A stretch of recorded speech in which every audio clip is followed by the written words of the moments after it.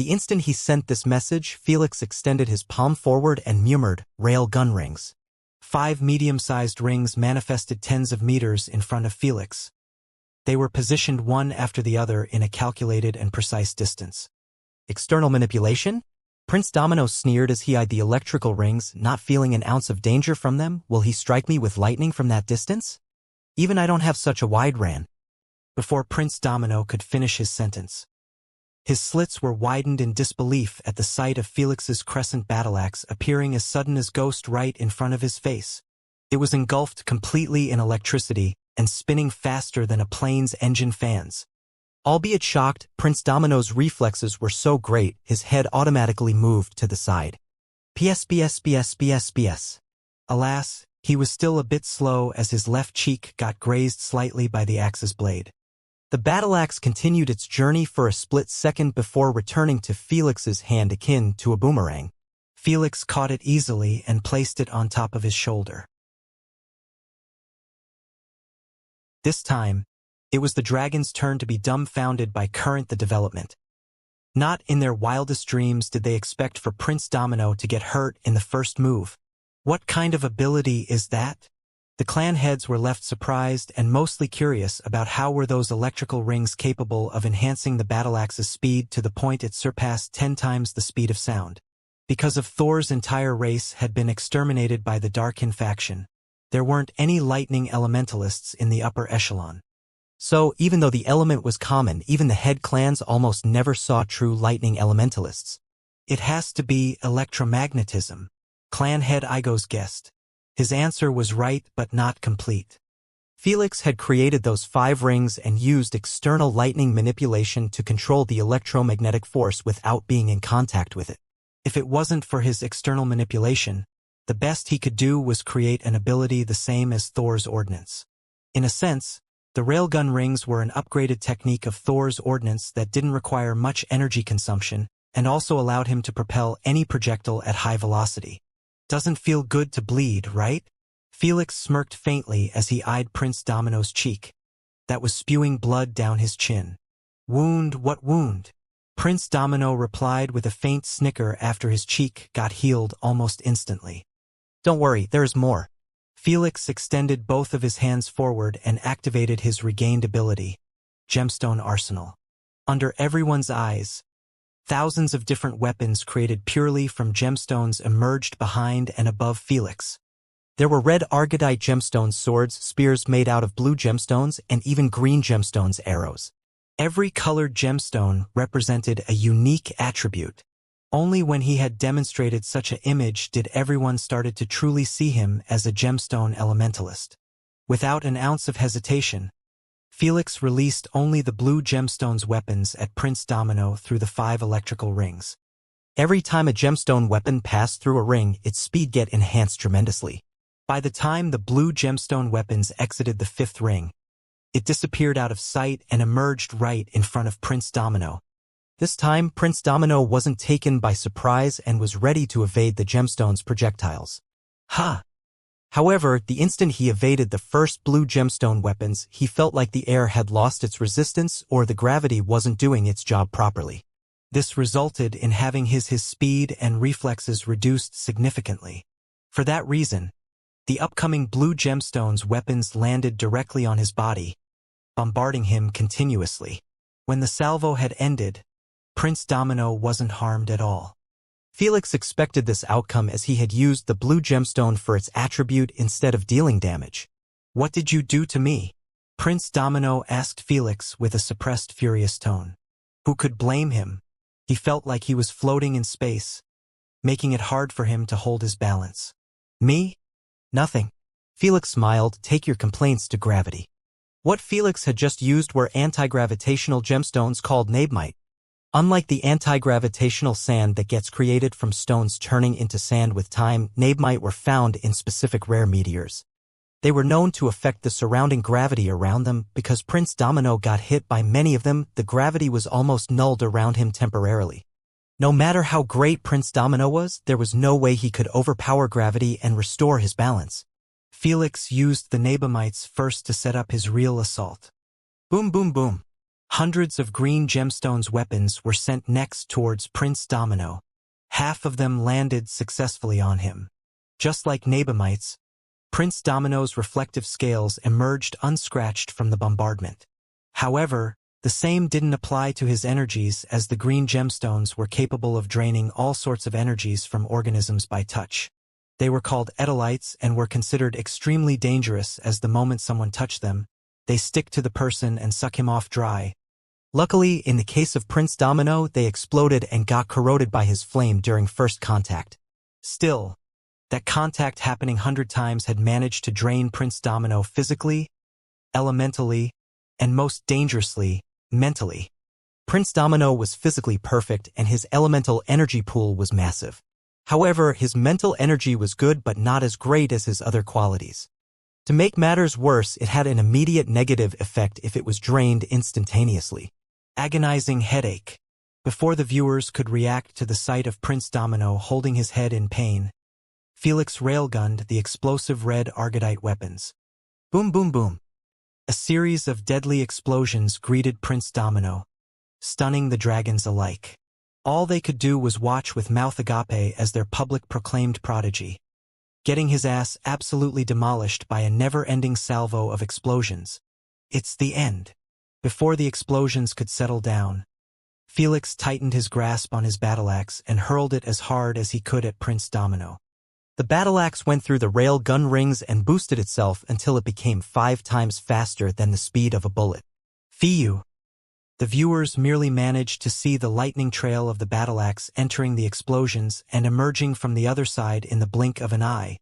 Was he hit? Clan Head Curson's eyes widened in shock and delight. Thud! When Felix caught the returning battle-axe, everyone switched their focus to him instinctively. More accurately, they stared at the blade of his battle-axe. When they saw it stained completely red, everyone sucked a deep breath in disbelief and horror. This can't be real. Even the Black Clan head Igo's expression had changed for the worst, finally showing some emotions on his indifferent face. Everyone's minds went to the worst possible scenarios. The fact that Battle-Axe had returned with that much blood on it implied that it had actually cut off something out of Prince Domino. Knowing that Felix had one of the best visions in the universe made them believe that there was no way he wouldn't aim at Prince Domino's head. So, they ignored everything and turned to explosions clouds that were dissipating with the wind. The moment Prince Domino was exposed in the open, some sighed in relief, some held their heads in frustration, and some were too stunned to react. Good effort, truly excellent effort. Prince Domino murmured with a creepy wide smile as he eyed Felix. Some viewers didn't know what to think at the sight of him smiling like that, even though he was missing his entire right arm. To make matters more creepy, he was actually holding it with the other arm without showing a single ounce of pain. How could he feel pain when his anger had already crossed past the boiling degree? At the moment, everything appeared red in his eyes besides Felix, who was highlighted with a darker shade. I can't believe he actually cut his arm. He really pissed him off. He is a dead man walking now. The clan heads all showed Felix sympathetic expressions. When red dragons get angered, their strength increased significantly, but they lost some of their emotional control. When royal dragons get pissed off, they receive an all-rounded enhancement to their strength, senses, speed, and most importantly, their crazy rejuvenation. All of this while keeping their emotions in check. Under Felix's eyes and the viewers, Prince Domino took his severed arm and placed it on top of his shoulder. Just like a monstrous creature, the arm got attached back perfectly in less than a second. You have had your fun. Prince Domino cracked his shoulders as he eyed Felix with the same creepy smile. It's my turn. Felix felt shivers when the Queen delivered this message to him and saw Prince Domino's devilish eyes. Prince Domino's strength was already horrifying enough, forcing Felix to be careful around him. Now that he was pissed, Felix believed that he should have reached 150k plus if not more. That's an entire 40k BF difference. Even the void suit wouldn't help much against a single punch from him. Clearly, you aren't in the right mental state to keep fighting me. Felix showed him a sincere smile and said, as a friend, I would rather not bully you in such bad state. Before Prince Domino and the viewers could digest his bullshit, Felix turned around and manifested 10 railgun rings in front of him, creating some sort of electrical tunnel. Then, there was no then. Felix had entered the electrical tunnel and disappeared out of sight under the dumbfounded looks of the viewers and Prince Domino. Prince Domino wanted to chase after him reflexively, but he was left in despair after realizing that Felix had reached Mach 20 instantaneously.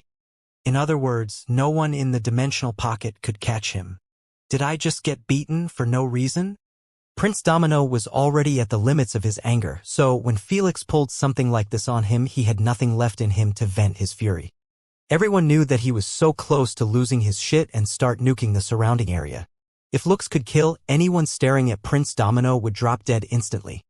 Dragonslayer, this isn't fucking over.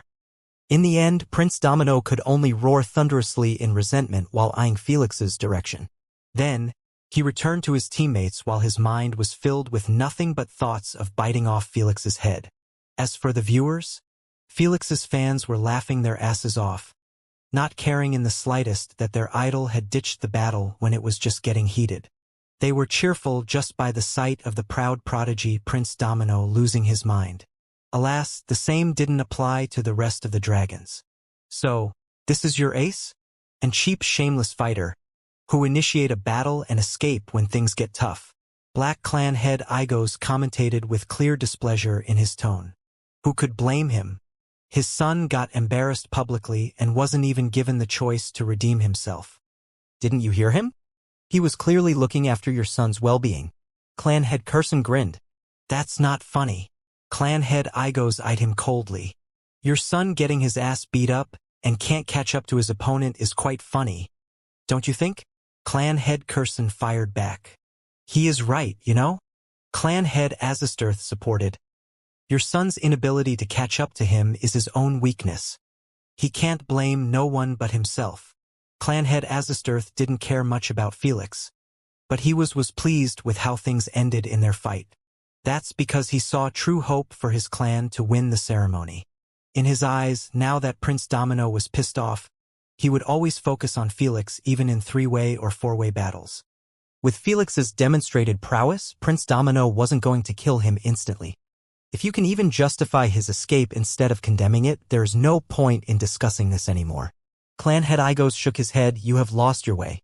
Neither Clan head Azistirth nor Clan head Curson bothered to respond to his remark. Lost my way? Someone like you will never understand the feeling of being at the bottom as a royal dragon. Clan head Curson thought inwardly as he eyed Felix, whose speed was finally slowing down. After Felix came to a halt, he looked behind him for a few moments. When he saw that Prince Domino wasn't on his tail, he relaxed his tensed shoulders and went to sit above a giant pink branch. He really managed to move his head throughout all the crap I put him through. Felix recalled his finishing strike with a disappointed expression. While some believed that Felix either missed or aimed at his arm, not wanting to kill Prince Domino, Felix's main target was always the head. He wanted to kill him just like Prince Domino wanted him dead. In such battles, Felix knew that it was far too easy to get killed if one didn't go all out. He would rather not fall victim to his own mercy while Prince Domino was able to punch a hole through his chest. This was a real battle in a real-world setting. As for the consequences of killing Prince Domino before his own clan, father, elder dragon, and within the dragon's territory, Felix knew that nothing much would happen to him. The Black Clan would be pissed and embarrassed, but that's all to it. Black Clan head Igos would have an ever colder reaction to his son's death. In his eyes, if he died at the hands of a human, his fate to challenge the Elder Dragon and replace him was merely a fantasy. Pride and strength rule the dragons. If you had a bit more time to master the 10-rail gun rings, the fight would have ended before it even started. Asna said, "Don't remind of it." Felix sighed. Felix wasn't a retard to use a lesser version of a technique if he mastered the perfect version. Unfortunately, he had merely a few hours in a week to learn it in his breaks from his lightning affinity training. It might look simple to manifest 10 rings and throw stuff at them to get their speed boosted, but it was nothing short but lunacy. Felix had to manifest the rings at precise calculated distance between each other and also at an exact order. He wasn't allowed to have even a single centimeter of difference in height between the rings. That's because a tiny centimeter could cause his accuracy to get ruined instantly, resulting in either the projectiles not making it past the 5th ring or missing the target by tens of meters. After all, he was shooting at Prince Domino from tens of kilometers. So, precise calculation was required, and he had to achieve it in a split second before Prince Domino would make his move and void his entire assault from the start. Felix understood that if he went for 10 rings right from the start, by the time he finished his setup, Prince Domino would already be in his face. Even if Prince Domino decided to remain still, Felix knew that his battle axe wouldn't make it past the 10th ring. He had already spent most of his concentration on manifesting the rings and operating the electromagnetism force in each one of them. After all, he had to activate the electromagnetism force manually to propel the projectiles instead of creating an ability that did it automatically. All of this required extensive concentration, which would be affected negatively when he threw his battle axe through 10 rings. As for how he managed to pull it off on himself, he simply wasn't concerned with the 10 rings setup being extremely precise, since his main goal was to boost his speed instead of targeting someone. To make it much easier, he manually controlled the first 5 rings and moved on to controlling the second 5 rings after passing through the first half. Last but not least, he couldn't lace his battle axe with true poison when it was engulfed in lightning. The poison get evaporated instantly, deeming it useless. Whatever, I will get him next time. Felix soon removed Prince Domino from his mind and restarted his search. But first, he contacted his teammates and updated them with the situation. Naturally, he didn't say much about his fight and simply warned them that the Black Clan team was nearby. I don't know how they have gotten this close to us, but it doesn't matter much, Princess Anastasia informed with an enthusiastic tone. We have found broken rocks with ancient writings under the Blood Nile bed. Good shit, Felix praised. We are currently searching the vicinity for bloodline treasures or, hopefully, an entrance to the ruins. Anastasia asked, if you are nearby, come join the search. Anastasia swiftly sent him her new coordinates to match with his own. After Queen AI done her calculation, Felix realized that he could reach them in less than a minute by merely using 5 railgun rings to boost his speed. Better group up with them. Felix was given a wake-up call during his last fight. He knew that as long as Prince Domino was getting tipped off about his location, he would be constantly hunted by him. But if he was with his team, even Prince Domino would reconsider dealing with all of them unless he wanted to get his teammates involved. Unbeknownst to Felix, Prince Domino had already blocked Arentis, making him absolutely clueless about his location. So, unless one of them found the ancestral wine jar, they wouldn't be meeting anytime soon. Felix arrived at his destination in a short while. He looked below him and was met with a magnificent but chilling scene of a peaceful, long, bloodish red river. It was separating 2 types of forests. One had leafless red trees and the other side had a green forest with relatively small trees. The river was long enough it stretched to the horizons on both sides. I am here, Felix announced in the team chat while flying downward. Join us, we are all under the river, Anastasia said. All right. Felix covered his head with his void suit and dove towards the Blood Nile. Based on the intel given to him, he knew that the red water could get dangerous only if it came directly in contact with the skin for a prolonged period. Plop. After Felix entered the river, he found out that the water was quite thick and hard to navigate in it. If it wasn't for his visions, he wouldn't have been able to spot his teammates walking on the river in their humanoid forms. I am glad you decided to join us so soon. Anastasia smiled after Felix landed next to her. I am glad too, Felix replied, not telling her that he believed that Prince Domino was targeting him. Just as he wanted to request that she send out Kem to keep an eye out in the sky, Tando screamed in their voice chat, I found a crack. Everyone dropped whatever they were doing and went straight towards Tando. It's really a crack. Forgos' eyelids twitched as he eyed a long, thin crack on one of the ruins' giant rocks. It might be an opening to path or something, Tando expressed as he squinted his eye through the crack, hoping to see something on the other side. Alas, he saw nothing but darkness. May I? Felix requested to peek. Go ahead. Tando moved to the side, allowing Felix to peek through the crack. Unlike Tando, he was capable of zooming and also seeing much better through this water.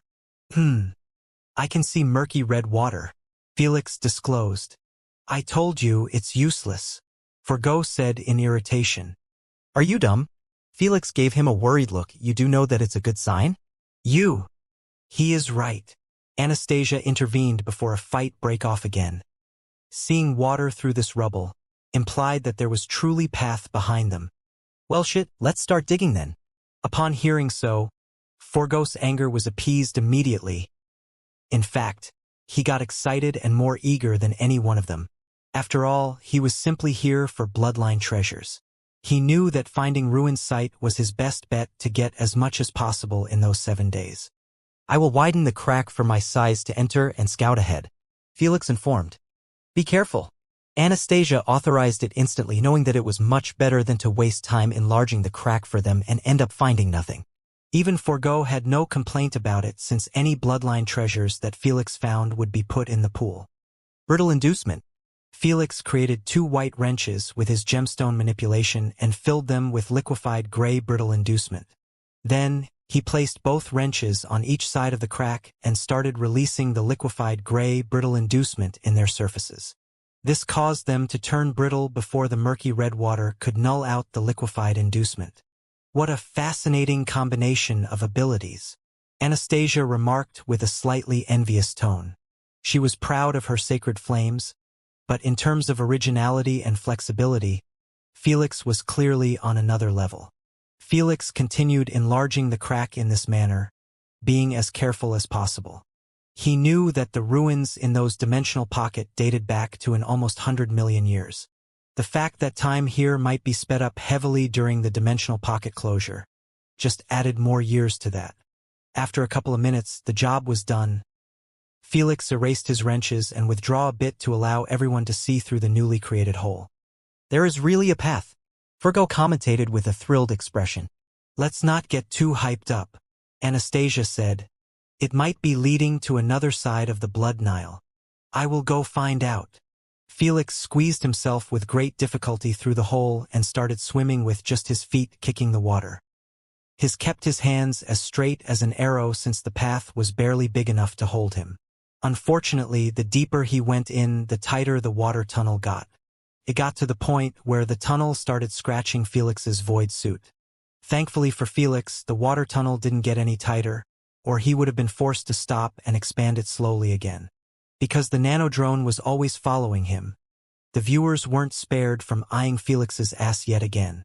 They could only stare at it numbly, wanting to look away but too curious about the findings of the other side. To make matters worse, the water tunnel seemed to be at least 100 meters long, if not more. They were in for a long ride again. How is going? Anastasia asked. I can see the exit, but it's still too far, Felix replied while zooming on a small hole at the end of the water tunnel. It took Felix 15 minutes to reach it. Is this a pond or a well? Felix thought inwardly while peeking his head through the exit. He noticed a gigantic cylinder made out of yellow stones that was half filled. Felix thought of a pond first because it was at least 10 meters in radius. Seeing that the coast was clear, Felix pushed out the rest of his body out. Then he swam upward until his head had emerged from the water. The instant his eyes adjusted to the light, Felix's lips couldn't help but part on their own at the grandiose and splendid sight before him. There were towering residential buildings for as long as his eyes could stretch. All of them were built with a yellow-colored humongous stones that resembled the ones used to build the pyramids of Giza. Unfortunately, their beauty was stolen by growing green moss on them and their broken parts. Some buildings had an entire half completely fallen, resembling an aftermath of an airstrike.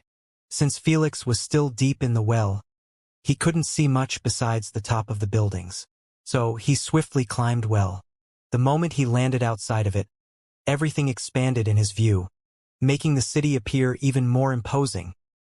Especially when the surrounding roads had many statues of the same gigantic dragon in different poses. That must be the ancestor dragon, Asna guessed as she eyed everything with a curious expression. Must be. Felix nodded. He really was respected and revered. Looks like you might find some natural treasures here, Lady Sphinx shared calmly as she eyed the city that was invaded by the plant kingdom. Although most of the visible plants were mosses, liverworts, and hornworts, Lady Sphinx trusted that this place should have some various natural treasures. This was enough to brighten Felix's mood. "Felix, did you find anything?" Anastasia asked for an update again. "It's best to see it." Felix shared the feed from his eyes to his teammates. "Holy shit! We really found the ruins. Haha! We struck the jackpot. Let's get in fast." His teammates were even more ecstatic by his findings since the bloodline treasures meant the world to them. Meanwhile, the viewers had absolutely no clue how to react about the current situation. 2 ruins have been discovered in less than a day? Clan head Igos eyed the other 3 clans and asked, "How often did this happen?" "I have never seen it happen in my lifespan, that's for certain." Clan head Bimid replied with a vexed expression. He was truly irked at the goddess of luck for showing 2 teams the way to the bloodline treasure's hotspots while his team was still struggling to find a single noteworthy natural treasure. He couldn't even share the location of those ruins to his daughter as he was being held back by his pride. Alas, he could only watch as Anastasia's team starting the digging process. If Felix barely made it to the other side, there was no way they would cross the first meter before getting stuck. There was no stepbrother to get them out of such a sticky situation. "I will expand the water tunnel from my side," Felix informed before jumping back to the well. "Thank you. We appreciate it." His teammates loved his gesture since they knew that Anastasia would never order Felix to do such a thing. But Felix wasn't that much of an asshole to ditch his teammates and go explore the ruin on his own. Still, even with his help, it took more than 5 hours to completely expand the water tunnel to fit their sizes. After they finished it, Fergo was the first to rush inside like a hungry monkey smelling a banana. It was clearly bad manners as the captain was supposed to go first, but Anastasia was a softie to bother with such things. If it was Arentis, Domino, or even Kazus, their teammates wouldn't even dare be this disrespectful. In a short while, they emerged from the well and joined Felix, who was waiting for them on the outside. "Whoa, this is astonishing. I never thought I will have the honor to stand on the same place as the ancestor and his first descendants. The first dragon city, such a monumental piece of history, is before me," Anastasia murmured while touching a broken statue of the ancestor dragon.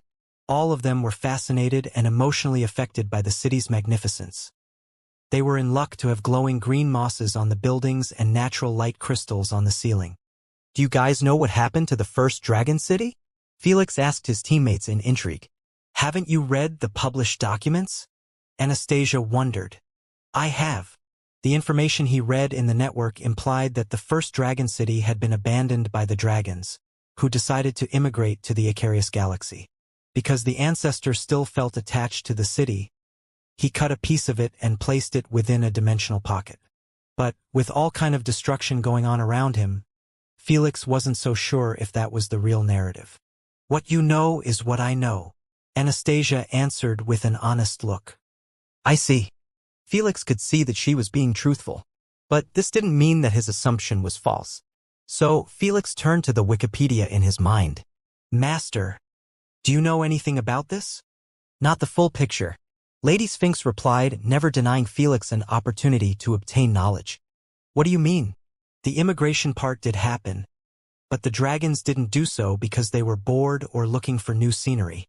Lady Sphinx dropped a bombshell. "They were massacred and only a few ones survived." "Huh? Come again." Felix froze still in his place immediately in disbelief. "Massacre? Dragons?" Not in his wildest dreams did he expect that the ancient dragons would be massacred in their own city.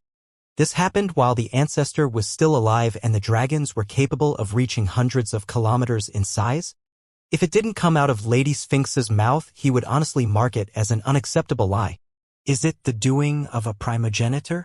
Maybe they pissed off a primogenitor, Asna wondered. She was hearing this for the first time as well. That's the thing. Lady Sphinx shook her head. No one knows. But I am certain that it wasn't any of the primogenitors since most of them were still asleep in the illusion world. What do you mean by that? Thor knitted his eyebrows. How can the massacre of dragons not spread out? It happened over 100 millions now. There was no such thing as UVR or another method of connection. Lady Sphinx clarified. Since dragons isolate themselves, I didn't hear about this until I found out that they had immigrated to another galaxy. The surviving dragons from the massacre had their mouths completely sealed. Lady Sphinx added, I tried to reach out to the ancestor dragon Ymir, but I found out that he had disappeared after dropping his surviving descendants in Icarius Galaxy. Felix had no idea how to respond to such an insane revelation. He simply kept trying his best to wrap his mind around this amount of preposterous information. This has happened 100 million years, so it is expected that no one to know it but the upper echelon of the dragon race. Felix knew that if he exposed such a classified intel, his soul would be pulled from his body personally by the elder dragon. He might believe that Anastasia was ignorant about this or even the clan heads since they were replaceable but not the elder dragon. Does this mean that the reason for the disappearance of the other 7 attributed sacred flames had something to do with the massacre? Mistress Candace wondered. It had everything to do with it. Lady Sphinx clarified. Everyone calls Ymir as the first dragon are somewhat right and wrong at the same time. He was simply the first dragon egg to hatch. There were 9 other more eggs, which hatched later after him. Each dragon hatched in those eggs was born with a specific attribute. Ymir treated them as his descendants since they were much younger than him, and they treated him as their father since he was a different breed than them. While they had only 1 attributed flames like the modern dragons, he had control over all 9, which made him get crowned as the undisputed emperor of the dragons. After mating with each other, the dragon race was born and expanded, making them the first race to be born without any connection to the primogenitors. That's when the first time the term new race has been coined. Lady Sphinx didn't have to speak even further as Felix and the others had already understood the bigger picture. After the unexplainable massacre occurred, only the descendants of the 3 known attributed flames have survived. The rest were annihilated, breaking 7 heritable branches for future generations. Shit been wild back in the old days. Felix smiled wryly. For the dragon race to get massacred by unknown foes at their strongest period, Felix had no clue what to think anymore. Do you know why the dragon's sizes shrunk to this point? Felix wondered. It is truly due to the ancestors' bloodline thinning out? That I don't know. Lady Sphinx said if you want to know, you should ask Ymir personally. Yeah, no thank you. Felix chuckled, knowing that if he ended up greeting for the wine jar instead of handing to Anastasia, he would have his ass burnt to crisp by the 4 clans. In their eyes, a human had absolutely no business with their ancestor. Plus, they would rather not get shamed by their ancestor after he sees that a human was meeting him instead of his descendant. Felix? Are you okay with splitting up? Anastasia asked while waving her hand at Felix. Oh yes, I intended to do so. Felix returned to reality. All right, let's meet here in 6 hours. Anastasia said one last time before leaving to seek her own opportunities in this vast ruins site. Forgo and the others had already left. Without another delay, Felix walked south towards an area that was buried in rubble. One look and anyone would recognize that this area wasn't worth exploring as other places.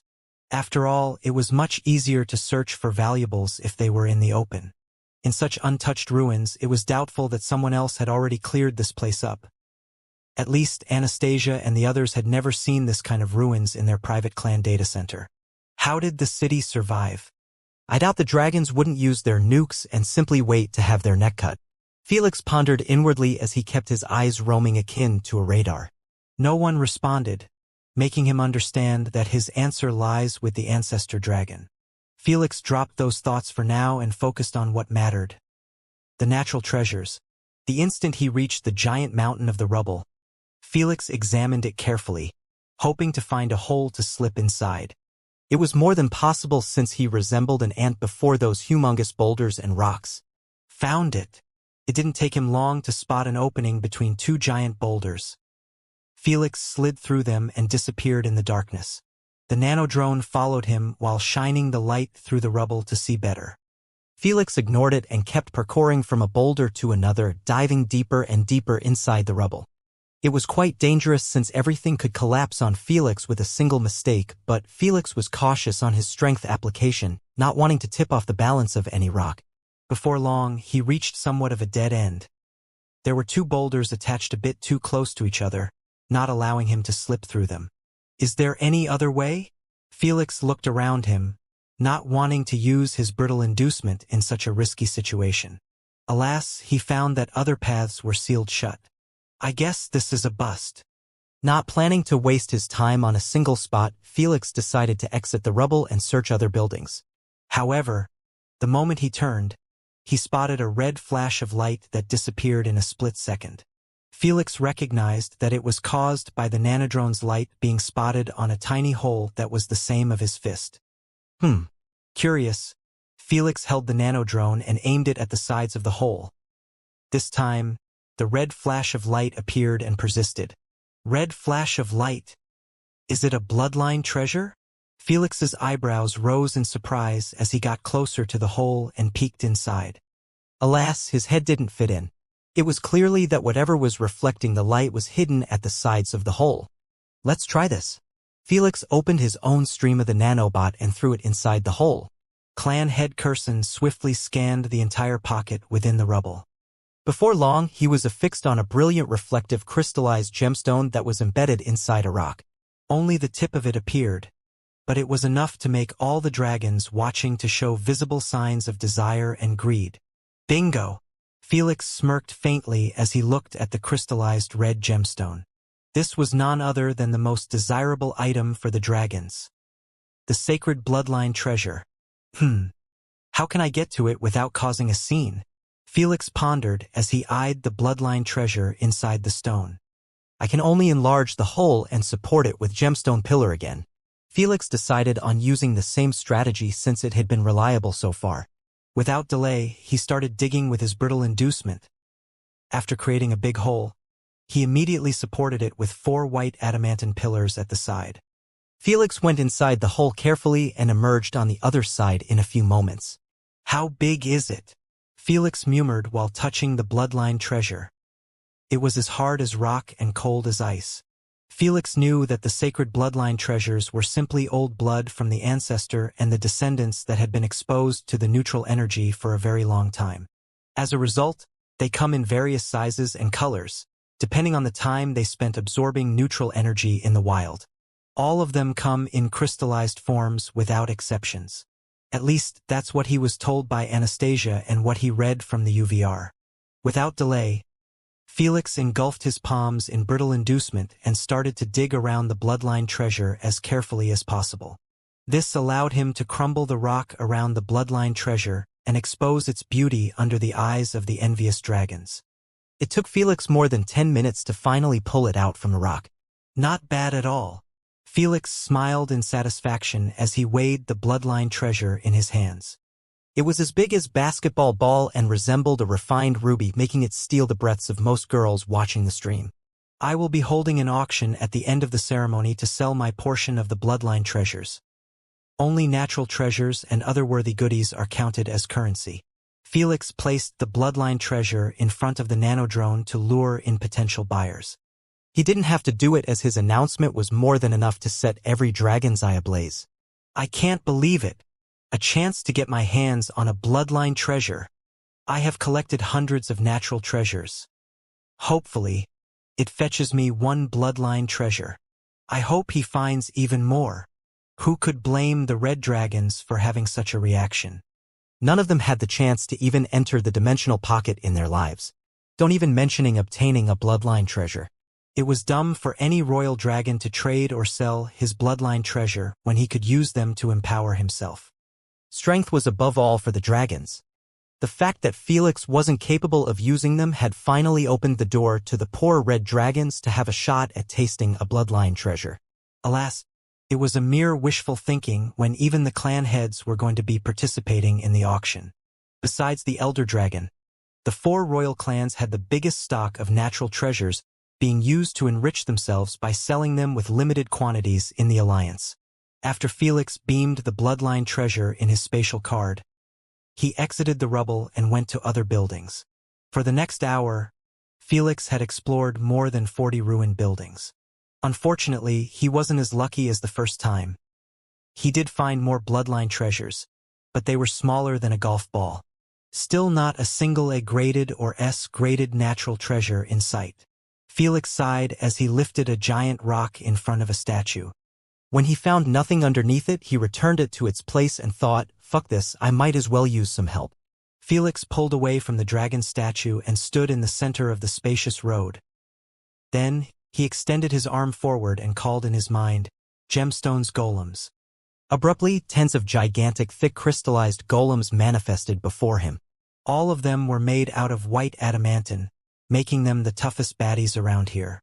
Their extraordinary sizes would make anyone think twice before dealing with them. The hell? He has an army of workers. All of them are made out of white adamantine. They are unbreakable tanks. With all of his screwed-up gemstones attributes, he can actually make a legit balanced army. The viewers felt at loss for words at the sight of Felix's new army, not expecting him to have such an ability. There is no need to bestow intellect on them. Felix thought as he ordered, clear the path before me. Felix gave them a basic order, and they complied immediately. Unlike Lady Sphinx's sand puppets, the gemstone golems had a basic level of intelligence, allowing them to understand just simple orders. Pick that, throw that, hit that, etc.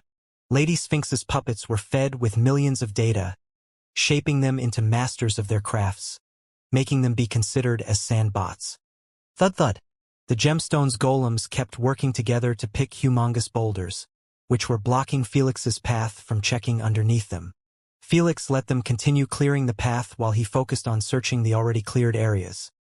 This was much better than doing it on his own by using size manipulation. The only downside was his expanding gemstone energy to sustain their existence. Thankfully, Felix was in the real world, making it possible to receive Asna's help in purifying his energy.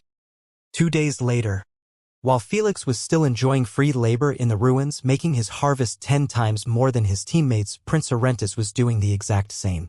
The only difference was that he was using his teammates to pick up his own bloodline treasures within the ruins. Heh, as long as I don't own a bloodline treasure, I won't be forced to hand out anything to that fucker. Prince Orentis snickered as he sat on top of a destroyed tower. Since his clan had blocked him from going after Prince Domino, this was the only way left to get some bloodline treasures out of the cycle. The contract terms had stated that Prince Domino owned any bloodline treasure that had any relation to him in this cycle. In other words, it didn't matter whether the bloodline treasures were discovered by him or gifted by his teammates. He was bound by contract to hand them over to Prince Domino, or he would suffer the consequences. Nothing was said about getting forced to absorb them now. Orentis smirked faintly as he eyed his teammates combing the ruins thoroughly. His current strategy was to have his teammates had a portion of their bloodline treasures to his father. In return, his father would forcefully make him absorb them without Orentis getting in contact with bloodline treasures. If Prince Domino was too invested in this gamble, he would have spent more time reading the contract to find such a loophole. Alas, the only reason he accepted the bet was because his pride was being tested by Prince Orentis. Why aren't you helping your teammates? Suddenly, Prince Orentis' smirk was stiffened after hearing a sonorous but curious voice resound right in his mind. With godly instincts, Prince Orentis propelled himself tens of meters away from his location while engulfing himself in green soul-chilling flames. The fuck? However, when he looked back at his location, he found out that no one was there. That voice is quite familiar. Prince Orentis frowned as he looked around him with his guards up. At ease, boy. I am just trying to have a chat with you. Orentis instantly lifted his head the moment he heard the same voice echo in his mind. What came before him was a brown, muddy, ancient-looking jar that had a blue rope tied around its neck. It was hovering above his head at ease like the entire dimensional pocket was its playground. Ansa's ancestor. Feverish and thrilled, Orentis immediately knelt under the wine jar while still flying. The clan heads and the rest of the spectating dragons throughout the entire universe did the exact same. All of them knelt before the stream screen without a single ounce of disgruntlement in their faces. Just seeing the ancestral wine jar was enough to make them fall on their knees in absolute respect and worship. The dragons kneel to absolutely no one but the ancestral dragon who was the origin of their existence. The only one who didn't kneel was the elder dragon. He merely nodded his head at the screen expressionlessly. No one saw his disrespectful reaction. Honestly, even if they saw it, no one would dare to condemn him for it. Great ancestor, it's my greatest honor to meet you, Orentis shouted out loud. not caring about his prestige or keeping the cold facade anymore. Even if he was a bit hateful, he truly worshipped the ancestor. Ancestor? Ha! Don't tell me. Arentis is possessing the ancestral wine jar? The rest of the Green Clan's team all heard Prince Arentis bellow echo through half the city. Without an ounce of hesitation, they dropped everything and rushed towards Arentis. When they saw the ancestral wine jar above Arentis' head, they knelt down immediately while greeting out loud, "We are honored to meet the great ancestor." Anna, the wine jar has been located. Go here. Domino, head to those coordinates. The Green Clan team is in possession of the wine jar. Daughter, go to those coordinates. The wine jar has been found in ruins. Farm as much bloodline treasures as possible in them. The head clans sent messages to the team captains simultaneously, updating them about the current situation. The moment the wire jar was located, they were allowed to tell them anything and everything related to it. Let's gather near the well, Anastasia ordered sternly. Felix and the rest of the team could only pause their exploration with looks of frustrations, not too pleased with the fact that the war for the ancestral wine jar was starting this soon. I have forwarded the coordinates to you. See anything interesting? Anastasia said as she eyed her teammates. They are somewhat nearby. Kemd replied, are they in the same ruins as us? Most likely. Anastasia nodded. Most of the ruins of the first city are connected. So we can reach them faster if we just traveled from here.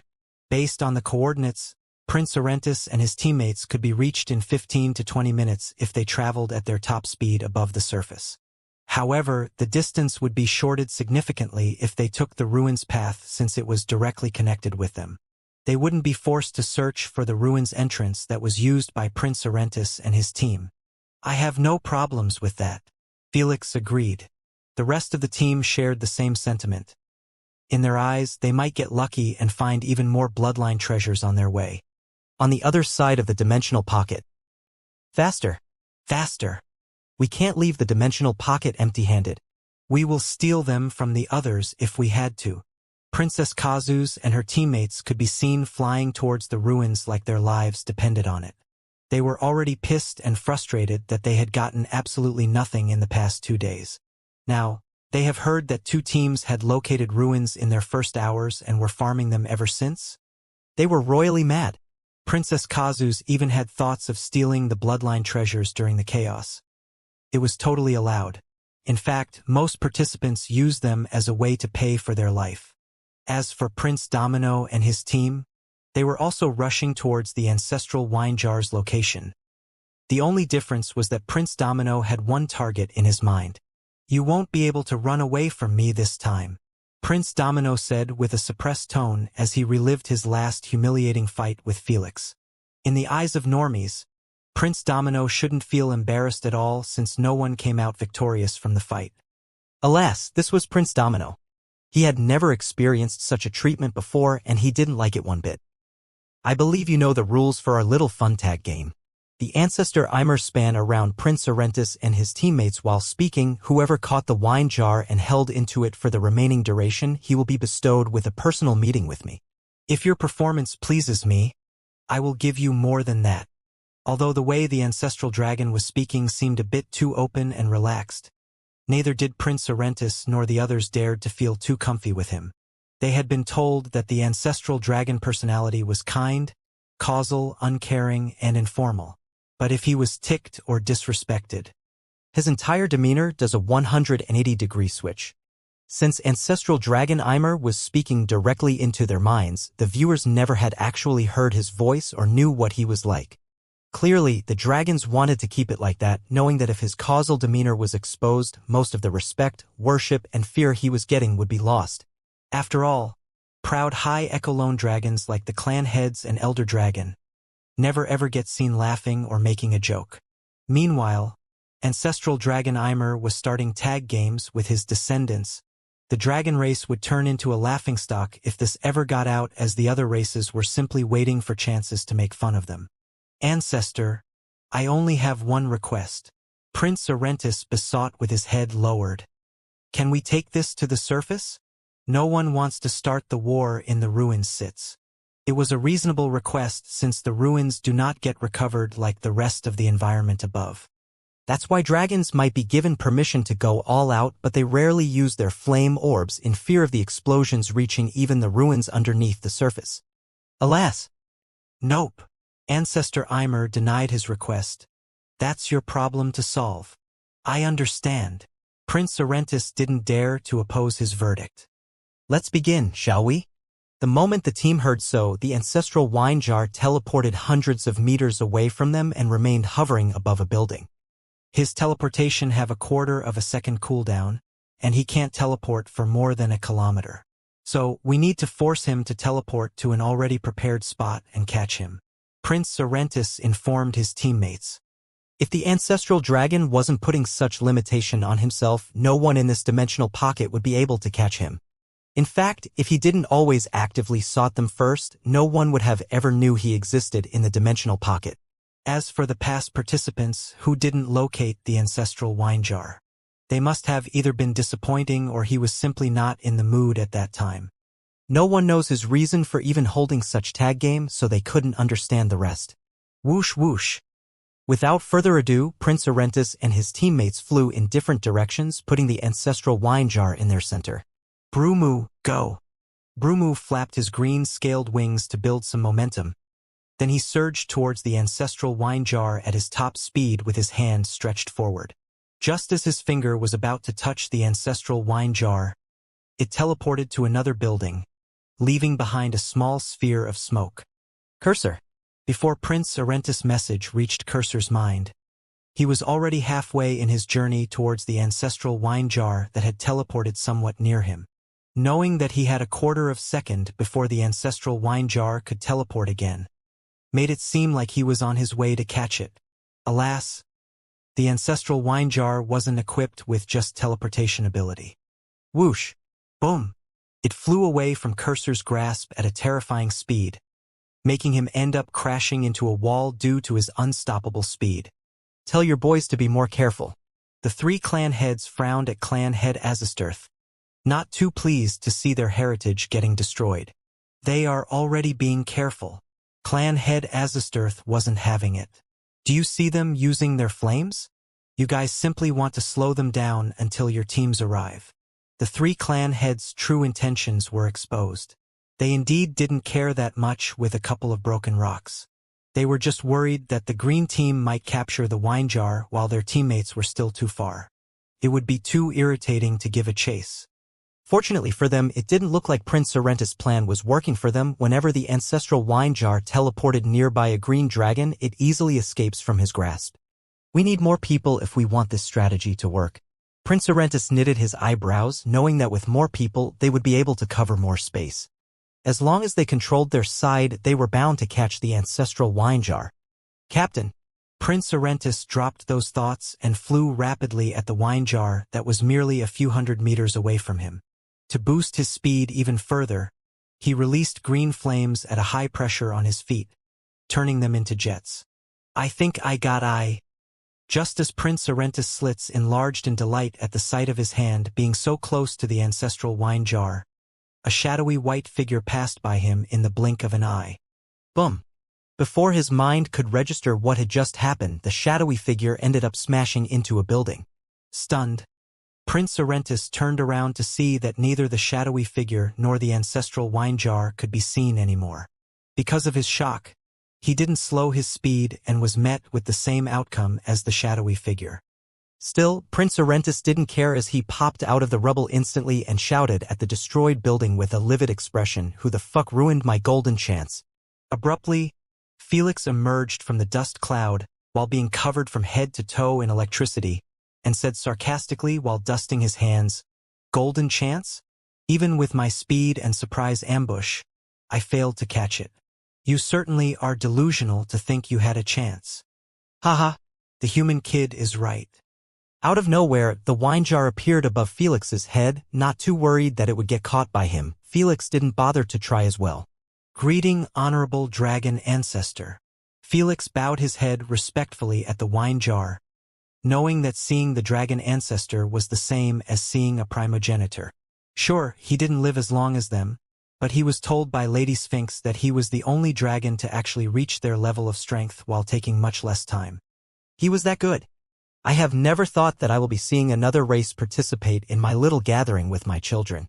Ancestor Eimer said with an intrigued tone, "You must have truly earned your place here." "I did," Felix replied in a straightforward manner. "Good. Good. Good. I hope your existence might motivate those lazy brats to work even harder and keep their dominating status," Ancestor Eimer said. Whoosh! Before Felix could respond, he was forced to evade a green fireball thrown at him by Prince Arentis. "You came here all alone and still dares to relax your guards?"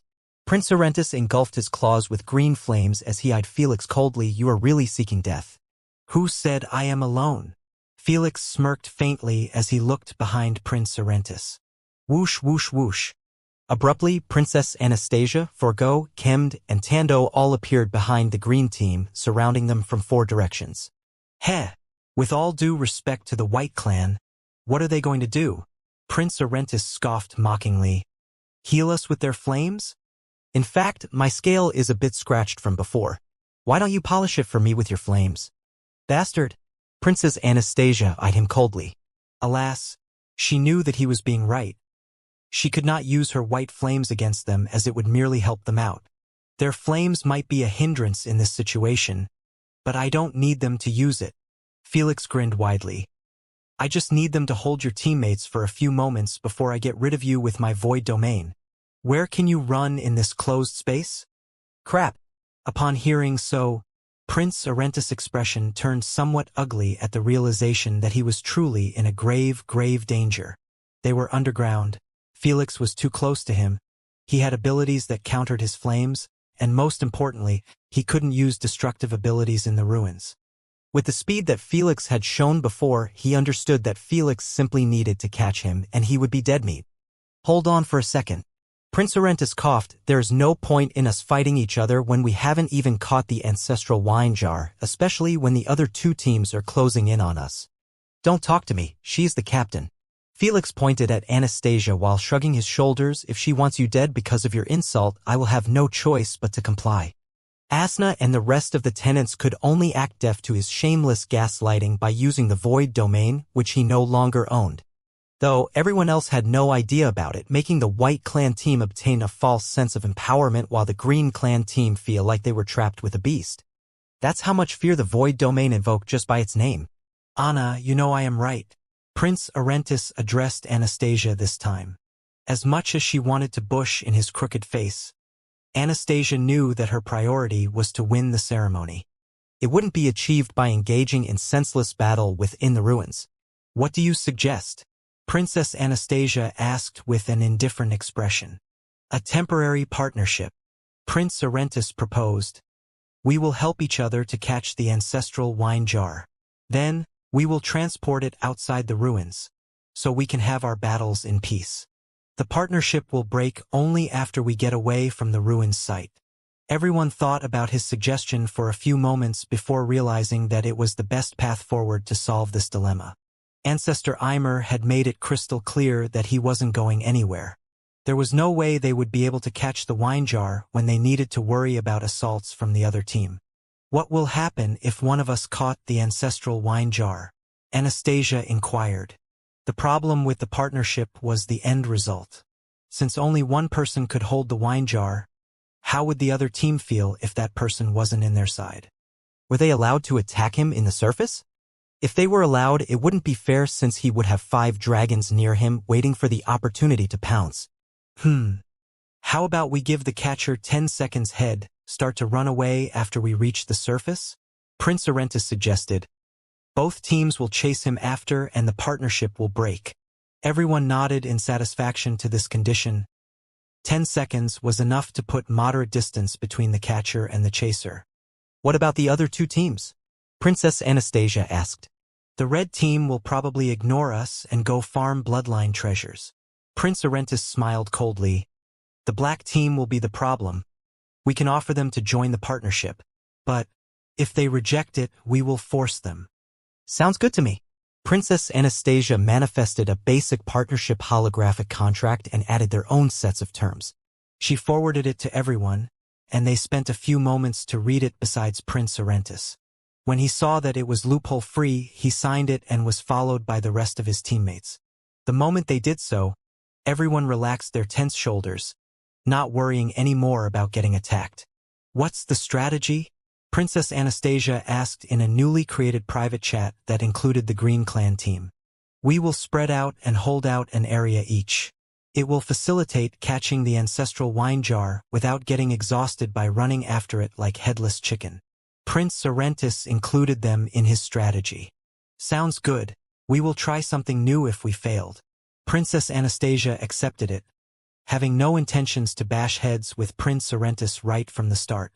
I will take this place, Felix said while jumping above the highest tower in the site, giving him visibility on the entire Golden Broken City. You? Fine. Prince Orentis got a bit pissed at Felix since that was his location. But he also didn't want to cause troubles right from the beginning. He knew that the moment Prince Domino arrives, everyone would get complicated. He preferred getting the fuck out of the ruins before then. After everyone took their positions, the Ancestor Eimer yawned. You guys are done?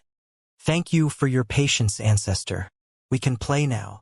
Princess Anastasia requested respectfully. Ancestor Eimer's response was by teleporting to the center of their formation.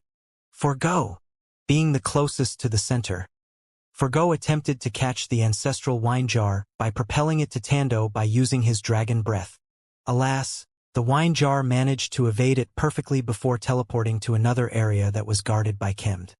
Unfortunately, she didn't even manage to cross half the distance before the wine jar blinked to somewhere else.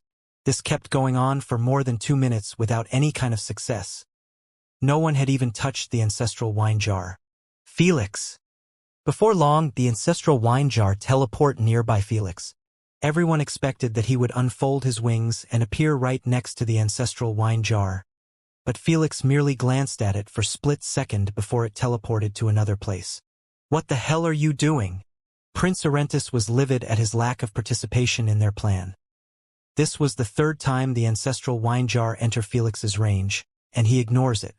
Prince Orentis went quiet for the first 2 times to avoid unnecessary problems, but his patience had run dry at last. Studying his movement. Felix replied causally, You guys are doing great, though. Keep it up. Studying his movement? Studying his movement. Prince Orentis took a deep breath to push his rising anger and said, Anna, deal with your teammate. Anastasia glanced at Felix and saw that he was as serious as ever. If it were someone else, she might think that he was lazing around after seeing that their strategy was unsuccessful, but no Felix. He had too much to lose on the ceremony. His bloodline treasures would be taken away, he wouldn't get the ancestral scales, and lastly, he would lose out the favor of the White Clan. After all, if he didn't help them win the ceremony, his entire existence would be worthless in their eyes. I believe in him. Anastasia replied with a firm tone, If you don't like it, we can change the strategy. You are really pushing your luck. I don't care. Seeing that Princess Anastasia wasn't going to change her mind, Prince Orentis could only curse them both and focus on his area again. There are too many possibilities. Felix thought inwardly. I have to limit the ancestral wine jar movement by much more to find the perfect opening to catch it. Felix was already convinced that speed wasn't all it took to catch the ancestral wine jar. After all, he tried to catch it while having his speed boosted by 5 rail gun rings at the beginning. It was pure luck that he managed to even target the place where it teleported. Yet he still failed to catch it. I guess I can only use that technique. Be right back, Felix said to Anastasia before flying away from the game zone. Prince Orentis and the rest weren't pleased one bit by Felix's departure, but they didn't want to lose focus and miss out on a chance to catch the ancestral wine jar. After Felix arrived at an empty and spacious area, he extended his arm forward and summoned more than 100 gemstone golems. All of them were made out of a pink shimmering gemstones, leaving the viewers at loss for words at the uncanny sight. Pink color truly didn't match with giant buff golems. Nevertheless, 100 of them gathered in one place. Felix wasn't done. Gemstone concentration. The moment he used this passive, the giant golems began to shrink in size at a noticeable speed while also turning much thinner. In a few seconds at best, the dreadful giant golem's army was turned into a non-threatening pink smith's camp. The viewers didn't know whether to laugh or cry at such funny scene. Who could blame them? The golems barely reached 1 meter in height, though the pink color got noticeably darker, making it seem like the gemstone were murky. Felix didn't care about any of this. He was still not done. He moved his white hairstalk to the side, exposing his transparent purplish root gemstone. Then he murmured, "Root gemstone, bestow life to my subjects." The root gemstone abruptly started brightening up akin to a neon stick until Felix's forehead started emitting purplish light in front of him. The moment the light touched the surface of those dumb-looking small golems, 2 spherical gemstones emerge in their eyes' position and start shimmering with the same light. After the root gemstone's light touched the entire army, it dimmed out and disappeared in a brief moment. Shit. Even with my insane mental energy capacity, I am still this exhausted. Lightheaded, Felix massaged his eyelids, feeling like the world was spinning around him. Lady Sphinx didn't lie at all. The root gemstone was truly the best mutation he had gotten from Carbuncle. It was capable of controlling all living gemstones without an exception. At the same time, it was capable of bestowing life temporary to them. Life simply implied remarkable intelligence and the ability to think for oneself. With Carbuncle being around, he showed Felix the ropes of his mutation without any requests. Though the side effect was the terrifying reliance on the owner's mental energy. If Felix hadn't enhanced it inside the fairy's dimensional pocket, he wouldn't be able to bring to life even 2 gemstone golems. Thud! Thud! Abruptly, all the pink gemstone golems took a knee before Felix in a unified fashion, confusing the viewers even more about what's going on. Alas, Felix was strapped for time to bother clarifying his abilities for them. "I only have 10 minutes before the life bestowal effect expire," he ordered swiftly. "Follow me." Felix flew back to the game zone and was chased closely by his army, shocking the viewers with their fine movement and extraordinary speed. How the fuck are they that fast? The question is, how are they capable of jumping from building to building in that fine manner? Aren't they made out of gemstones? They are even more flexible than me. Unlike the slow and dumb giant golems, this army resembled a unit of assassins. This ought to make the viewers feel astounded, as they had never expected to see gemstone golems this quick and flexible. This was only possible by using a technique called reformation that Felix created after combining 3 abilities with the right attributed gemstone. The chosen attributed gemstone was called Cultnal. It was considered the lightest gemstone ever discovered in the universe. It was almost as light as a feather, but at the same time it possessed a normal level of hardness. With the gemstone concentration passive, the golems didn't just get their sizes reduced, but their speed enhanced even more. That's because the passive was capable of boosting the attribute depending on how much the gemstone get concentrated. The only drawback was the size reduction, turning the gemstone into an easily breakable stone. "I am here," Felix announced the moment he returned to his spot on the top of the tower. The moment everyone turned to look at him, they were left shocked by the sight of his army situated behind him on many buildings. "Felix, what are those?" Anastasia asked what was in everyone's minds.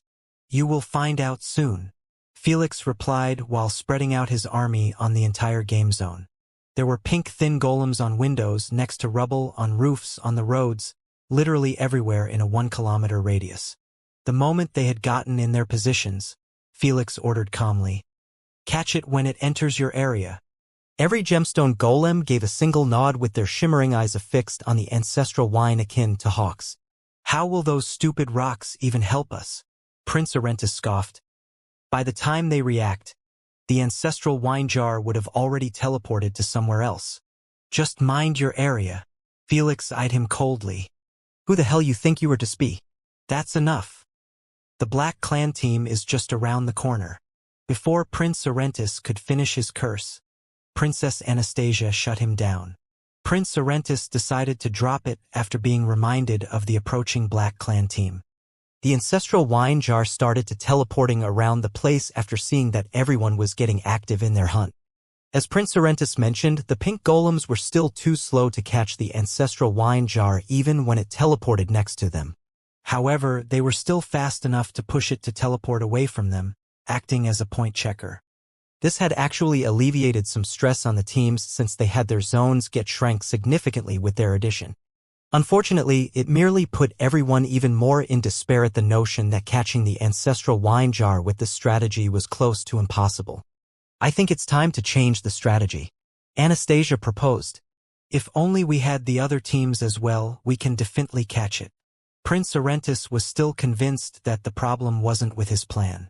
That's because he had seen it succeeded in a previous cycle that occurred hundreds of years ago.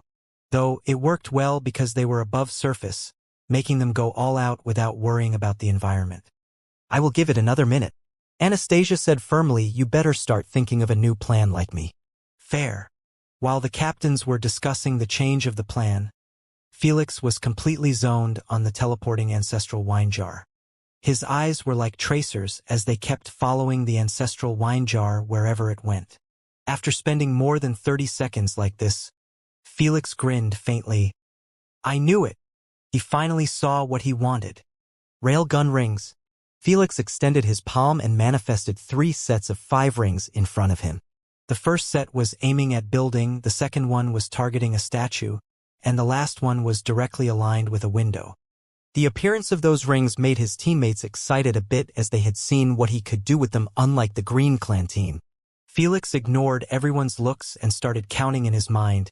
10, 9, 8, 7, 3, 2. The moment he reached 2, Felix tightened his legs' muscles while bending his knee as much as he could. 1. Whoosh. Boom. With a brilliant flash of electricity, Felix flew through the middle set of the railgun rings and emerged behind a building after piercing through it akin to a spear. His abrupt actions had shocked Prince Arentis and his teammates, forcing them to break out of their concentration and focus on the dusty cloud rising from the building. Can you stop fucking around already and just hold your damn zone? Prince Arentis cursed out loud with murderous eyes, finally losing his patience with Felix's useless antics. The only person fucking around here is you. Felix emerged from the dust cloud with a nonchalant expression and his white hair completely electrified, resembling white spikes. Yet no one bothered to look at it as their eyes were fully captured by a brown wine jar caught in his right hand. You, huh? How? Prince Arentis' eyes were almost popping out of their sockets in disbelief at the captured wine jar. At least he managed to voice out his confusion and shock as the rest of his teammates and viewers were left absolutely dumbfounded. They were just watching the ancestral wine jar making a fool out of everyone before it got caught a split second later in the most bizarre way possible. Ha ha! That was a fantastic catch, boy. How did you do it? Ancestor Eimer said with a joyful tone in everyone's minds. Calculation, memorization, and prediction. Felix summed it up with 3 keywords while having a faint smirk in his face. I didn't expect that you will find out about it in the 4th cycle. It wouldn't have been possible without my cute golems. Felix replied while canceling his summon, putting his little golems to rest. Upon hearing their discussion, Prince Arentis and the rest had gotten even more confused about this insane development. As much as Prince Arentis wanted to know, he refused to make himself look ignorant. Luckily for him, Princess Anastasia had no such thoughts. You really are an enigma. Princess Anastasia praised Felix before asking what was in everyone's minds. How did you know that he will appear there? Although Felix had already given them the summarized response, none of them comprehended what he meant by it besides Ancestor Eimer. If you guys pulled back like me and watched Ancestor Eimer's movement, you will also see that they weren't randomized at all. Felix explained calmly. He was always teleporting to the same places in specific order. However, because he was teleporting always and so fast, it was extremely hard to memorize all the places and attempt to predict the next location. I used my golem's army to hasten his cycle, so I could study it and memorize it faster. Felix concluded with a faint smile. The moment I memorized all of his spots and the order, it was effortless to catch him by appearing in his next location before he teleports. Thinking back, I did feel like some locations were recurring, Anastasia exclaimed in surprise after hearing his explanation. Me too, Tando nodded. The rest of the dragons all agreed as well.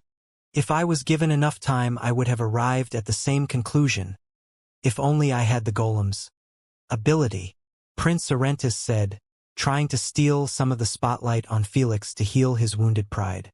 Yeah, sure. Felix chuckled as he walked past him, not acknowledging his existence. Although he was holding the ancestral wine jar, he didn't worry one bit that Prince Orentis would take a swing at him.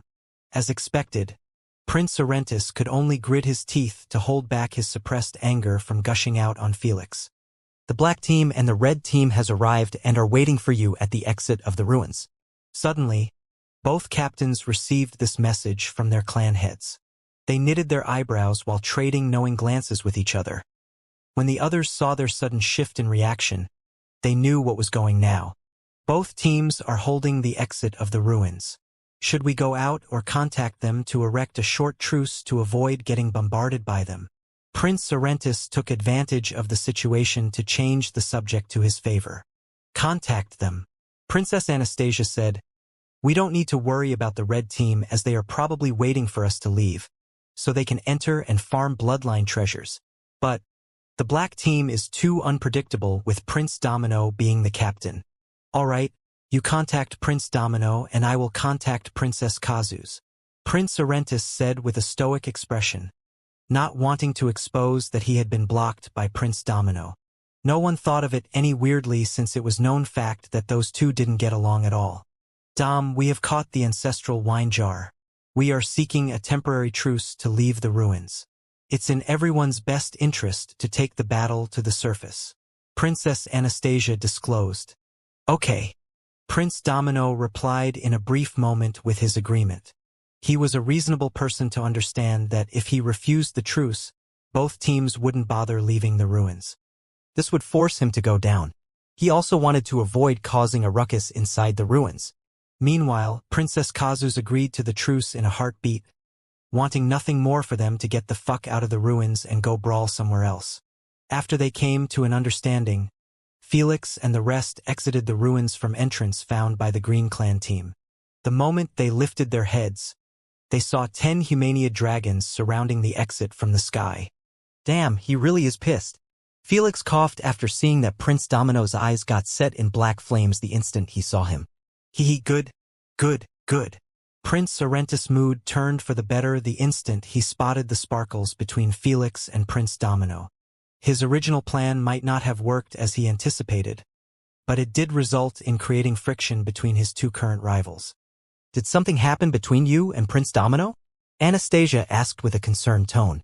We kinda had a short fight, and he didn't like the outcome of it, Felix said sheepishly, knowing that he had brought his entire team in his mess. Out of the way. Before Anastasia could respond, Princess Kazu's and her teammates dashed through the entrance like a pack of hungry wolves spotting a sheep from a distance. Who could blame them for reacting like this? This was their only chance to turn their normal sacred flames into an attributed one. Sure, it was long a shot, but it was still an opportunity. After the 3 teams remained, Prince Orentis stepped forward and said, "Based on the contract terms, we will give the ancestral wine jar holder 10 seconds head start to run away. He will decide when the timer begins." 10 seconds is too much. Prince Domino frowned. If it were anyone else, he wouldn't hesitate to give them even more time. But this was Felix, and he had seen personally what kind of speed he could reach in pressured situation. He didn't dare to imagine how far Felix would get in 10 seconds. It will be fine. Prince Orentis smirked as he eyed Princess Anastasia. I am certain that the heir of the White Clan would want to resume the responsibilities of holding into the wine jar. Am I right? Prince Orentis wasn't bothered by Felix's speed, since he was confident that Princess Anastasia would hold into the ancestral wine jar. After all, if she didn't get it now, it would be extremely difficult to do so during the fight. That's because the holder had to always have the ancestral wine jar in his hand until the end of the ceremony.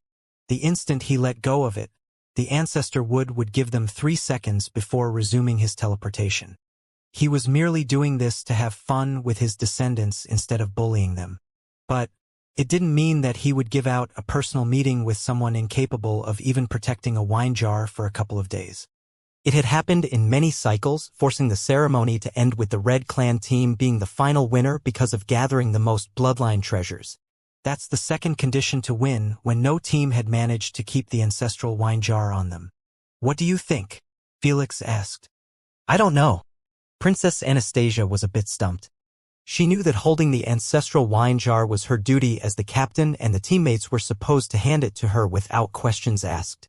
But she was true to herself, making her understand that if the ancestral wine jar remained with Felix, they would have a much better chance of winning the ceremony. However, there was a considerable downside in this plan that would cause the White Clan to receive a heavy backlash. Felix meeting the ancestor Ymir. Not a single dragon was thrilled of such notion. I don't mind handing you the ancestral wine jar. I will do my utmost best to defend you both, Felix promised. Felix wasn't interested in irking the entire dragon by meeting the ancestor Ymir. In his mind, the ancestral wine jar was a hot potato that he wanted nothing more but to get rid of it. Plus, he knew that it would be much easier for him to fight without the ancestral wine jar since he wouldn't be restricted. After all, the stated that the holder had to keep the ancestral wine jar in his hand and in open sight. I will leave my protection in your hands, guys. In the end, Anastasia decided to do the sensible thing. As the captain and the heir of the current clan head, she would look beyond weak and pathetic if she didn't take the wine jar from Felix. Since she was reflecting the White Clan, it would be an embarrassing situation to them as well. The only reason they were trying to win the ceremony was to establish their honor and pride back. It would be for naught if she chickened out right now. I got you. Felix smiled faintly and threw the ancestral wine jar to her. The moment she caught it, Felix extended his arm forward and manifested 5 railgun rings in front of Anastasia. Prince Arentis and Prince Domino felt their hearts sink to the bottom of their stomach after seeing Anastasia preparing to go through the rings. They completely forgot that their scales protected them from the electricity, which in turn made it possible for Anastasia to use the rail gun rings as well. The worst part? They couldn't stop it from happening due to the contract. God damn this fucking human and his cancerous abilities. Without an ounce of hesitation, Princess Anastasia took off through the railgun rings, disappearing in the horizons in the blink of an eye. Immediately after, Felix and the rest of his teammates separated from the other 2 teams by heading west. The contract enforced that no one could chase after Princess Anastasia in 10 seconds, but they were allowed to go around if they wanted. Go after them and keep the Dragon's Lair locked. I will handle Anna, take care of her teammates. Make sure the bastard human doesn't use those electrical rings at all. When Prince Domino and Prince Arentis noticed the White Clan team's separation, they ordered their teammates to go after them. In their eyes, Princess Anastasia wasn't a worthy threat for an entire team to mobilize against her. However, the opposite was true in the case of Felix. As expected, they won't give me free rein. Felix wasn't surprised at all by the sight of 8 dragons chasing after them. He understood that it would be impossible for those 2 captains to allow him to use his railgun rings at peace. After all, he could keep boosting himself and team speed until they catch up to Anastasia and back her up. Princess, you will be chased by the 2 captains alone. Felix updated. How about you guys? Princess Anastasia frowned. Will you be fine against 8 dragons? I doubt they will start a fight willingly. Felix said they will try to buy time for their captains to get to you first. I see. Princess Anastasia confessed. I will be honest, I am not equal with those 2 monsters when it came to speed and endurance. They will catch up to me eventually when I start getting fatigued. In other words, it was all a matter of time when Anastasia would get caught. It might take half an hour, or even a day. It was bound to happen since she couldn't keep flying nonstop for 5 days in a row at the same pace. Don't worry, the others will help you. What does that mean? Tando eyed him weirdly from the side. I will stay behind to hold the lines while you guys assist Anastasia. Felix disclosed calmly. Don't try to be a fucking hero. Forgo cursed immediately, you will get yourself killed, deeming you useless for the rest of the ceremony. I have to side with Forgo on this one, Princess Anastasia said with a stern tone. I don't mind handing over the ancestral wine jar when it gets tough. We can always steal it back later on. But if something happened to you, we are done for. Don't worry. I know what I am doing, Felix said. I know for a fact that if I decided to split from you, both princes will order their teammates to focus on me alone. If so, why not take them on a goose chase and join you later? Thinking about it more carefully, Princess Anastasia and the rest realized that he was indeed speaking the truth.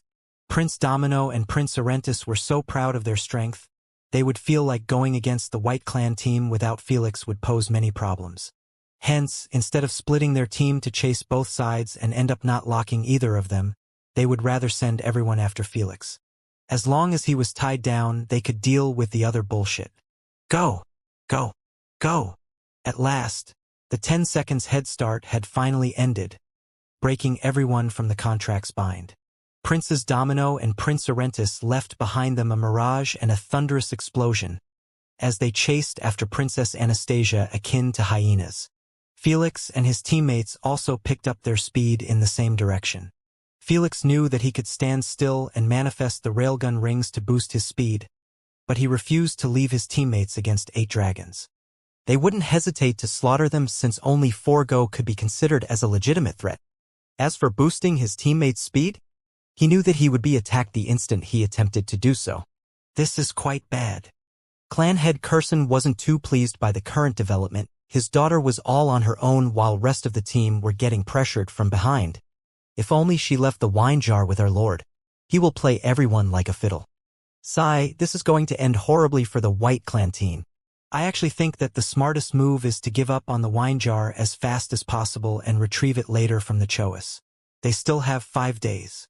Majority of the viewers believed that the White Clan team was in a pinch and kept voicing their own opinions. Meanwhile, the White Clan team had an entirely different strategy in mind. Split now, Felix ordered as he increased his speed to the limit while going in an entirely different direction than Anastasia's location. Meanwhile, his teammates kept flying in the same direction but not so stacked up as before, trying to confuse their chasers as much as possible. They certainly did as they immediately reached out to their captains. The Dragon Slayer has gone on his separate way. What do we do? Dragon Slayer has gone solo. He is heading west as we speak. Orders. Upon receiving the report, both Prince Arentis and Prince Domino had an irritable look surface on their faces. They instantly figured out that Felix was trying to bait out their teammates so his own teammates could help out Princess Anastasia. Stay on him and don't do anything drastic. Prince Arentis ordered, just help out the Black Clan in holding him. Let them handle the fighting. Prince Arentis believed that Prince Domino would order his teammates to teach Felix a lesson since he was all alone, but he was deadly mistaken. Stay on him but don't start the fight. Prince Domino ordered coldly, he is mine. Under the dumbfounded eyes of the viewers, Felix was now being chased by 8 elite royal dragons from the 2 strongest dragon clans. As for Forgo, Kemd, and Tando, they were left alone, making them feel a bit humiliated. Especially Forgo.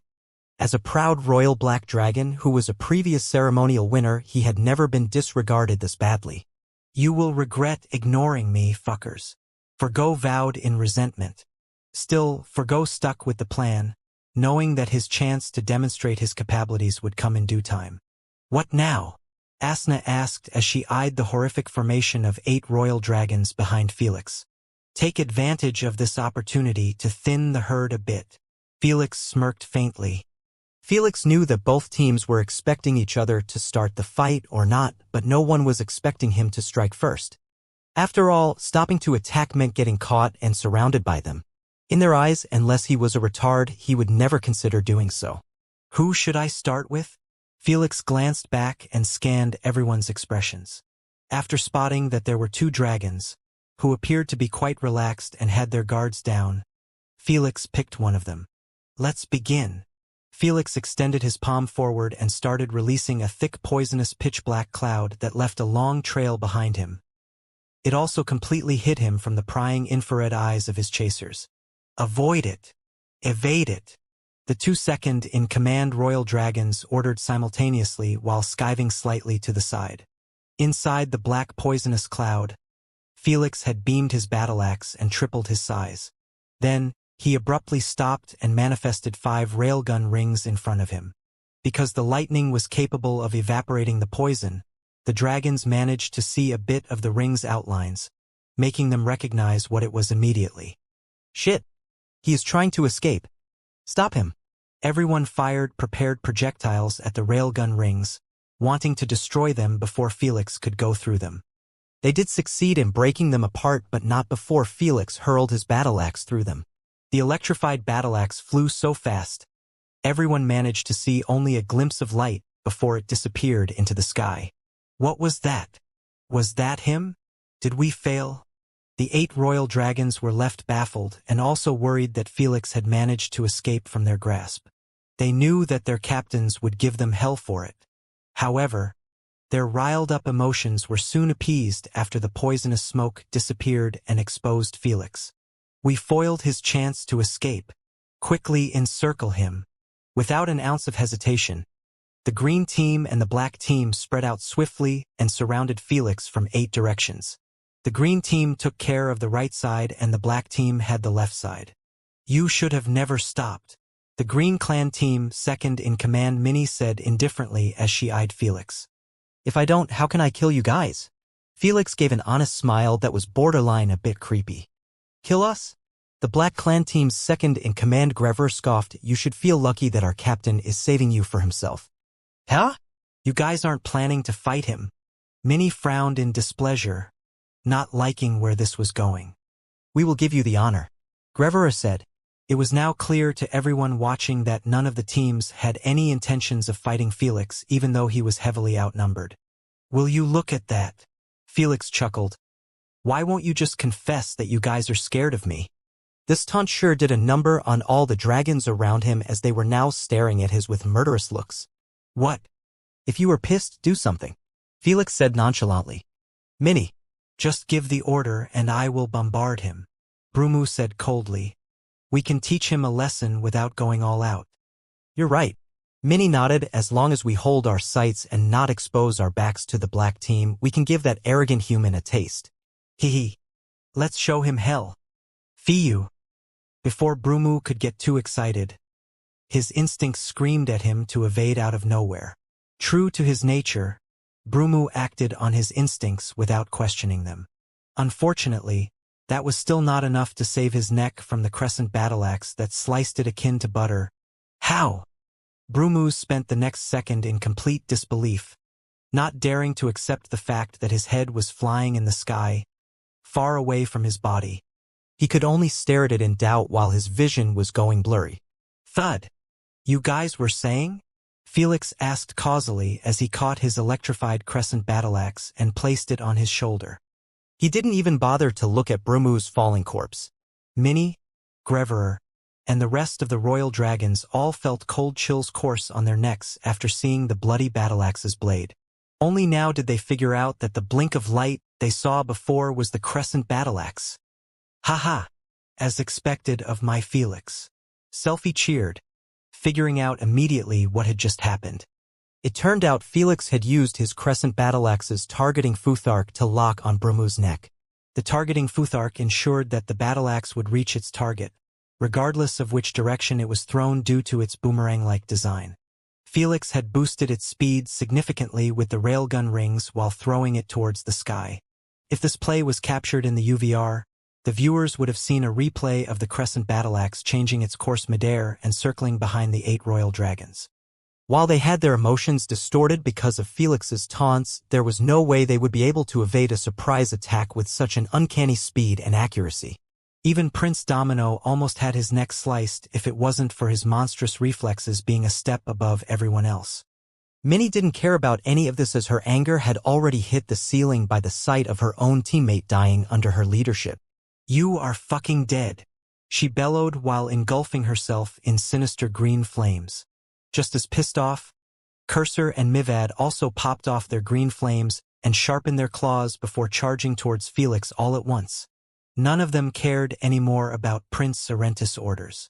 He asked them to hold down Felix and not initiate a fight, but he didn't tell them to stand still when he killed one of them. Kill him. Clan head Azistirth supported their decision with a frigid expression, not too pleased by the fact that first dragon to go down was from their clan. On the other hand, Clan head Curson didn't know if he should feel happy that Felix had taken down a green royal dragon or scold him for provoking a fight while outnumbered. Crystal wings shards. Meanwhile, Felix had anticipated their reaction and activated his 4th gemstone ability. He started to spin around himself while flapping his wings as fast as possible, creating a raging tornado. Just as Minnie and her teammates wanted to breathe fire inside the tornado to expel Felix, hundreds of white crystal feathers showered them from every direction, forcing them to guard their neck and head. Bam, bam, bam. The crystal shards were so sharp and deadly, their scales weren't able to block them completely, turning their arms and torso into a porcupine. The wounds were very shallow, but they were considered as wounds. If their defenses wasn't enhanced with their anger, they might have gotten even deeper. Felix ordered calmly, recall? Just like a magic trick, the crystal feathery shards were all pulled back from their bodies and attached themselves in the wings before getting launched swiftly again. This was the reason Felix preferred keeping this active ability instead of the gemstone arsenal. It was purely related to his wings mutation, which in turn reduced the elemental energy to the minimum. Should we strike the Green Clan? Jerv asked while watching the 3 green dragons getting forced back by one ability that was being spammed by Felix nonstop. In the eyes of the viewers, it looked like he had created a hurricane of never-ending deadly shards that just keep going in and out. No, Grever said calmly. No need to get ourselves involved in this mess. Just make sure that none of them leave this area. Since Felix hadn't targeted them, their plan hadn't changed. Fire at will. When Minnie realized that it would be difficult to penetrate the shard's salvo, she withdrew back and manifested Cosmic Sword made out of pure green fire. Without an ounce of hesitation, she swung it at Felix akin to a real sword by using her external manipulation. The sword was big enough it dwarfed Felix's tornado or the shards, making him discern that he wasn't going to survive it if he held his grounds. Whoosh!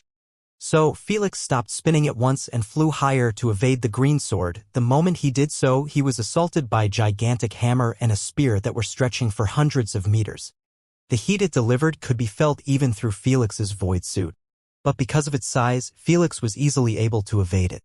Still, the 3 green clan dragons kept swinging their magnificent weapons from a safe distance, using their external range to their advantage.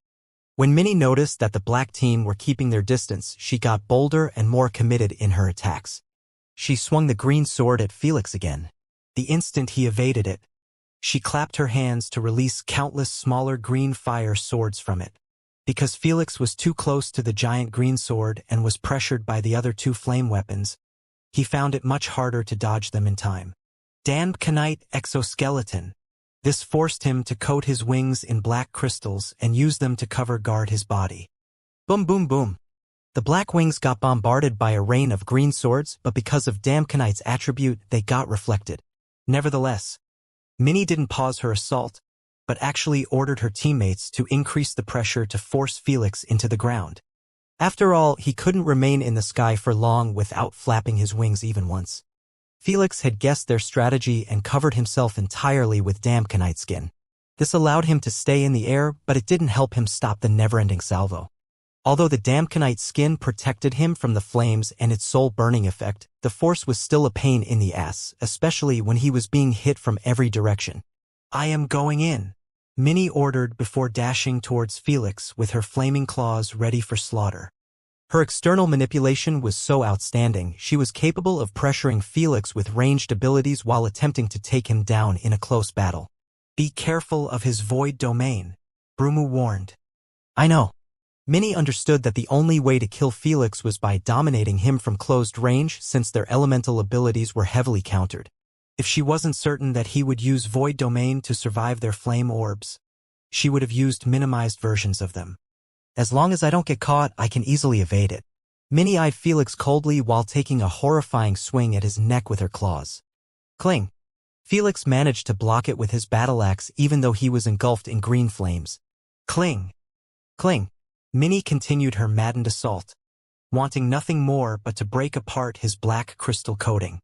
She knew that the moment he loses its protection, the green flames would finally show him true hell by burning his soul. The agony would be so much to handle, his battle senses would take a major dip, allowing her to truly target his vitals.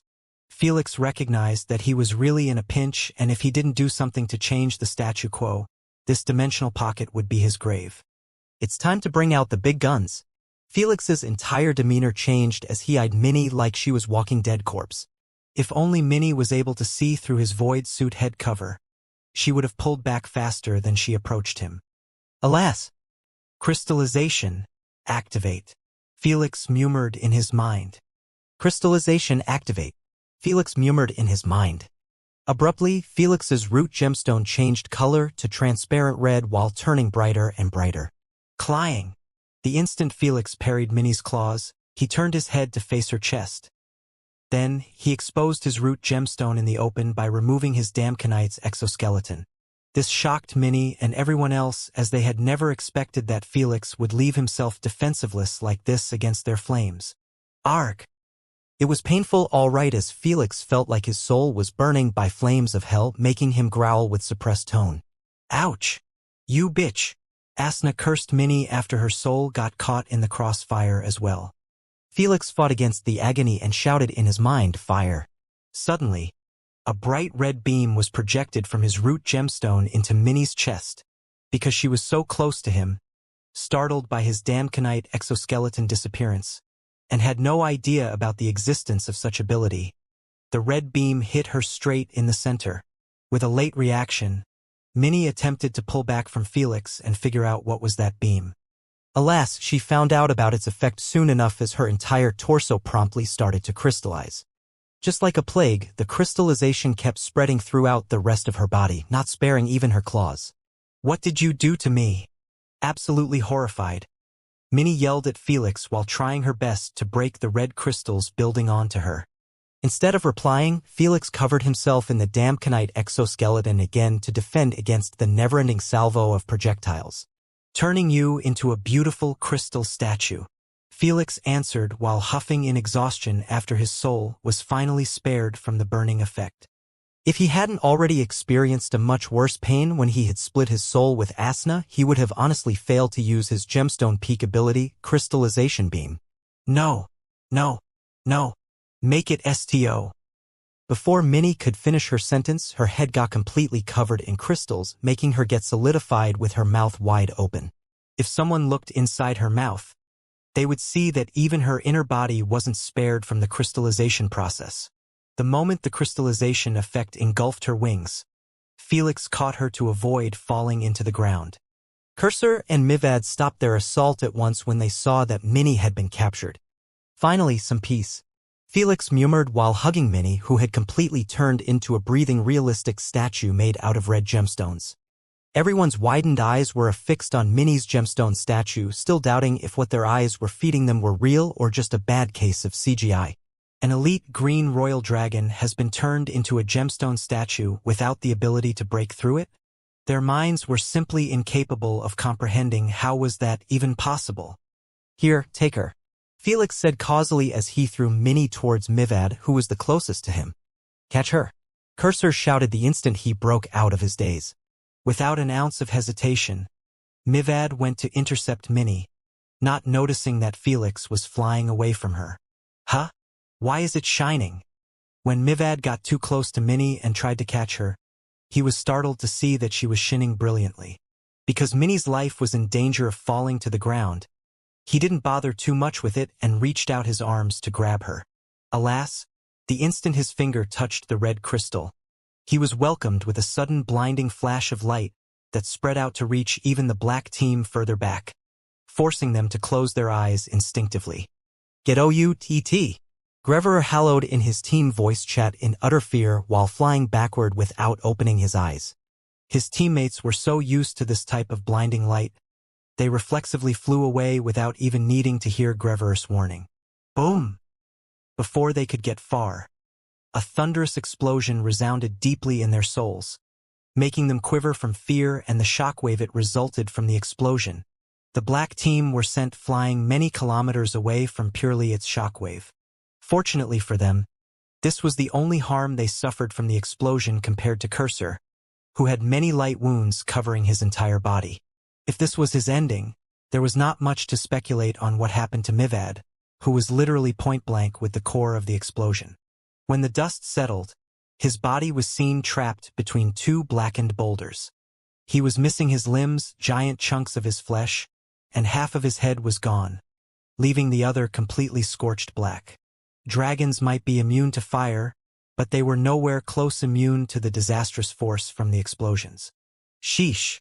Felix took a deep breath while peeking from behind a barrier made out of white adamantine at the destruction he caused.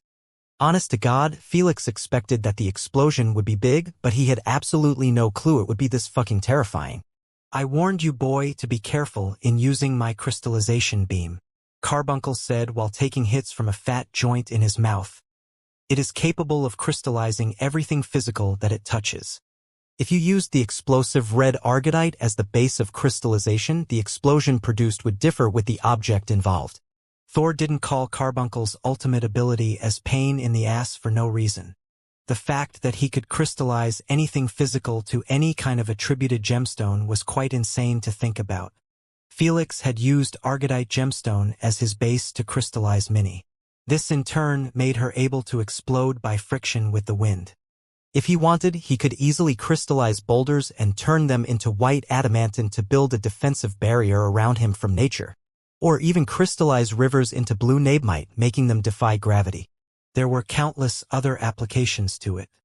The only downsides for such an ability was the beam speed and the heavy consumption of energy depending on the complexity of the target.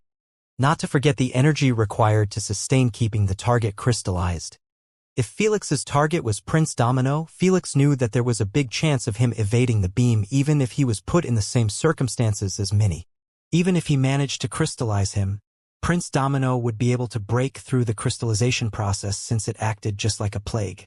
If one was fast enough to get rid of the crystals entirely, he would be fine. I will be more careful next time. Felix nodded while creating 5 railgun rings and speeding through them in direction of Anastasia. The black team could only watch him fly away, having cold feet about chasing him after what they had just witnessed. Let's report this to the captain, Greverer said as his eyes remained fixed on Felix, who appeared to be merely a tiny dot. He knew that even if he gave a chase, there was no way they would catch him with his monstrous speed. Well, that has just happened. Red Clan head Bymid coughed as he glanced at the Green Clan head Azistirth. This can't be happening, this isn't right. As he expected, Clan head Azistirth was beyond riled up and pissed. In fact, he was still unable of even voicing his own thoughts as he had no idea how to comment on the disastrous and humiliating defeat his clan team had just suffered. For elite royal dragons against one human. Yet, 3 of them had gotten killed while the last one was injured. He simply could not find an excuse for their defeat without making himself and his clan become a laughingstock. At the moment, the viewers weren't laughing at them.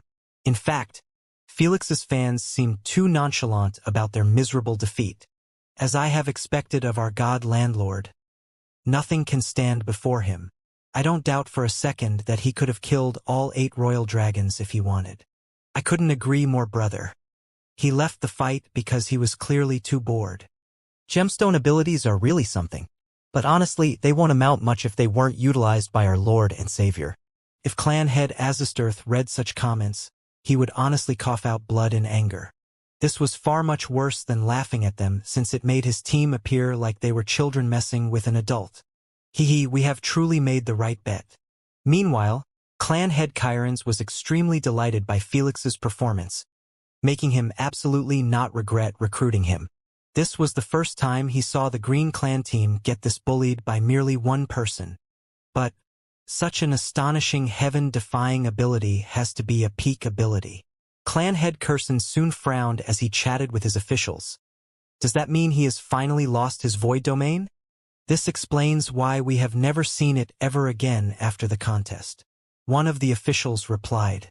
If that's true, then we are still not in the clear yet, Clan head Curson said.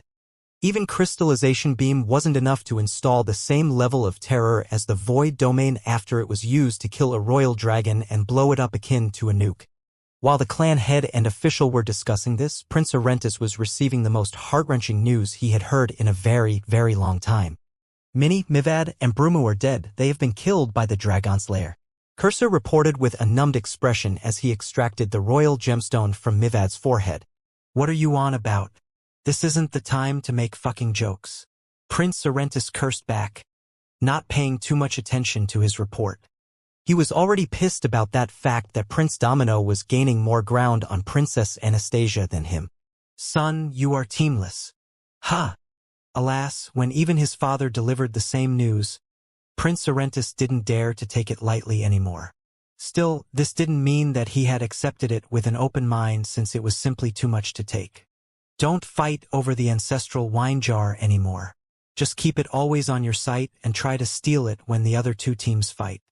The more clan head Azistirth spoke, the uglier Prince Arentis' expression had gotten. He was left with no choice but to accept the reality before him. His team got absolutely fucked. I will try my best.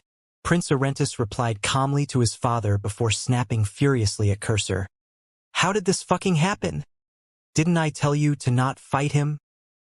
He initiated the fight by assassinating Brumu. Cursor shared the summarized version. We couldn't stand by and watch.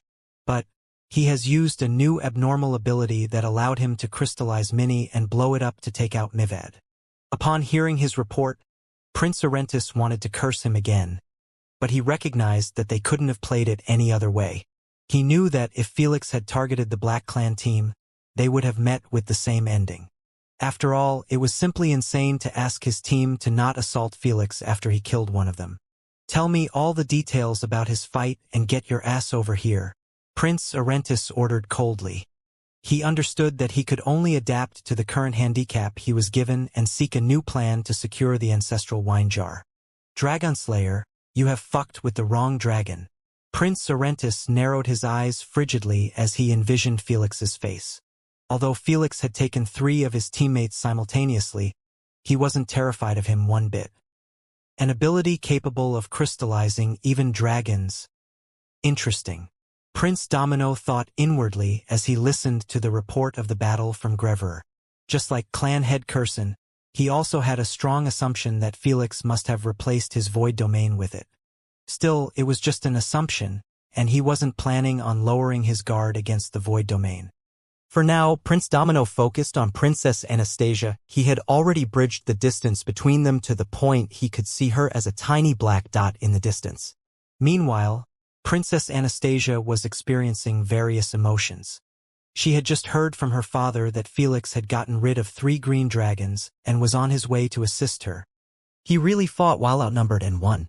Princess Anastasia thought with a hopeful tone, maybe we will really win the ceremony. However, the moment she turned around and saw Prince Domino gunning after her akin to an eagle, she swiftly removed those optimistic thoughts. He will catch up to me in 10 minutes. Princess Anastasia's expression turned for the worst after realizing that Prince Domino was even faster than anyone had anticipated. Guys, where are you at? She asked her teammates. I am right behind Prince Arentis. Virgo replied while eyeing Prince Arentis, who was tens of kilometers away from him. As a previous ceremonial winner, he wasn't to be underestimated one bit. Because he was much faster than Tando and Kemd, he had to ditch them far behind. After all, what mattered was reaching Princess Anastasia and protecting her, not keeping a useless formation. I'm a few thousand kilometers away. I will be there in a couple of minutes, Felix replied while traveling at 20 Mach. This made it impossible for the nanodrone to keep up with him. So, it had attached to his body, making the viewers unable to figure out his location. If it was possible to sustain such an astonishing speed, Felix would have reached there even faster. Alas, the railgun ring's boost lasted barely for a few seconds, so Felix had to stop himself always after his speed dropped significantly and use them again. Doesn't that mean we are left against only the 2 captains? Tando expressed with a delighted look. Thanks to Felix for baiting the black team far from me and removing the green team from the equation, Princess Anastasia praised. They knew that neither the black team nor the cursor would be able to catch up to them in the next half hour or even an entire hour, since they were thousands of kilometers away. Felix really isolated the 2 captains on his own with a single play. I would rather handle those 8 dragons again than Prince Domino, Felix warned with a stern tone. I have fought him in the first day, and he truly wasn't an opponent that can be handled with simply more numbers. Felix couldn't gloss over the fact that Prince Domino could reach 150k plus BF when he gets enraged. He understood that he would get killed by a single punch from such an insane force without proper defenses. I will attempt to slow him down when I reach him. Virgo will deal with Prince Arentis. Felix suggested. Anastasia, you will switch direction to west and group up with Tando and Kemd. I am down for it. Forgo agreed instantly, wanting nothing more but to show those two fuckers that he shouldn't be underestimated. It sounds dangerous for both of you. Princess Anastasia was a bit hesitant to have her two best fighters get caught up against the two strongest dragons in the ceremony. Don't worry, I am just going to annoy the living hell of him. Felix smirked. I will do the same. Forgo supported. All right, just be careful, guys. Princess Anastasia could only agree to the plan since she couldn't think of anything better. As Felix mentioned, it took him barely a minute to catch up to Tando and Kemd. On your left. Felix chuckled as he flew akin to a bullet next to them. By the time they turned, Felix was already a few kilometers away from them. However, instead of leaving them struggling like this, Felix came to an abrupt halt and manifested 5 railgun rings. Then he waited for them to arrive. Without questions asked, Tando and Kemd dashed through the rings and received a well-needed boost. Thanks. Much appreciated. Felix continued his journey, heading towards Forgo this time. In a short while, your Uber has arrived. Felix sent a message to Forgo while speeding past him. Uber. Forgo could only go through the newly created rail gun rings with clear confusion written on his face. Don't get yourself killed, Felix warned as he eyed him catching up to Prince Arentis. Just mind your damn business. Forgo snapped at him, still a bit upset by Felix stealing his position even though he had shown that he was more deserving of it. Don't beg for my help when things get tough then. Felix shrugged his shoulders and restarted his journey to Princess Anastasia. Because Prince Arentis was on his path, he naturally was bound to cross him. When Felix did so, he didn't spare him even a single glance. You fucking bastard. Stop right there and fight me.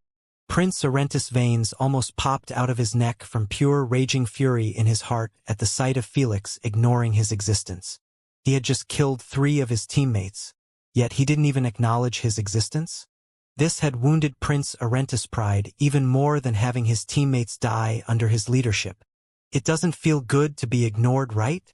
Forgo appeared out of nowhere from behind Prince Arentis while swinging a gigantic claw made out of black flames. Whoosh! Prince Arentis evaded it easily even though anger had taken control over his emotions. Piss off! He shouted at Forgo with murderous deadly slits while trying his best to catch up to Felix. Not happening. Forgo sneered while bombarding him with countless big projectiles, forcing Prince Arentis to spend time on maneuvering. This had caused his speed to drop a little, which was Forgo's intentions from initiating this fight. You damned cockroach. Since you want to die so badly, then be it. Abruptly, Prince Arentis switched his direction and came speeding at Forgo with tens of humongous green fireballs revolving around him akin to planets revolving around the sun. Boom, boom, boom. Not terrified one bit, Forgo manifested his own black fireballs and used them to block Prince Arentis' barrage. Bring it on. Forgo eyed him coldly while sharpening his inflamed claws. Princess Anastasia thought that Forgo would merely keep annoying Prince Arentis without committing to a blown-out fight, but she was deadly mistaken. While those two had started trading blows, Felix was drawing nearer and nearer to Prince Domino. Before long, he finally managed to spot him. Time for round 2. Felix smiled coldly after seeing Prince Domino turning his head to face him. You are here to fight, coward? Prince Domino insulted the moment Felix started flying parallel to him while keeping a safe distance. Nope, Felix answered truthfully while manifesting tens of red gemstone spheres. Before launching them at Prince Domino, he engulfed them in electrical discharges. Phew, phew, phew. The instant the red spheres reached Prince Domino, they started exploding on their own from the friction with the wind. Obviously, this was nothing before the great Prince Domino as the explosions were too weak to even slow him down. However, the same didn't apply to the bursts of electrical discharges released after the explosions, covering Prince Domino's scaled body. The scales did their job perfectly and stopped the electricity from causing him any harm. But Felix had made them packed with voltage to the point. Even Prince Domino felt tingling sensation of paralyzed throughout his entire skin. Still, this was nothing but a foiled attempt to harm Prince Domino. But Felix merely wanted to irritate him as much as possible. He kept doing so until Prince Domino finally snapped. Annoying bastard. Abruptly, Prince Domino turned to Felix and retaliated by showering him in projectiles. Felix avoided them as well without losing much of his speed. However, because of Prince Domino's crazy external manipulation range, he managed to turn those projectiles around and target Felix's wide-open back when he least expected. Boom, boom, boom. Quick on his feet, Felix flapped his wings backward, creating a thunderous burst of shockwave that caused the projectiles to get hurled far away from them. The moment they left Prince Domino's external range, they disappeared into black particles. Though, this maneuver had caused Felix to stop, allowing Prince Domino gain more distance at Princess Anastasia. Shit. He is dangerously close to her. Felix swiftly got back on the chase, knowing that he had to take drastic measures to keep Prince Domino's attention on him. Since projectiles were useless and he didn't dare to repeat the same tactics in their previous fights, Felix was forced to steal his guts and charge at Prince Domino. Prince Domino was startled to see Felix's activeness in approaching him, as he thought that he wouldn't dare get close to him again after their previous fight. Since you are handing your head over, I won't be polite. Prince Domino didn't hesitate to turn around and meet with Felix midway. Clying. After their first clash, Felix ended up getting pushed back slightly even though his size was tripled. As long as Prince Domino wasn't enraged, Felix could handle him in a closed battle as they were pretty much equal. Cling. Cling. The viewers could only watch them trading blows with widened eyes in elation, not expecting to be feasting on such an advanced level of melee combat. Neither Felix nor Prince Domino were gaining grounds on each other as Felix's size manipulation had boosted his physical strength to even surpass him by a bit. But because Felix had already reached his imposed mortal limits on his physical strength, the boost received from his size manipulation was being reduced significantly over time. As a simple analogy, when Felix had gotten size manipulation, he could be considered as an empty water bottle. By doubling his size or tripling it, the water bottle get filled by quarter or half. If he decided to go all out, he can even fill the entire bottle. But now, Felix had already filled the water bottle on his own without size manipulation. Thus, any kind of enhancements he gets from it would merely spill over the tip. Doubling 1 kbf wasn't the same as doubling 100k by simply growing 2 times bigger. It was common sense.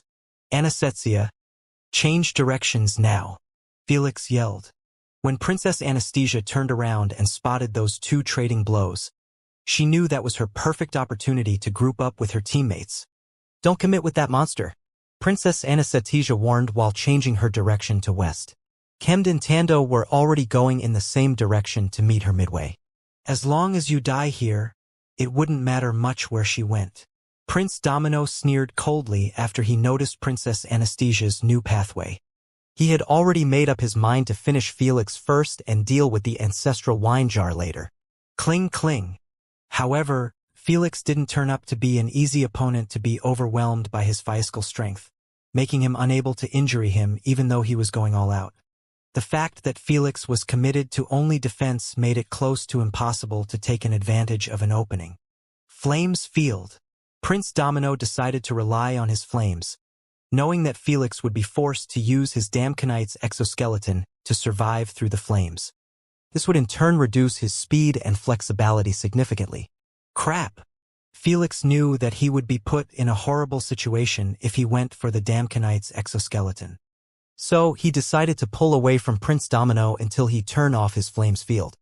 You ain't going nowhere. Prince Domino had no intentions of allowing Felix to walk away after getting this close to him. However, just as he attempted to give a chase, he was contacted by his father. Arentis is drawing closer to Princess Anastasia. Meanwhile, Felix had received a different but familiar news from Princess Anastasia. I just heard from father that Prince Arentis has killed Forgo. Felix was startled by the news, not expecting that his prediction would come true and so soon. That idiot really got himself killed after all that bravado. Felix was quite pissed by Forgo's ending as it had affected his team's chances to win the ceremony. He didn't give a shit about his death since he never had a good impression of him. But he still thought of him as a useful asset. Now that he had gotten himself killed, Prince Arentis was left unwatched and was gunning after Princess Anastasia. Felix understood that even if she grouped with her teammates now, They wouldn't help much since they were white dragons too. I have to get there and back her up. Fortunately for Felix, Prince Domino seemed to have changed his priority back to the ancestral wine jar after this sudden development. He didn't care if Princess Anastasia gotten far with the ancestral wine jar since he was confident to catch her in those 5 days. But he wasn't confident to do the same with Prince Orentis. Whoosh whoosh. Without any words exchanged, both Felix and Prince Orentis separate and flew at their top speed to west. With Felix's monstrous speed, he managed to catch up to Prince Orentis on his way. This time, Felix didn't go past him, wanting to see if Forgo had at least injured him before getting killed. He really did some work on him. Felix raised an eyebrow in surprise after noticing many brutal grievous wounds on Prince Orentis. Felix could already envision Forgo and Prince Orentis going all out on each other without a single care about their health. You want a piece of this too? Prince Orentis said coldly as he eyed Felix. He looked to have his anger vented completely on Forgo as he didn't make any drastic moves on Felix even though he was quite close to him. You aren't worth my time. Felix flew past him after leaving this remark, knowing that Prince Orentis' wounds would heal in no time. So, he didn't want to get himself entangled in another messy fight. Especially when Prince Domino was right behind them. We will see who will have the last laugh, Prince Orentis said while tracing Felix's back with a murderous look. I am here, Felix announced with a faint smile after finally reaching Princess Anastasia. I have never thought I would be this happy to see your face again. Princess Anastasia sighed in relief as she approached Felix. After the unexpected death of Forgo, she was truly worried about losing Felix too. Let's go. Felix narrowed his eyes while manifested 5 railguns rings. We will be dragging this for the next 5 days as much as possible. I'm under your care. Understanding what he meant, Princess Anastasia entered the rings and was followed closely by Felix. When their speed falls significantly, Felix repeat the same process. Naturally, he always get injected with purified energy from Asna to sustain his multiple uses of the railgun rings and gemstone abilities. If this was in the games, he wouldn't have dared to spam those kinds of abilities. Before long, Felix and Princess Anastasia had reached Kemd and Tando. He also helped them boost their speed to stay in a single formation. This ceremony is ours, one of the White Clan officials said with a thrilled expression. Just like him, the rest of the White Clan Royal Dragons were all starting to feel optimistic about their clan's team. Something they had never done before. As much as they hated to admit it, they knew that it wouldn't have been possible without Felix. Meanwhile, the Black and Green clans were starting to get antsy, especially when the distance between the White Clan team and their teams was growing bigger and bigger. Can't they win by just going in circles around the dimensional pocket? A Green Clan official asked. If it was just the Dragon Slayer on his own, then he might really pull it off. Green Clan head sneered. It's just a wishful thinking of him to believe that he can keep boosting his entire team's speed for the next 5 days straight without exhausting himself. Clan head Azastirtha's prediction ended up manifesting faster than anticipated. It took merely an entire day before Felix started to exhibit signs of mental exhaustion. Felix found no issues with his elemental capacity since he could easily fill it up with energy stones and Asna's help. However, he couldn't do the same with his mind. After all, it took immense concentration to create the railgun rings and also boost object speed. Felix was boosting 5 bodies at each time with mere minutes of break-in between to keep the distance unreachable by his chasers. Doing this for more than 24 hours had taken a great toll on his mind and he felt like his concentration was falling apart. Guys, I can't do this any longer. Felix came clean. I can either take a long break without using the railgun rings for the next hours, or we can split up. Anastasia and his teammates nodded in understanding. Felix was simply telling them that he couldn't keep up with all 3 of them at once. In other words, Kemd and Tando had to split up from the team if they wanted to alleviate some of his fatigue. As for taking hours without using his railgun rings, that wasn't a good option since it would allow the green and black teams to catch up to them quickly. We will try to always catch up to you, Tando said. You guys be careful too, Princess Anastasia warned with a stern tone. You worry too much, Kemd smiled wryly. No one will bother wasting time on us. As much as they hate to admit it, they knew that their existence in this ceremony was to simply keep the team's identity intact.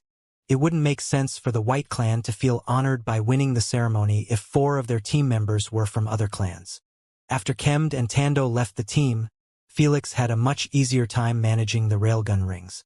With a mere 1-hour break in between, he always gets back to tiptoe form, helping him extend the distance. This carried on for the next 3 days, putting the 2 clans into utter despair. 1 day left and the distance is simply unbridgeable with that bastard's abuse of his ability. Prince Sorrentis growled in anger. There is nothing much to be done. Even Prince Domino is struggling. Cursor sighed while flying by his side. I will be damned to let the ceremony end in this manner.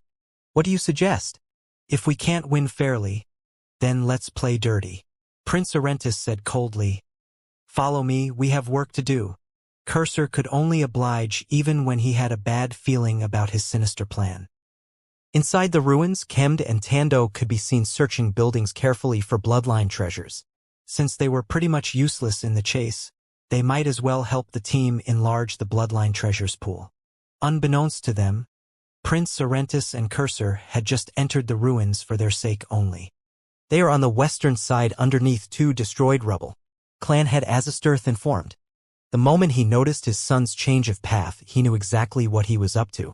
Instead of condemning him, he supported his decision. In a few moments, Prince Sorrentis and Cursor arrived at the 2 destroyed rubble. With a single glance with their infrared vision, they spotted Kemd and Tando, digging through the rocks. Break them, Prince Sorrentis ordered coldly. Cursor went inside the rubble for a few short seconds before explosions and destruction noises started to echo throughout the ruins. It didn't take Cursor even a couple of minutes before he got out of the rubble with both Kemd and Tando captured in his big giant black hands. Their conditions were miserable. If they were conscious, they could have easily healed themselves back to top-notch. Alas, the pain of their souls getting devoured was simply too much, forcing them to pass out. When the viewers saw that they were leaving the ruins while having those 2 tied up, they guessed their motives immediately. He wouldn't dare, Clan head Curson said frigidly as he eyed Prince Sorrentis' father. Watch him, Clan head Azastirth replied indifferently. Without an ounce of hesitation, Prince Sorrentis reached out to Princess Anastasia and threatened. We have your teammates captured. You have 2 hours to meet us at the ruins and exchange for their lives. 1 minute late, and they will be headless. Oh no! Princess Anastasia's expression turned for the worst after hearing his damning message. Is there a problem? Felix wondered. That shameless bastard Arentis is using Kemd and Tando as hostages. Huh? He can do that. Felix was taken aback. The last thing he expected to see in this ceremony was a hostage situation. After all, they were royal dragons. In his eyes, their pride should make it impossible for them to even consider using such a cheap and dirty method. He wasn't wrong in the slightest. The viewers were just as bewildered and pissed off as him, especially the spectating dragons. What a fucking embracement. A direct heir and dares to use such an insulting method. Are the Green Clan this desperate? How can they even hold their heads if they won in this manner? Nothing like this has occurred before. It just has to happen when the entire universe is watching. No one was pleased with Prince Sorrentis' taunt. Even the Green Royal Dragons had a very strong reaction against it since it directly affected their pride. Unfortunately for them, Prince Sorrentis was too deep in his insanity to bother with his pride or his clan's pride anymore. He just didn't want the White Clan to win. Specifically, Felix. What do we do? Princess Anastasia asked with an agitated expression. Of course, we ignore it, Felix said calmly. Kemd and Tando understood the dangers and risks involved in the ceremony. If they got caught or killed, it will be on them. Felix wasn't close enough to Kemd and Tando for him to care that much about their lives. Throughout the past 6 days, they were useless and just here for numbers. He refused to allow them to fuck his hard work to secure the ceremony. God knows he worked like a dog to carry this useless team for the sake of getting those ancestral scales. Unfortunately, he wasn't the captain. I know what you were feeling, but I just can't allow those 2 to die under my leadership when I can save them. Princess Anastasia smiled bitterly. We might lose the ceremony. Felix frowned. Are you okay with that? I'm not. Princess Anastasia shook her head. But I refuse to celebrate winning it if I had to sacrifice my teammates' lives for it. This was the difference between Princess Anastasia and the other two captains. She was too much of a softie. If it was Prince Domino or Prince Orentis, they wouldn't hesitate to curse the hostage holder and block him. As you command, I guess. Felix sighed with a frustrated look while turning around, changing his direction to the ruins. When the viewers saw this, they didn't know if they should curse Prince Orentis even more or sympathize with the White Clan team. Only 22 hours left and they were rocking it. Alas, everything had to crush down when they least expected it. In less than an hour, Felix and Princess Anastasia had arrived at the ruins. It didn't take them long to locate Prince Orentis and Cursor. I knew you would come. Prince Orentis smiled. And I never knew you will stoop this low. Princess Anastasia chided. You think our ancestor will be pleased by your shenanigans? Yes, Prince Orentis said confidently. I have done nothing wrong here, no matter how you try to spin it around. Is it my fault you chose two weaklings in your team? Is it my fault you ditched them to further your victory chances? Is it my fault that I have decided to be nice and allow you to rescue them? I can kill them right now and no one will dare complain about it. I expect as much after my team got butchered by that bastard and no one said anything about it. The more the viewers heard, the more reasonable it gets. Why do I feel like it's the White Clan's fault? Sure, it is their fault. They ditched their teammates on a battlefield. They can't come back complaining when they get caught or killed. True. Sure, he still used those two as hostages, but he shouldn't be held responsible for it since the White Clan team decided to separate from each other, knowing that those two would be sitting ducks. Prince Orentis was in his full right to kill those two immediately as revenge against his dead teammates. But he decided to use them as a way to gain the ancestral wine jar. It was up to Princess Anastasia to agree to save her teammates or not. With a mere few sentences, Prince Orentis changed the entire narrative, making him appear less of a villain and more of an executor of his rights. Well played, well played. Felix eyed him coldly, knowing that nothing they said could help them win back the public view. Felix knew that he could use the dragon's pride and his clan's reputation against him, but he wasn't that much of a hypocrite. He recognized that if he was placed in the same tough spot and was desperate to win, he would most definitely do the same. Thus, he refused to preach what he didn't practice. Hand it over, Prince Orentis ordered while extending his hand. You already shown that you have given up on your face. Princess Anastasia sneered. I won't hand you anything unless we signed a contract on it. Fine by me. Knowing that Prince Domino must be rushing over here with his teammates made Prince Orentis agree to anything just to hasten the exchange. Princess Anastasia wrote a short contract that enforced him to hand over the hostages first. I have no issues with that, Prince Orentis said, but I want to add a new term that forces you to wait an hour before chasing us.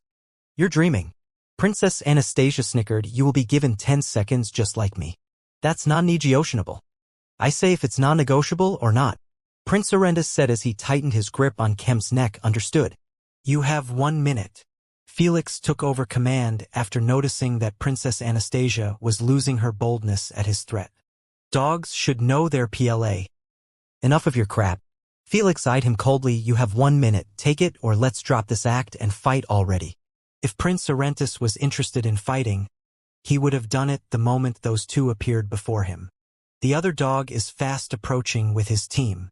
I am not sure that I will walk out of my fight with this bastard in one piece and in time.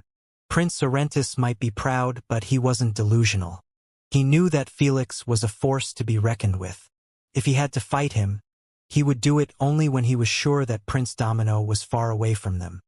Hence, it was much better to just secure the ancestral wine jar and leave in their topmost forms to defend it. Don't bother using those two as your leverage before me, Felix confessed indifferently. I couldn't care less if they died right this instant. But she does. She already did her duty as a captain by coming here. Felix interrupted him to avoid affecting Princess Anastasia. If you still kill them, no one will give her shit for it. Cunning bastard. Prince Orentis' expression got twisted briefly before being restored to normal. He knew that Felix had him by the throat by giving him an ultimatum. Fight or agree to his condition.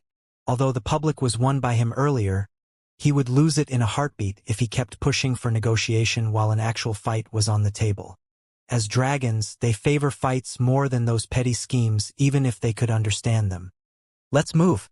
In the end, Prince Orentis agreed to Felix's condition, knowing that he couldn't waste any more time on this. After they signed the contract, Cursor threw Chemd and Tando at them, forcing them to act fast and catch them.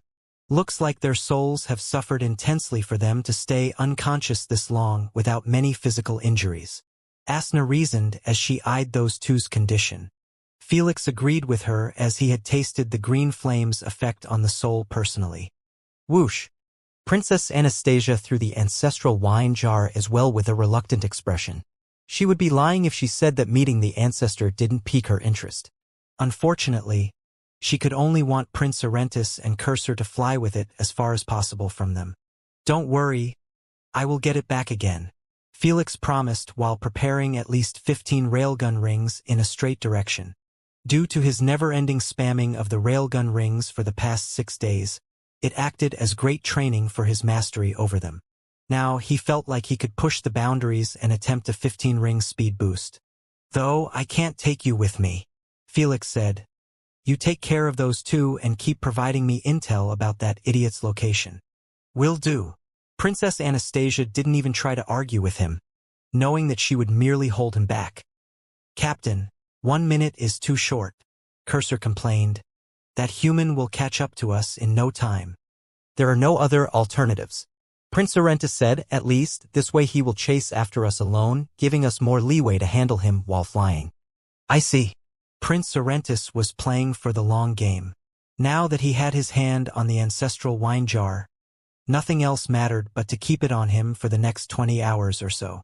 Meanwhile, thousands of kilometers away, Prince Domino could be seen picking up speed in direction of Prince Orentis' next destination. Because he had the exact location of Prince Orentis, it was much more efficient to predict his course and intercept him than chase him from behind. Naturally, to be efficient, he had to leave his teammates behind. Get it done, son. Clan head Igo said indifferently, if you can't even beat those two boffins in a game setting, you can forget about our investment in you to defeat the Elder Dragon. I will make it happen, Prince Domino assured with frigid eyes.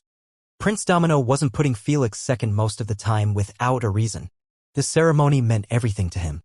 The level of importance it carried in his case couldn't be compared to the other 3 princes or even Felix. That's because his goal in life was to become the next Elder Dragon. But he knew that it wouldn't be possible without his clan's heavy investment in him to boost his strength. This level of investment was possible only by the 4 clans as it relied heavily on bloodline treasures. No one but them and the Elder Dragon had the quantity possible that he needed. 3, 2, 1.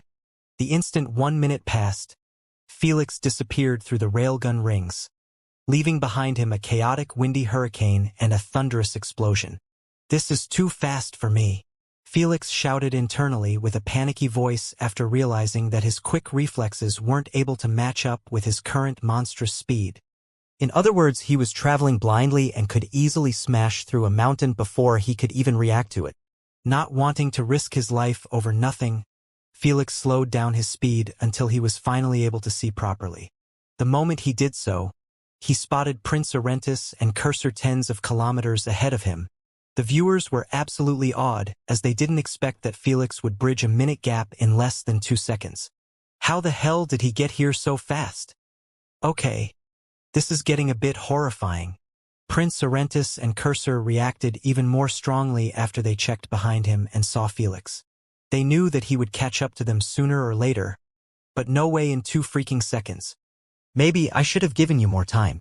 Felix taunted the moment he had gotten close to them. Whoosh! Whoosh! Prince Orentis and Cursor responded by firing flaming projectiles at him, hoping to merely slow him down. They did succeed as Felix was forced to focus on evading the projectiles. They didn't just fire a burst and stopped but kept releasing them continuously. This made it impossible for Felix to counterattack. To break through their pressure, Felix had to expand on the distance between them.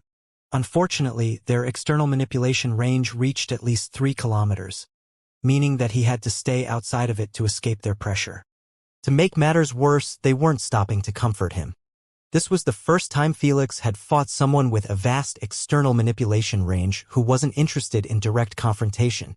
As long as they aren't stopping, you aren't going to catch them, Asna commentated. I can see that. Felix nodded with a frown. Felix knew that it would be difficult for him to hit them from 2 kilometers while they were flying at their top speed and on high alert. By the time he set up his railgun rings and manifest his abilities, they would have already crossed tens of kilometers away. As for fighting them at close range, Felix wasn't that confident to deal with them both while he had already exposed most of his trump cards. If you had a similar external manipulation range, you wouldn't be this struggling, Thor said. Felix couldn't retort against that. If any of his elements could be controlled from kilometers, he would be using them to block those attacks the moment they were launched. In addition, even counterattack from the least expected directions. Should I force my way in?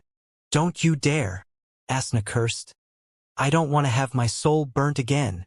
Asna might have a high soul pain tolerance, but it didn't mean that she loved it. Felix forcing himself was definitely going to get him torched a few times by the green flames. I guess I can only exhaust them elementally. Felix decided to bait them to keep firing projectiles until they couldn't handle it anymore. It was a boring and slow strategy that might take hours, but it was better than nothing.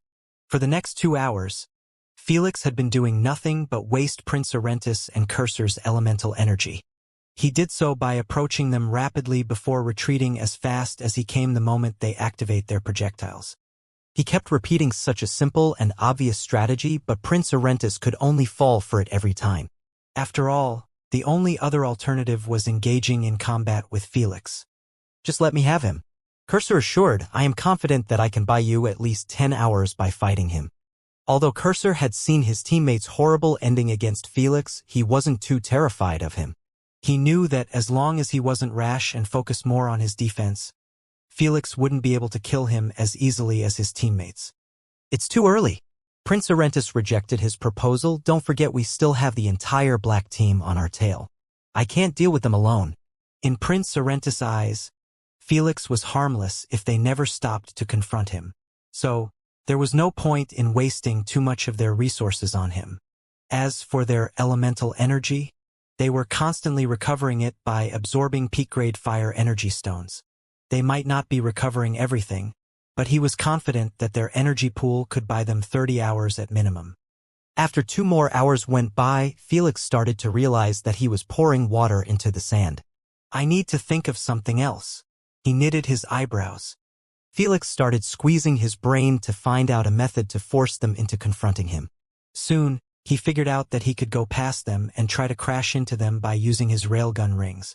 Alas, the moment he started his plan, Prince Arentis and Cursor changed their direction. This killed off his new strategy instantly. I need help. In the end, Felix accepted the fact that he wasn't going to pull this off on his own. After spending a few moments contemplating, he figured out the only solution to this dilemma. How far is Prince Domino? Felix asked Princess Anastasia. 1,000 kilometers away or so. Good. Felix swiftly kicked off his plan by launching gemstone projectiles at those two, forcing them to evade them. At the same time, he was pushing closer, making them retaliate with their projectiles. Felix dodged them easily as always without stopping his constant assault. Although Prince Arentis and Cursor weren't getting hit by them, they were still showing irritated expressions. He is slowing us down, Cursor said. I know, Prince Arentis replied while narrowing his eyes at Felix. He didn't know what he was planning with his useless attacks, but he knew for certain that the black team was benefiting from this. He was just informed by his father that Prince Domino was closing the gap much faster than anticipated. Now that their speed was taking a hit, he recognized that it would be impossible to not get caught by Prince Domino before the ceremony ends. As he expected, Prince Domino took merely 30 minutes to finally appear in their line of view. The instant Prince Domino reached them, he didn't bother to say a single word. Whoosh, whoosh, whoosh. He manifested thousands of flaming black weapons before launching them at Prince Arentis primarily. Unlike Felix's projectiles, he was capable of controlling them manually from a distance, forcing Prince Arentis to go an extra mile in evading and blocking them. This naturally slowed down his speed significantly, making Felix and Prince Domino penetrate his external manipulation without suffering from his counterattack. As expected, he got it done right away. Felix smiled wryly after his scheme came to fruition.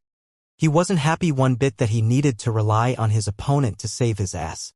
Alas, drastic times required drastic measures. It's your turn. Buy me time. Meanwhile, Prince Orentis ordered Cursor swiftly after he realized that he would be forced to a halt under a few more attacks by Prince Domino. I will try my best. Cursor gulped a mouthful at the notion of trying to hold down those two monsters before him. Sadly, he couldn't disobey the captain's orders. Take this. Cursor manifested a quick flame orb within his throat before releasing it behind him. The instant it was about to exit his external range, he blew it up manually in midair. Felix and Prince Domino noticed the flame orb before it exploded, allowing them to exit the blast zone in one piece. However, this caused them to get pushed away, helping Prince Orentis put some distance between them. Good shit. Keep spamming them. Prince Orentis praised after spotting the stellar results. Having nothing to lose, Cursor did as he was told and continued pressuring Felix and Prince Domino with his flame orbs. Because he prioritized quickness and quantity over quality, he was capable of firing them akin to a machine gun. This made it close to impossible to stay behind Prince Orentis' tail. I doubt he can last for more than an hour going like this. Clan head Igos commentated, not too worried about such a strategy. True. Clan head Curson agreed. Weak or strong flame orbs. All of them require a hefty sum of flames to be manifested. With Cursor's 3 flame orbs per 30 seconds pace, he would be out much sooner than anyone anticipate.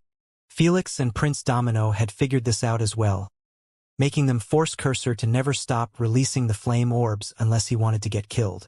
Captain, you need to get out of here the moment I am close to running out, Cursor yelled. I am already prepared, Prince Orentis replied with a focused deadly stare.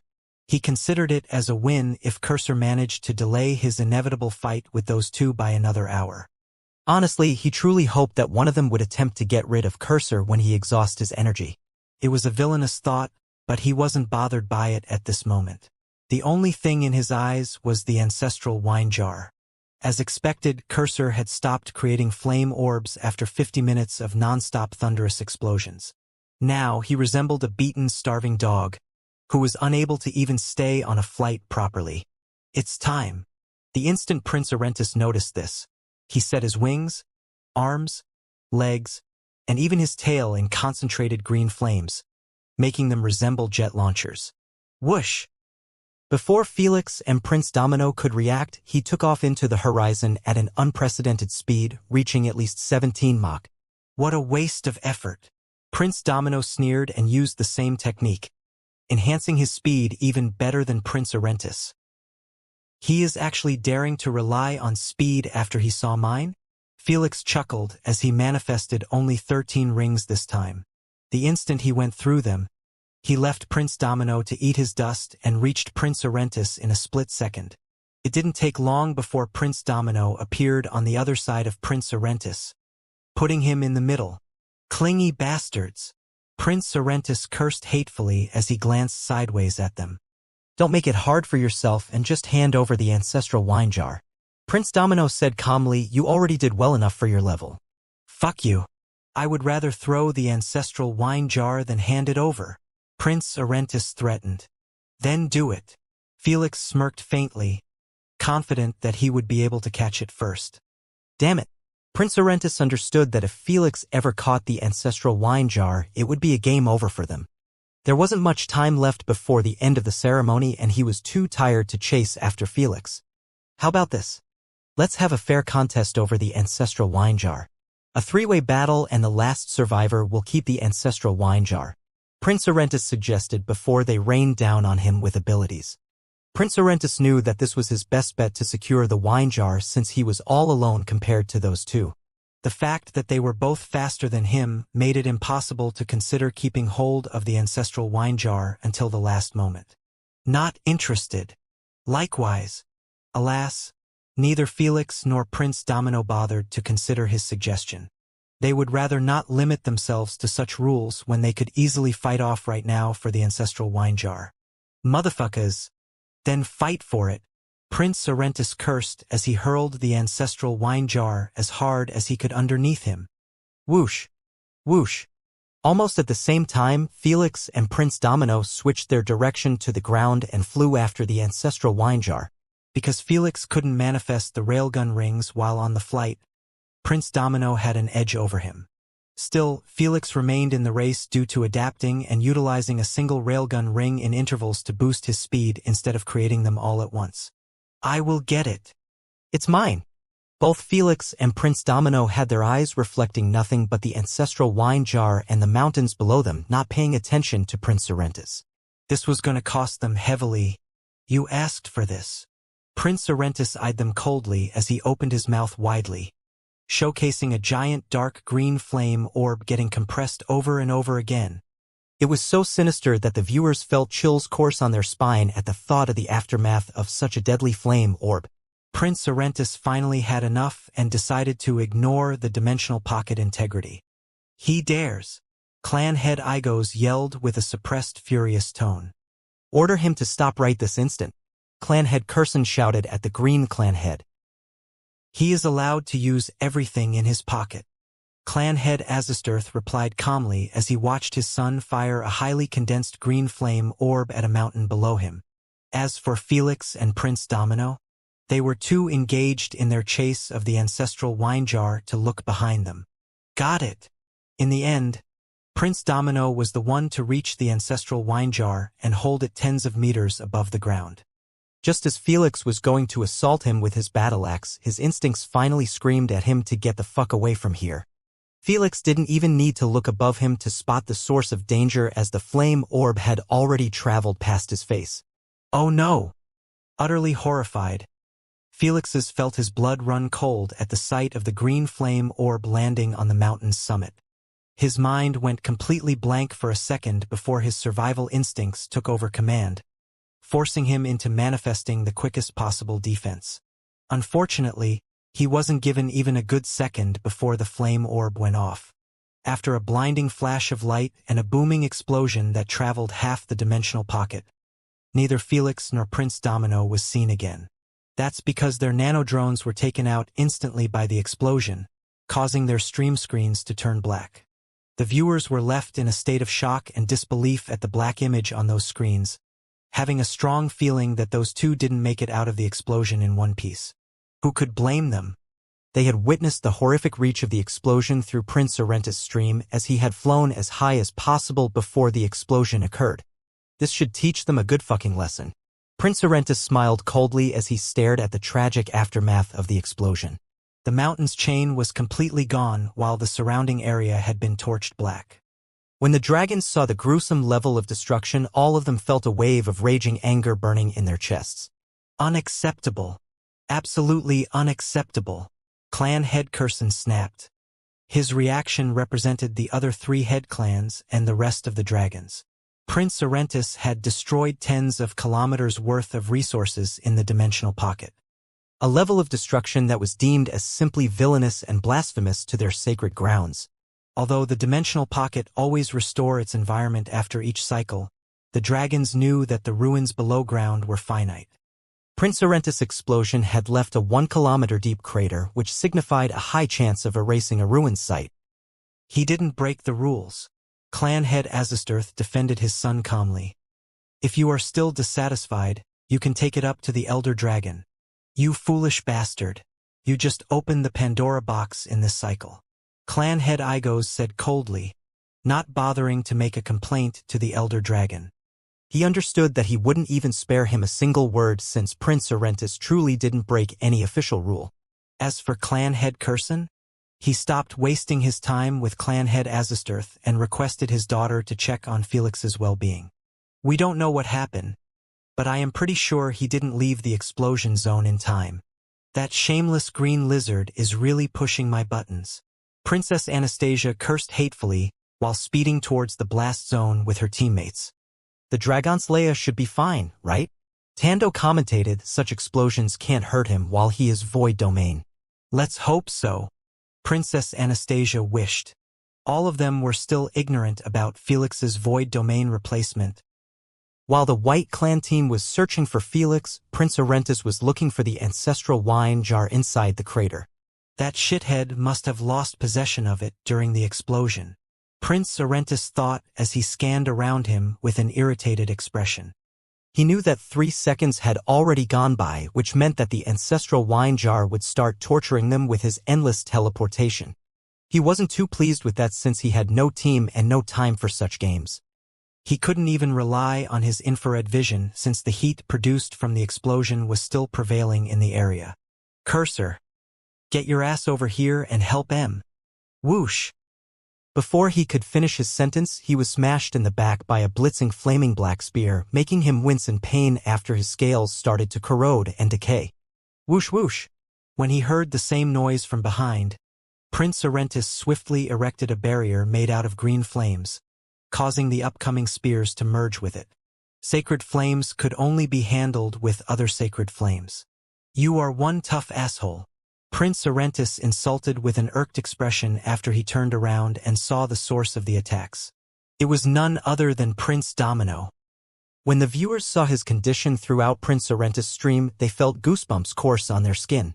Prince Domino might have survived such a destructive explosion, but he didn't come out of it in one piece as he resembled a half-eaten corpse. Yet, he was still holding into the ancestral wine jar. At least, you made yourself useful. Prince Orentis' eyes brightened up after spotting the wine jar. Prince Orentis felt not an ounce of threat from Prince Domino due to his severe condition.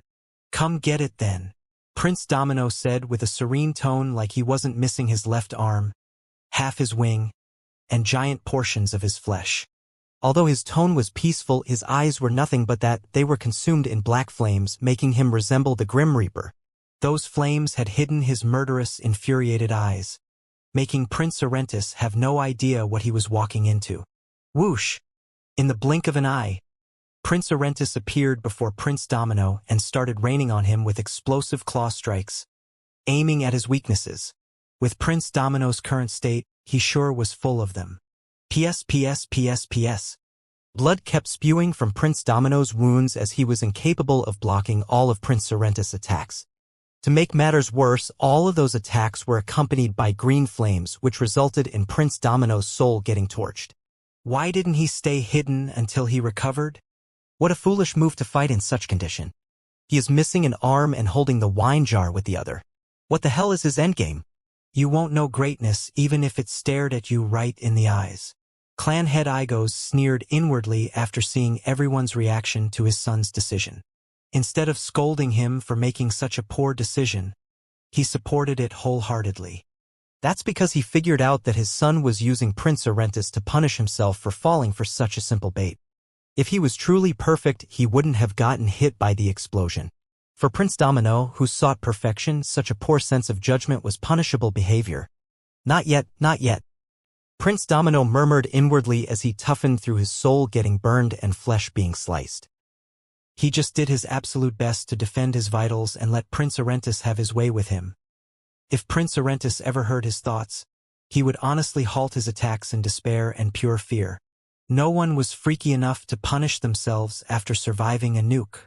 Speaking about freaks, deep underneath a golden river, a big crystallized black plate could be seen situated on the riverbed.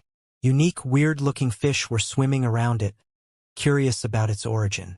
Just as some fish attempted to get close, the crystallized white plate was moved, scaring them away. What was exposed underneath it was a naked, scorched humanoid figure with his entire skin melted. The burn damage was so bad that it was close to impossible to recognize the figure's face. However, the instant he forced his bloodshot eyes open, there was no need to guess about his identity. You want to play with nukes? Then, let's play with nukes. For the first time in a long, long while, Felix's rage level had reached its limit. Prince Orentis and the rest of the dragons were going to have a taste of it.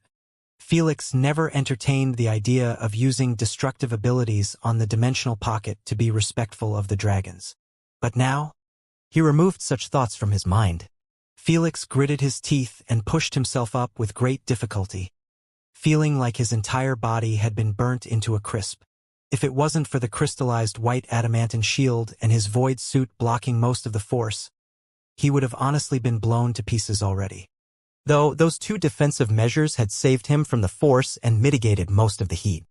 Fortunately for him, he had a peak resistance to fire, allowing him to survive the explosion with 4th-degree burn marks. After Felix swam outside of the river, he sat down in a meditation position and started releasing his healing poison inducement. In a few moments, his melted skin had been restored to its lustrous, smooth appearance. If your gemstone manipulation was any better, you would have survived the explosion without a single scratch. Carbuncle shared casually. I know. Felix nodded in agreement. Because his internal gemstone manipulation was still in the early stages, Felix was too slow in manifesting his abilities. If it wasn't for so, he would create a thick barrier from the white adamantine that protected him from everything. Alas, he merely managed to create a crystallized plate before the explosion went off. I must have been sent tens of kilometers away. Felix looked around him for a couple of seconds after realizing that he was in a different region. Felix, are you okay? Do you hear me? Suddenly, Felix received messages from Princess Anastasia. I am fine, Felix answered while taking off towards the nearest mountainous chain, not caring that he was going in the opposite direction of the ancestral wine jar. I thought we lost you. Not yet. Tell me your location. We are coming for you. No. Felix replied with narrowed eyes. It's going to get messy, and it's best that you stay as far as possible from me. Before Princess Anastasia could respond, Felix muted the message's notification for the next 3 minutes. Then he sped up towards the mountains. The moment he reached the summit of the biggest mountain on the chain, he stood on top of it and extended his arms upward. Thunderstorm, he murmured. Thick, gloomy clouds started gathering about the summit, turning the day into night. Faint crackling noises and flashes of light emerged within those clouds as they kept stacking against each other. Rumble, rumble. Before long, thick lightning bolts started raining down on the mountainous chain, breaking boulders and creating long fissures on their surfaces.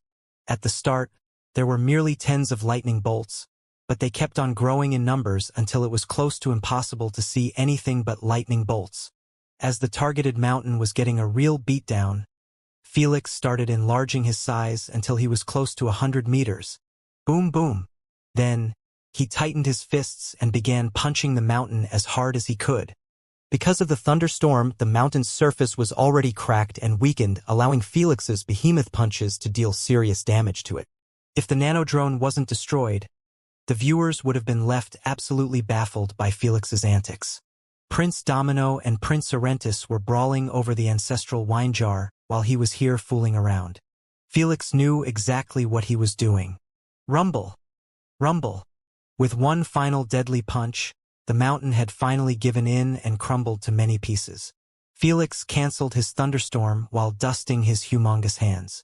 Are you sure about this? Asna warned. Those lizards won't take it calmly. They started it. Felix replied calmly. I am just returning the favor. The moment he finished his sentence, Felix pointed his enormous root gemstone at the destroyed mountain and activated the crystallization beam. It was as red as the previous time, but the size of the beam was many times bigger. That's normal considering that the root gemstone was a mutation that was part of his body. In other words, if he increased his size, it would also have its size increased, just like his wings. After the beam touched the destroyed mountain, it started to crystallize, turning rocks and boulders into argidite gemstones. In less than a minute, millions of those rocks and boulders had all been transformed. Time for step 4. Felix extended his palms and turned on one of his passives, Gemstone Fusion. The crystallized boulders and stones started to move towards each other like they were being pulled with a magnet. Immediately after 2 or more crystallized stones touch, they fuse into a singular bigger gemstone. This kept on happening over and over again until all of the crystallized stones were fused into a single towering spherical gemstone. It was almost as big as the nearby mountains. Step 5. Gemstone Concentration. Felix ordered. The giant spherical gemstone began shrinking in size while turning darker in shade bit by bit. Before long, it reached a beach ball's size. Still, it kept shrinking and shrinking until it reached the size of a marble. As for its color, Red was barely noticeable anymore, turning it into a sinister dark color.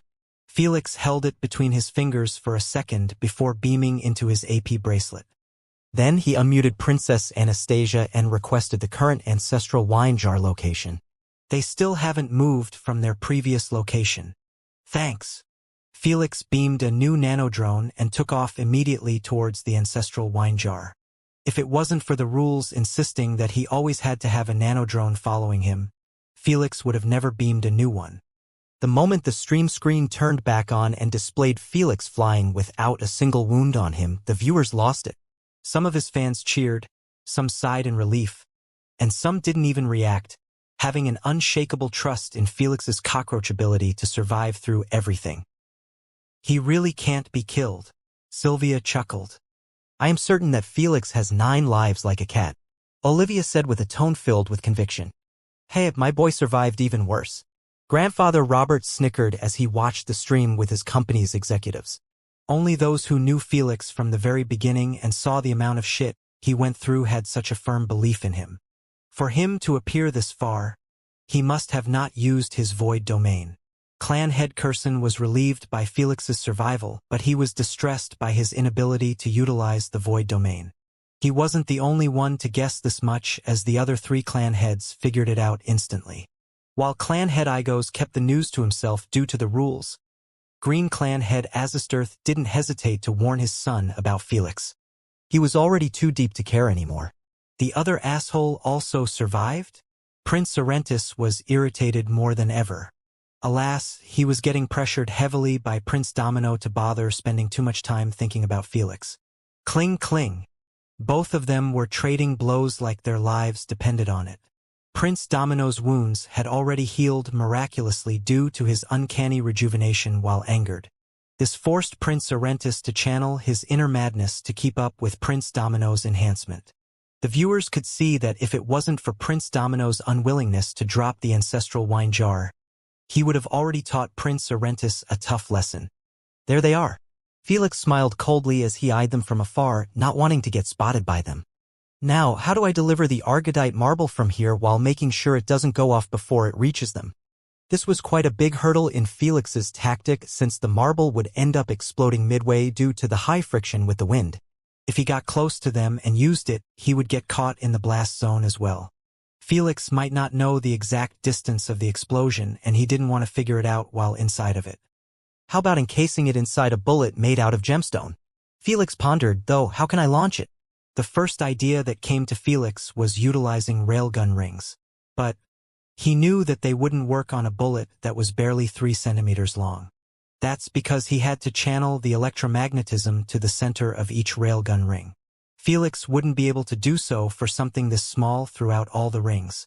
What if I minimized it? Felix raised an eyebrow as he envisioned a much smaller, more compact railgun rings. It will work. Thor supported his idea, knowing that Felix didn't have too much time on his hands to explore all potential ideas. Let's get to it.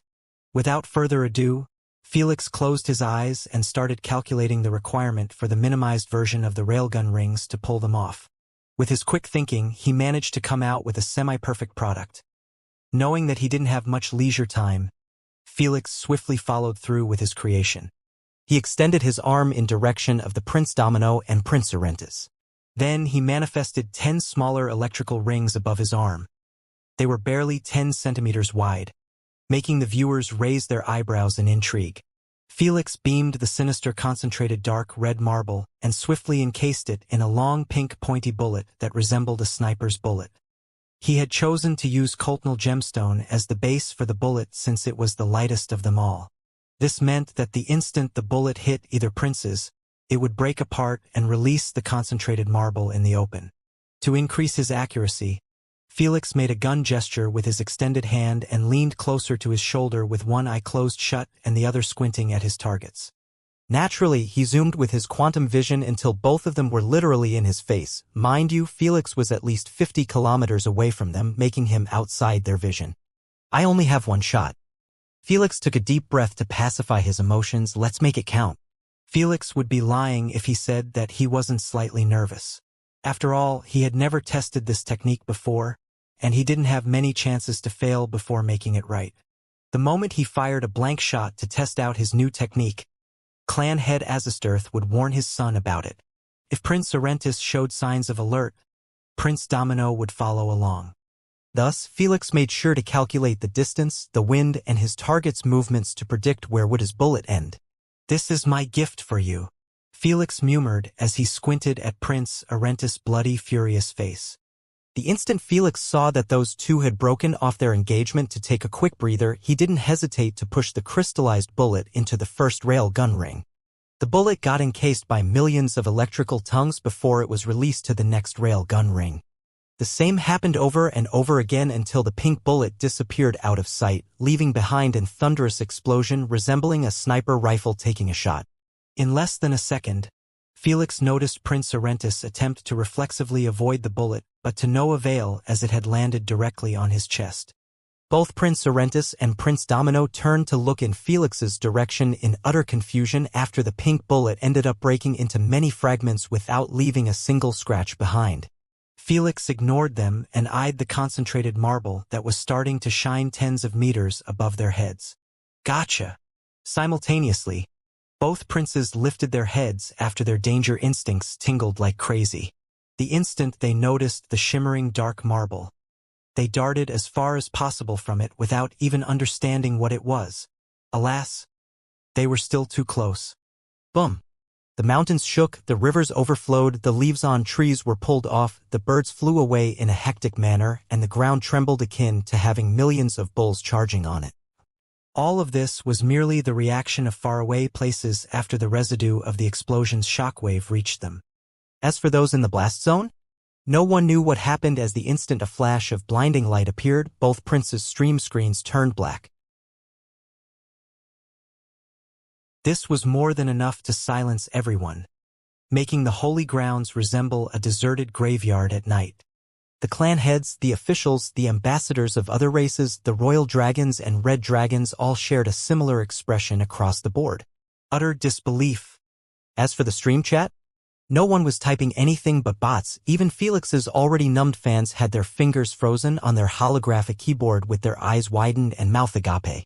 Just like synchronized divers, everyone turned their heads reflexively towards Felix's stream screen that was showing a towering mushroom cloud, touching the ceiling of the sky.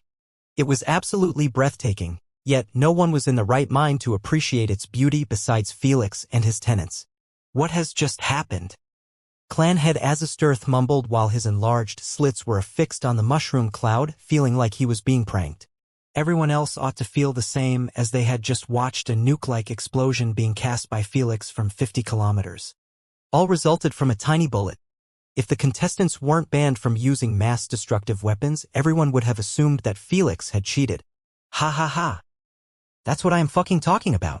Abruptly, clan head Curson clapped his hands while laughing loudly, making his voice echo throughout the entire holy grounds. This was enough to wake up everyone from their momentarily daze and join him in creating a rowdy atmosphere. "How? Holy! Don't tell me both princes were killed? Is he even a human anymore?" When even the dragons were reacting like, there was no point in mentioning the stream chat. While everyone was losing their minds, Felix was speeding towards the mushroom cloud. "Felix, are you okay?" Worried, Princess Anastasia contacted him after seeing the explosion. "Never been better," Felix replied with a faint smirk. "Was that you?" When Princess Anastasia heard so, she had a strong feeling that Felix had a hand in the explosion. "Yes." Princess Anastasia was left speechless as well. "Talk to you later. I still haven't finished my business." When Felix arrived at the site, he used his X-ray vision to search for any survivors.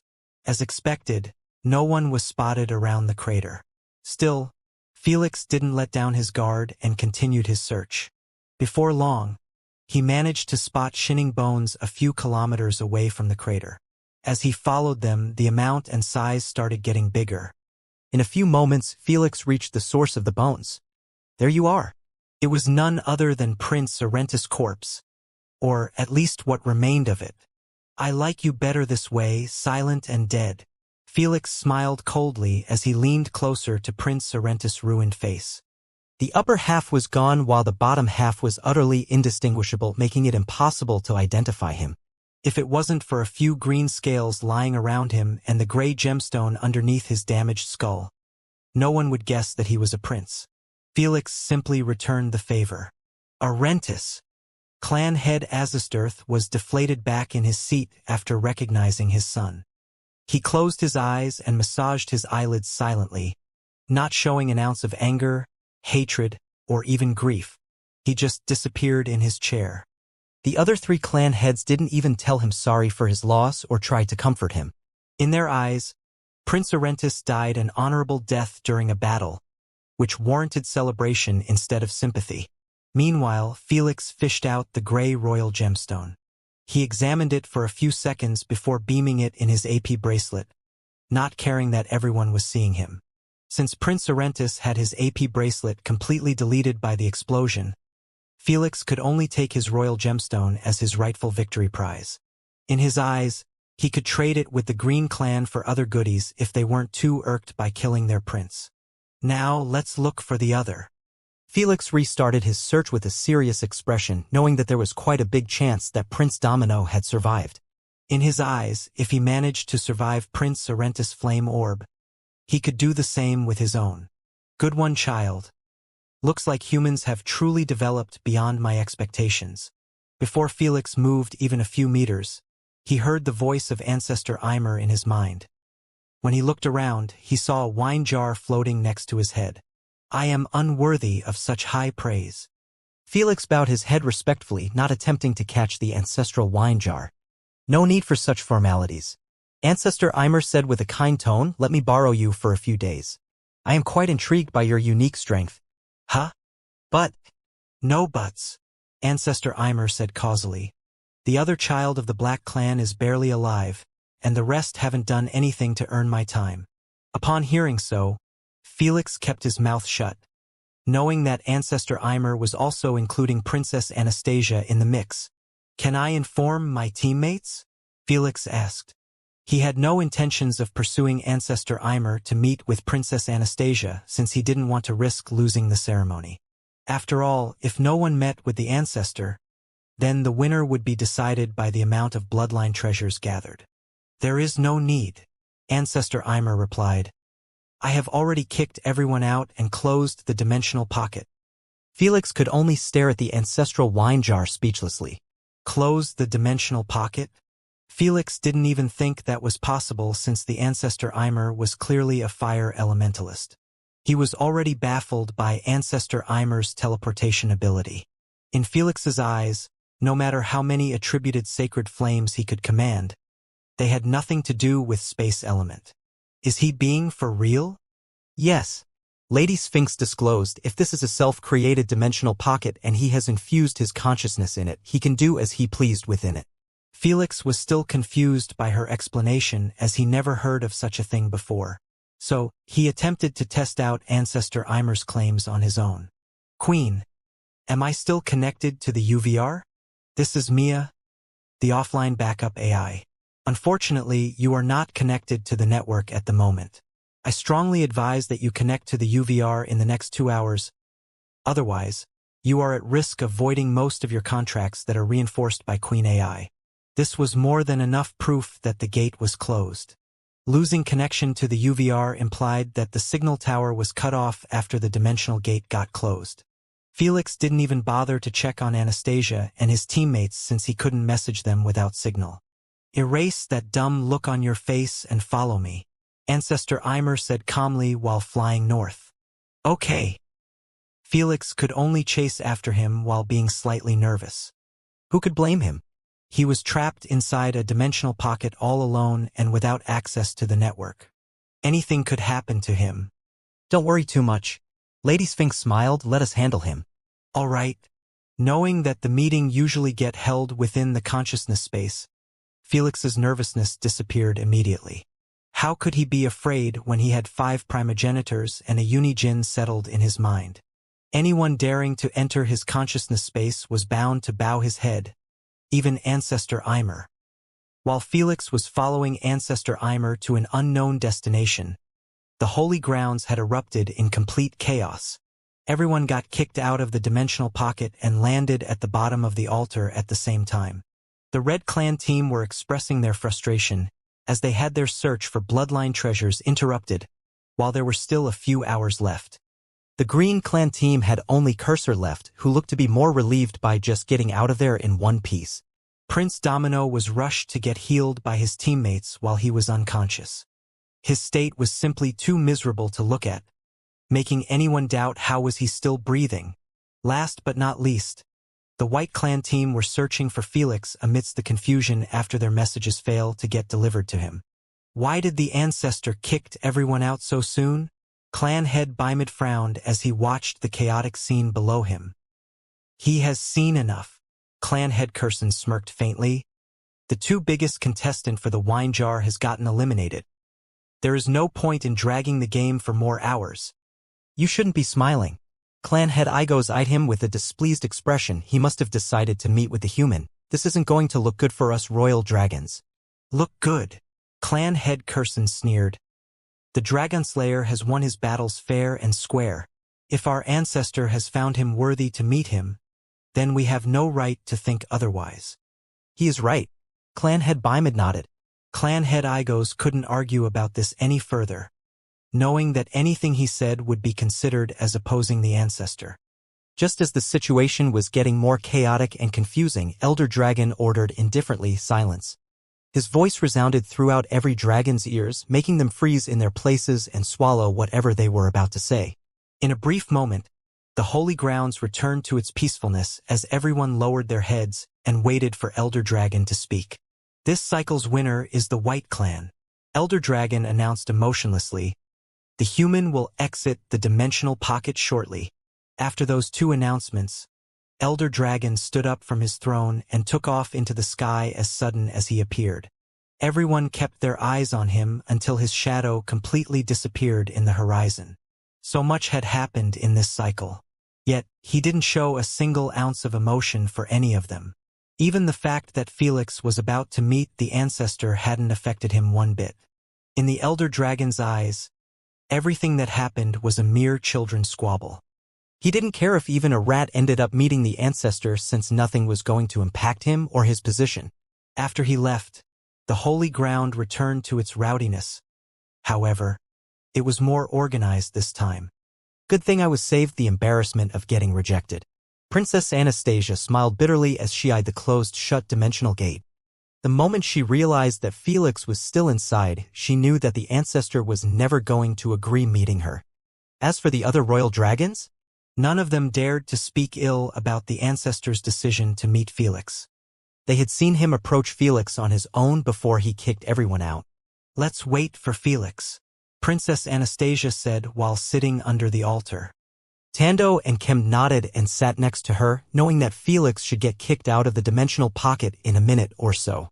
All royal dragons knew that time run differently when the dimensional pocket get closed. Lady Sphinx's guess was correct as the time moves based on this rate 1 day/100 days. In other words, 1 minute on the outside would translate to hours, which was the most common duration everyone had been given by the ancestor. So everyone waited for Felix's exit. Alas, 1 minute gone by, then 2 minutes, then 5 minutes. Before long, an entire 30 minutes gone by and there was no sight of Felix. Okay, this is getting alarming. Clan head Curson stood up with a deep frown, knowing that not a single royal dragon had spent an entire 30 minutes inside the dimensional pocket. What's up with them? Olivia titled her head in confusion after seeing that the royal dragons were all reacting weirdly. Who knows? Sylvia and the rest of the Earthling team were also left confused. Unlike the royal dragons, the red dragons and the rest of the viewers had absolutely no idea that Felix should have spent more than 7 days inside the dimensional pocket by now. In their eyes, Felix was inside for merely 30 minutes, which was nothing. Send everyone home. Clan head Curson ordered his subordinates after seeing that the royal dragon's discussion was getting louder and louder.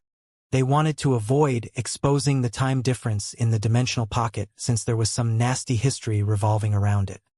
All the royal dragons were absolutely banned from speaking about it. Should we turn off the stream as well? Clan head Bimid suggested with a serious tone. No need. Clan head Igo said. It will make the situation even more peculiar than it is. The royal and red dragons getting escorted outside the holy grounds wasn't too peculiar since the ceremony had indeed ended. Though shutting off the stream before Felix had exited the dimensional pocket was a different story since he had trillions of fans. As expected, the viewers waited patiently for Felix's exit, not knowing that the clan heads were getting agitated with each minute that goes by. Before long, an entire hour passed. The hell is going on? Clan head Igo said with a suppressed tone. Did Ancestor like the Dragon Slayer to the point he decided to keep him for half a month? If this was the truth, then it was quite a resounding slap to the entire dragon race. He probably kept him to experiment on him or something. Clan head Azistirth said calmly. That human strength is just too uncanny even for us. He hadn't forgotten how Felix had nuked his son by a mere bullet. As long as Felix didn't come out to clarify it for him, it would always irritate him. Enough speculations. Clan head Curson sat back on his chair with a concerned expression. We can only hope that he doesn't spend more hours inside. Unbeknownst to everyone, Felix was going to spend much more time than that. 1 hour earlier, Felix had been led to a new ruins site underneath a gray hill. This ruins site looked quite the same as the previous ruins Felix was at, though the yellow buildings weren't as destroyed. Come sit here, Ancestor Eimer said as he teleported above a giant dragon statue. Felix did as he was told and sat in a mediation posture on the head. You can enter your consciousness space. All right.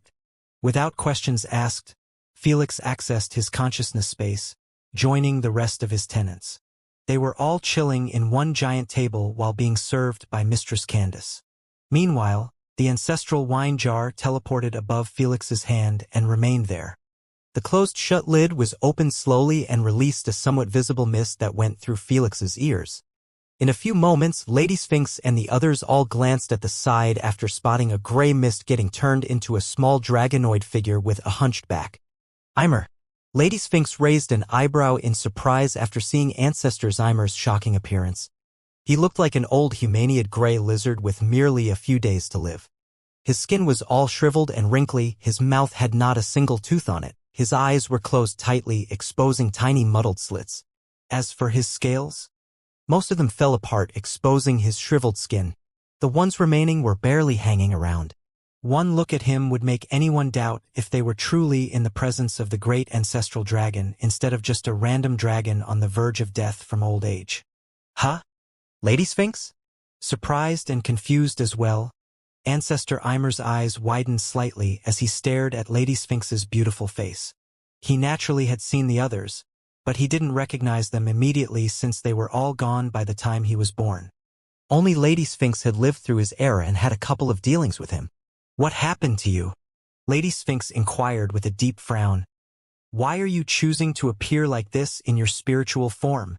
If Ancestor Eimer had shown himself like this in his physical form, everyone would have assumed that he was simply getting too old.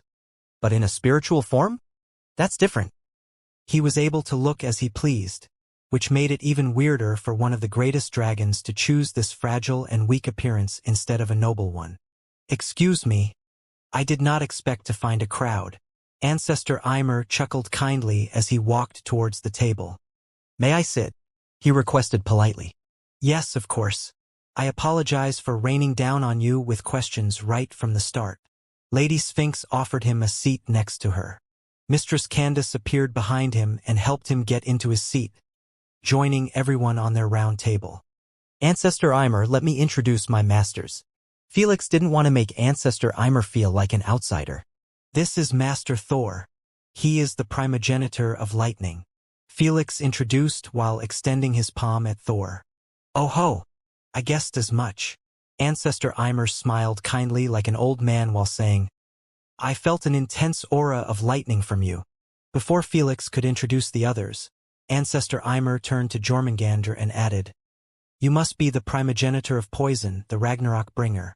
Then, he turned to Fenrir and guessed his identity as well before moving on to Carbuncle, getting it right too. You are?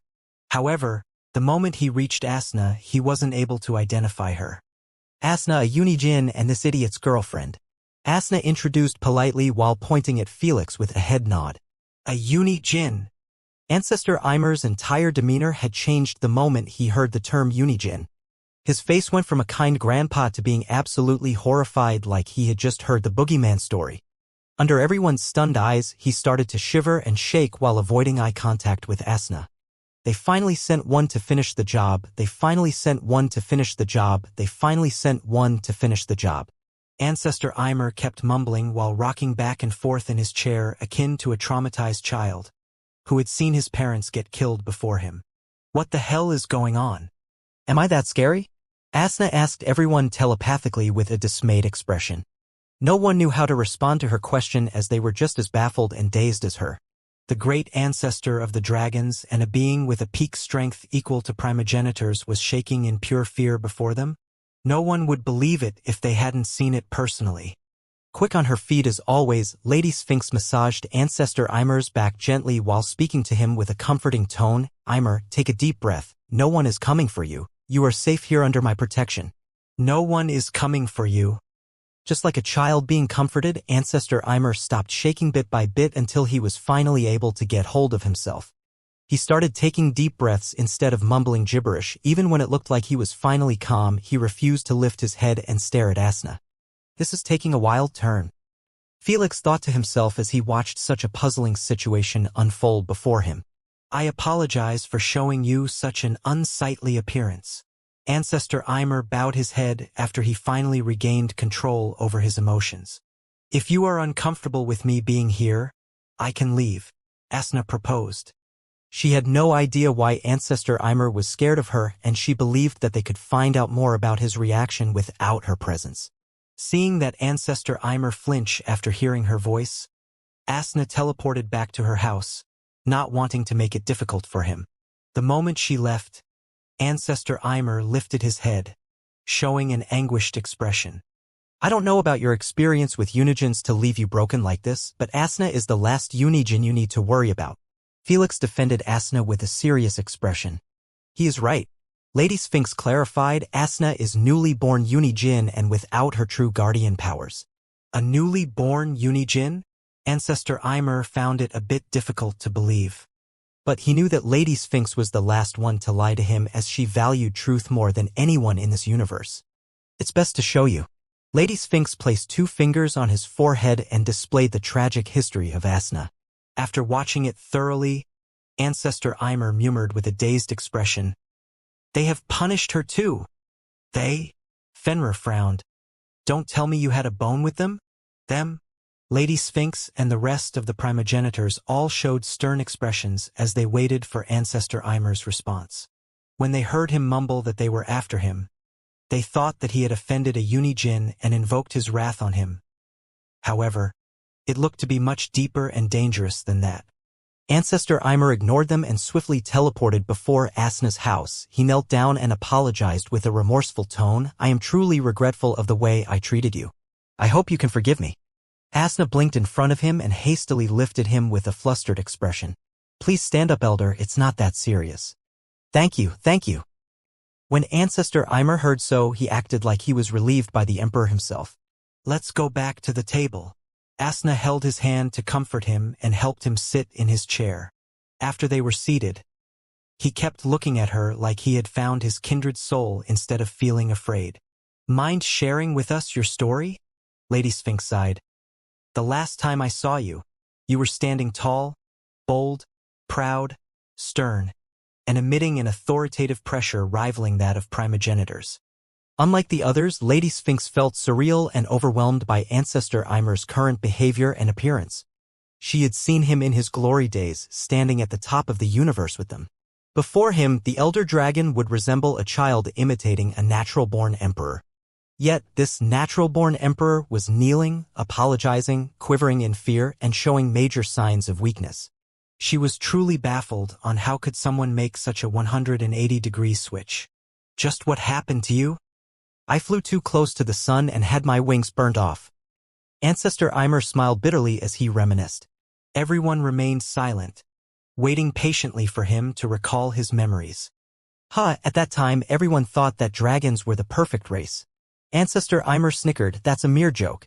We were the most imperfect creatures in the universe and been given the greatest curse of them all. Unchecked pride. Ancestor Ymer eyed Lady Sphinx and continued on. I believe you still recall how much pride I had in myself and strength during my glory days. What you don't know is that my pride made it impossible for me to sleep at night, while knowing that my universal social status is that of a mortal even though my strength has already reached the realm of gods like you. Lady Sphinx nodded in understanding. Although Ancestor Ymer had caught up to primogenitor's strength, he was still considered as a mortal.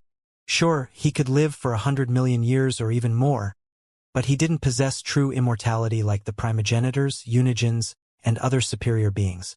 As for vampires' immortality or such, they were merely cheating the system by utilizing their gifts instead of being truly born with it.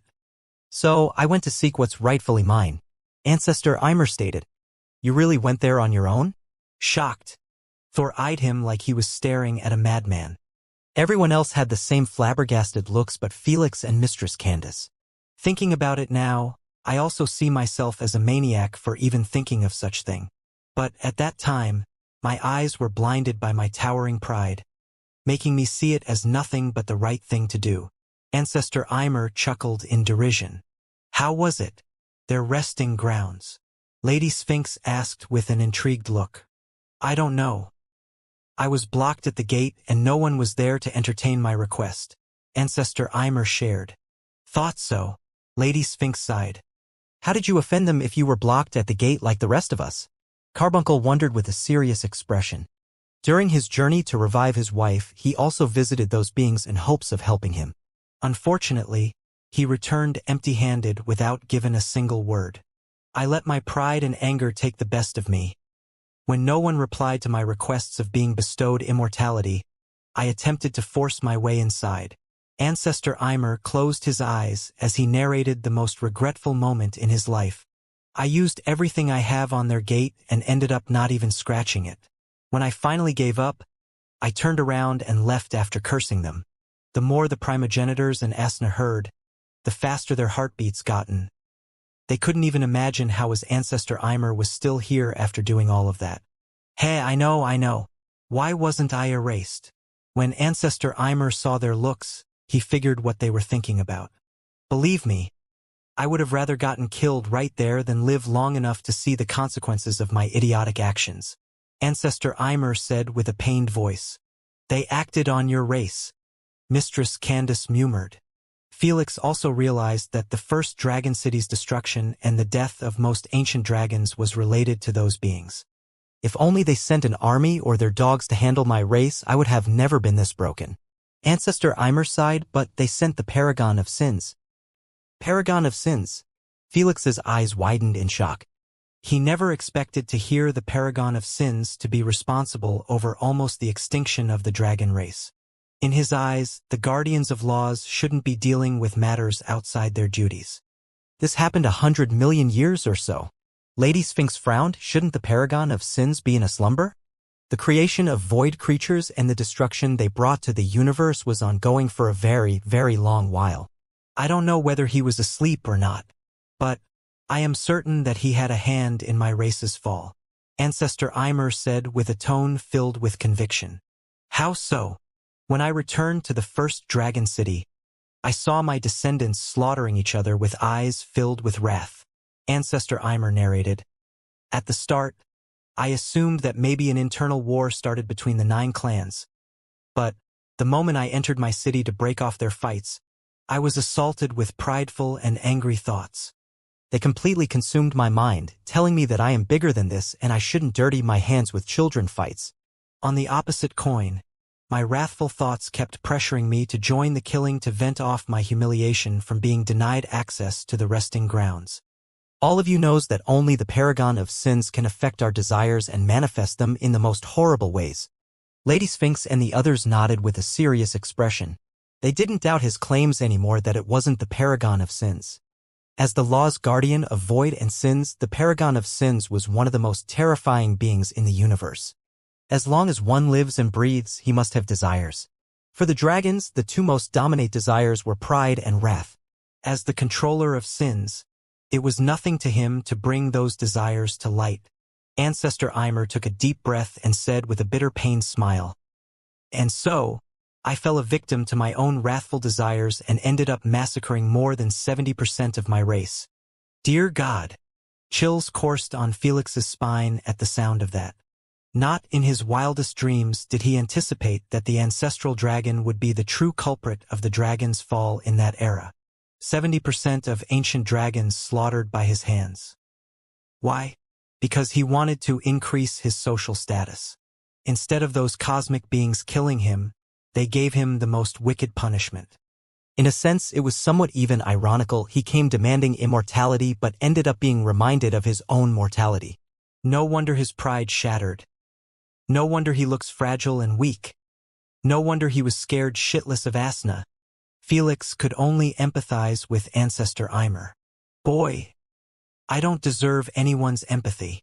Ancestor Ymer shook his head. I brought this upon myself and included my poor descendants in this mess. No one to blame but myself, no one. How did you manage to escape with the survivors? Did you break off the paragon of sin's control? Lady Sphinx moved on, not wanting to see Ancestor Ymer feeling sorry for himself. Break it off. Ancestor Ymer chuckled in self-ridicule. If I had such a godly will, I wouldn't have turned a slave to my desires. So what happened? I don't know. My mind turned clear again while I was chalking my descendant. I wasn't the only one freed from the wrathful thoughts as the rest of my descendants all paused fighting simultaneously. Ancestor Ymer shared. Was it a show of mercy from the paragon of sins? Or they just wanted to teach you a lesson instead of eradicating your race? Lady Sphinx wondered. Who knows? Ancestor Ymer sighed. I didn't have such thoughts back then. I just wanted to get out of that cursed city as fast as possible, not daring to spare a single glance at the countless corpses of my descendants. Felix couldn't even imagine how Ancestor Ymer felt back then. The fact that he was still able to think logically was already a feat on its own. He knew that if he was in his position, he would have honestly gone insane. So, you led the rest of the survivors to Icarius Galaxy? Yes. But it wasn't as easy as it sounds. Ancestor Ymer smiled wryly. The survivors were all terrified of me and didn't dare to follow my orders. Who could blame them? They were living peacefully a few hours ago before they started killing their own brothers and sisters. To make matters worse, their own great father joined the slaughter instead of saving them. In their eyes, the Ancestor Ymer was the incarnation of the devil at that time. I knew that it was too late for words to solve our situation. So, I abused my spiritual pressure to force them into remaining in their places while I was busy cutting off a portion of the city. Why did you so? At that moment I didn't really know, Ancestor Ymer answered. But with time, I understood that I did it to punish myself for this grave mistake. You were already punished enough. Asna sighed. Ancestor Ymer shook his head in disagreement and continued on his narration. I picked up the survivors on my back and collected all the corpses of my descendants on the separated piece of the city. Then I placed it in my divine spatial ring and blew up the main city. No wonder the first dragon city had disappeared, and no one knew exactly what happened to the dragons before the immigration. Felix thought to himself. By taking the corpses and blowing the main city, no one was able to find out clues on what occurred to the dragons. The fact that survivors kept their mouths shut made it even more mysterious.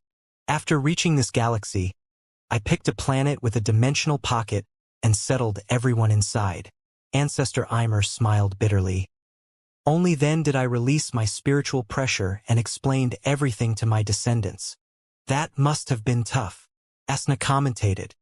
Tough can't even describe it. I was renounced by my own race and treated as mere air. Even though I knew that I can always control them with my spiritual pressure, I respected their wishes. Felix and the others couldn't help but feel sorry for him, even though he felt like he deserved it. To get renounced by your own race while being the first to be born was really a hard pill to swallow. Just being disowned by your own parents hurt like sleeping on a bed of nails. I guess that's just about everything? Ancestor Ymer concluded. I secluded myself and watched my descendants clean the destroyed city and build a new one. With years going by, they reproduced and erased that hellish memory out of their minds, not telling the future generation anything about it. It must have come as a shock when the dimensional pocket opened, and they realized that only 50 years had gone by. Lady Sphinx said. Shock is an understatement. Ancestor Eimer chuckled. The time difference was quite vast, as we have spent 5 millennials more or less during that duration. No wonder the environment constantly changes. Felix couldn't help but take a deep breath in shock at the sound of that. Well, my descendants would rather not live any more inside the dimensional pocket after knowing about such a massive difference in time. Ancestor Eimer said. They immigrated at the same time, knowing that if they remained inside, they would be stuck for another 5,000 years. It was an expected reaction, honestly. No one would want to live in a bubble, especially if time was running 100 times faster. It would make them feel like they were wasting thousands of years from their lives while the outside world didn't move an inch. I decided to remain within the dimensional pocket in fear of attracting their wrath again. Ancestor Eimer said. The last thing I want is to have the same scenario repeat for my descendants, who already moved on their lives. But isn't better to hide outside? Felix frowned. You will keep aging at crazy rate. You still don't understand. Ancestor Eimer smiled kindly as he eyed Felix. That's my own punishment for seeking immortality. Everyone was left at loss for words after figuring out what he meant. Ancestor Eimer had punished himself for seeking immortality by aging at 100 times faster than outside universe. No wonder he died so early and his corpse was in perfect shape. Felix thought to himself after realizing that the royal clans must have found their ancestor Eimer's corpse during their exploration of the dimensional pocket. 100 million years had gone by since the immigration of the dragon race.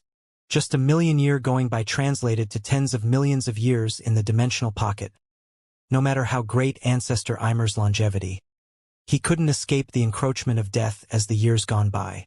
For the dragons, dying a normal death from age was quite shameful, so whenever dragons feel the breath of death on their necks, they challenge each other for one last epic battle.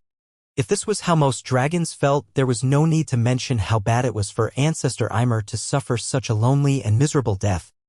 You really are something else. Lady Sphinx sighed exasperatedly. You went through all of that and still refused to leave this plane. I wanted to embrace death dearly, but I just couldn't leave my descendants behind while knowing that the paragon of sins or other unigens might come to finish the job and eradicate everyone. Ancestor Eimer smiled wryly. I kept this wisp of consciousness alive within the spiritual natural treasure to check on them once every cycle. You truly went through a lot. By now, everyone had figured out the last piece of the puzzle on their own.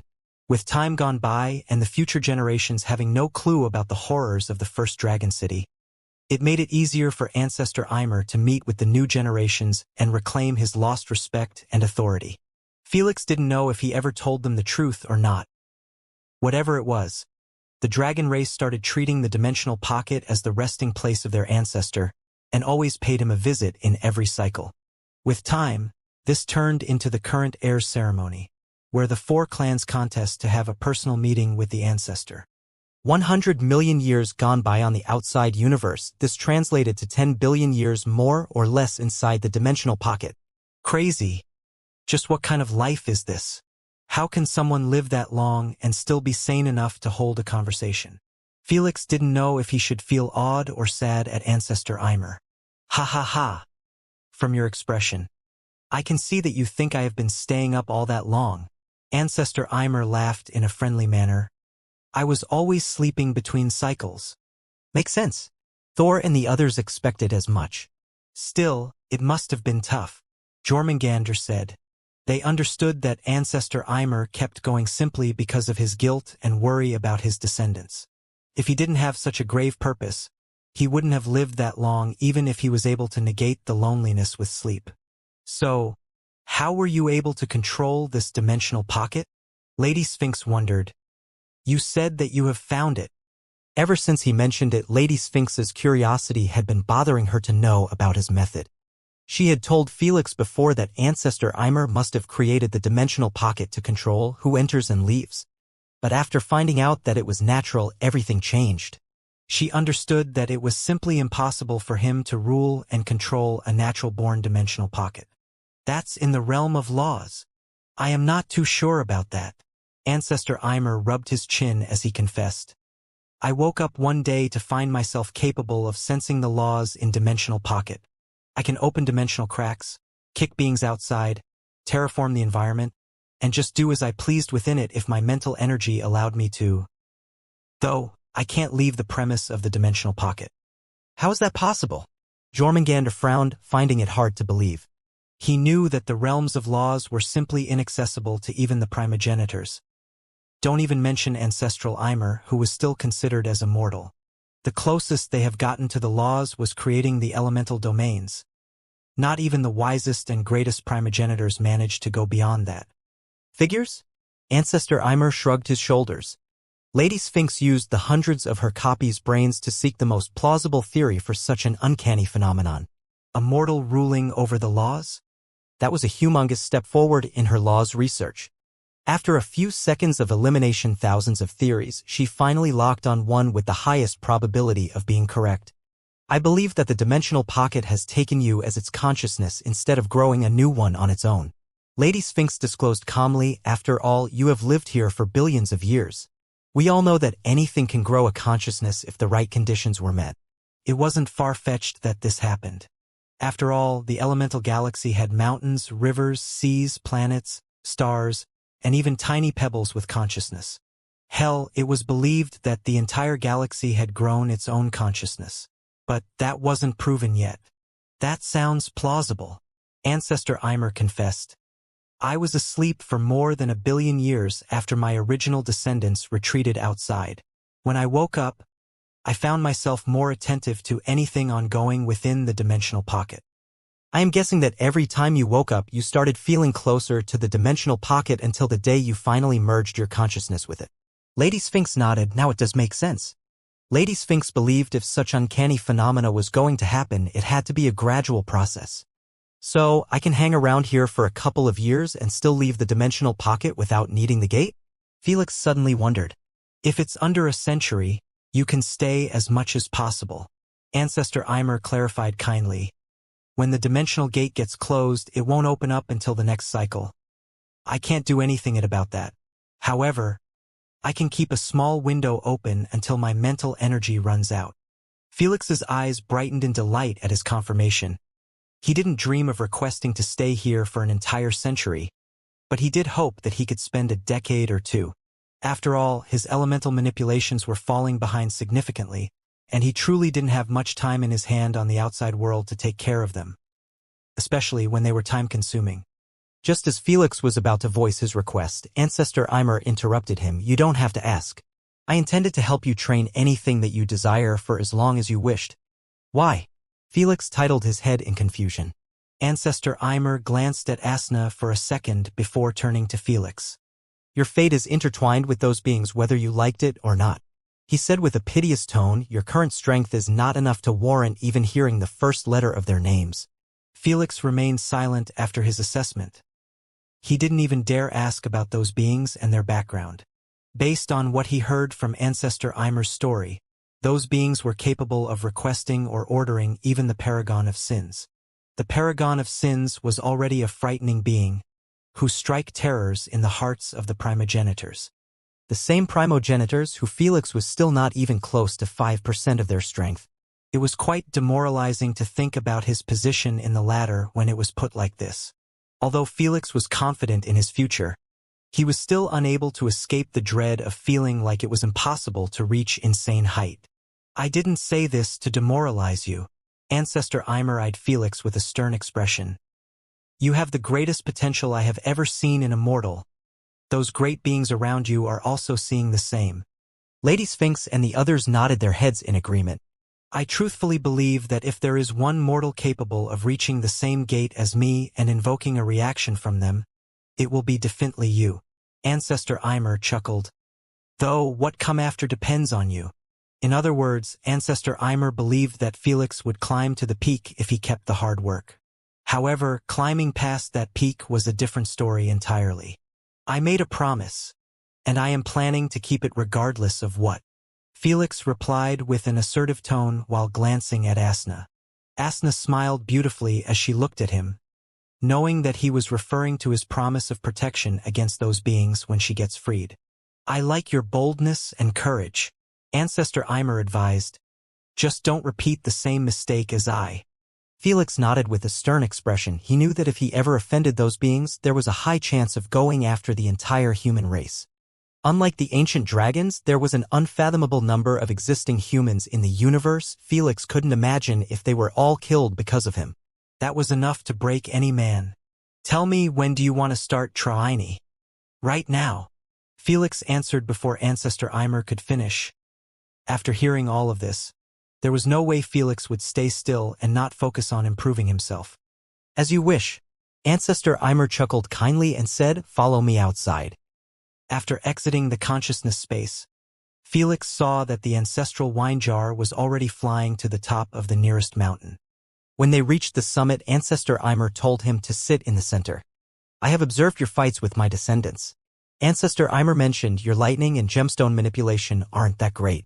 Felix nodded and summarized everything related to his 3 perfect manipulations, wanting to give him a better understanding on why they weren't all equally good. The elders didn't oppose Felix telling Ancestor Eimer about his story. Looks like everyone with you has their own share of troubles like me. Ancestor Eimer sighed after hearing that all the tenants within Felix's mind had their own struggles and goals. The Asgardian faction were seeking revenge. Carbuncle was hoping to revive his wife from the spirit realm. Lady Sphinx was attempting to collect all the maniacal monoliths. Asna sought to separate her soul from Felix and hopefully live a life without the constraint of her duties. Mistress Candace pursued improvement on her social status and strength by taking care of the future paragon of sins. Lord Cows. Well, no one knew his true agenda yet and its relation with Nimmo. Child. You were like a train and everyone on board has paid for their tickets. Ancestor Eimer asked Felix calmly, what's the train's purpose? Transporting all passengers to their destinations. Felix answered while narrowing his eyes in focus. The analogy might sound like Felix was being taken advantage of, but he really wasn't. Everything that he owned was related to one of the tenants in his mind. Without them, he wouldn't be even sitting here. They paid for their tickets, and it was his job to help them achieve their goals, no matter how difficult they were. Honestly, besides Lord Cows and Carbuncle, the others would never pressure Felix to help them out with their goals. Asna already stated that she was fine just being with him, even if it meant never existing in the real world. Lady Sphinx didn't prioritize maniacal monoliths to the point she would force Felix into deadly situations. The Asgardians could give up on their revenge if it proved too much for Felix. It was Felix who simply couldn't remain still after accepting their gifts and help for the past years. You should continue with your lightning manipulation. The moment Ancestor Eimer finished speaking, the sky above Felix turned dark all of a sudden. When Felix lifted his head, he saw countless thick, gloomy gray clouds gather. Rumble, rumble. Without warning, lightning bolts started raining down by the tens and hundreds above the summit, striking it continuously. You really can control all laws in the dimensional pocket. Felix could only eye the ancestral wine jar with a stunned look while being struck continuously with lightning bolts.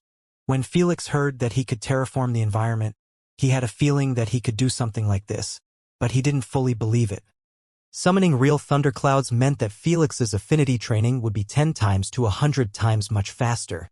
After all, training in a rich environment of the same affinity wasn't the same as doing it in a random area.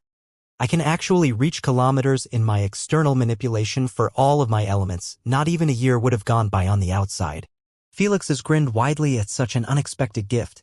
100 days later, inside the dimensional pocket, Felix's lightning affinity was improving at a steady pace, helping him learn and master more external lightning abilities. The best part? There was no one to bother him as the entire dimensional pocket was a safe haven. In addition, no one was going to bother him with messages, giving him crystal clear focus. Naturally, Felix had already contacted those close to him and informed them that he was fine inside the dimensional pocket and would be absent for half a year to a year. Because connection to the Queen AI was blocked, he requested Mistress Candace to send the emails. She had her main consciousness on the outside, so it didn't cause her any trouble. Felix made sure that everyone he contacted to keep the information private. He wanted to avoid alerting the dragons that he managed to stay an entire century within the dimensional pocket.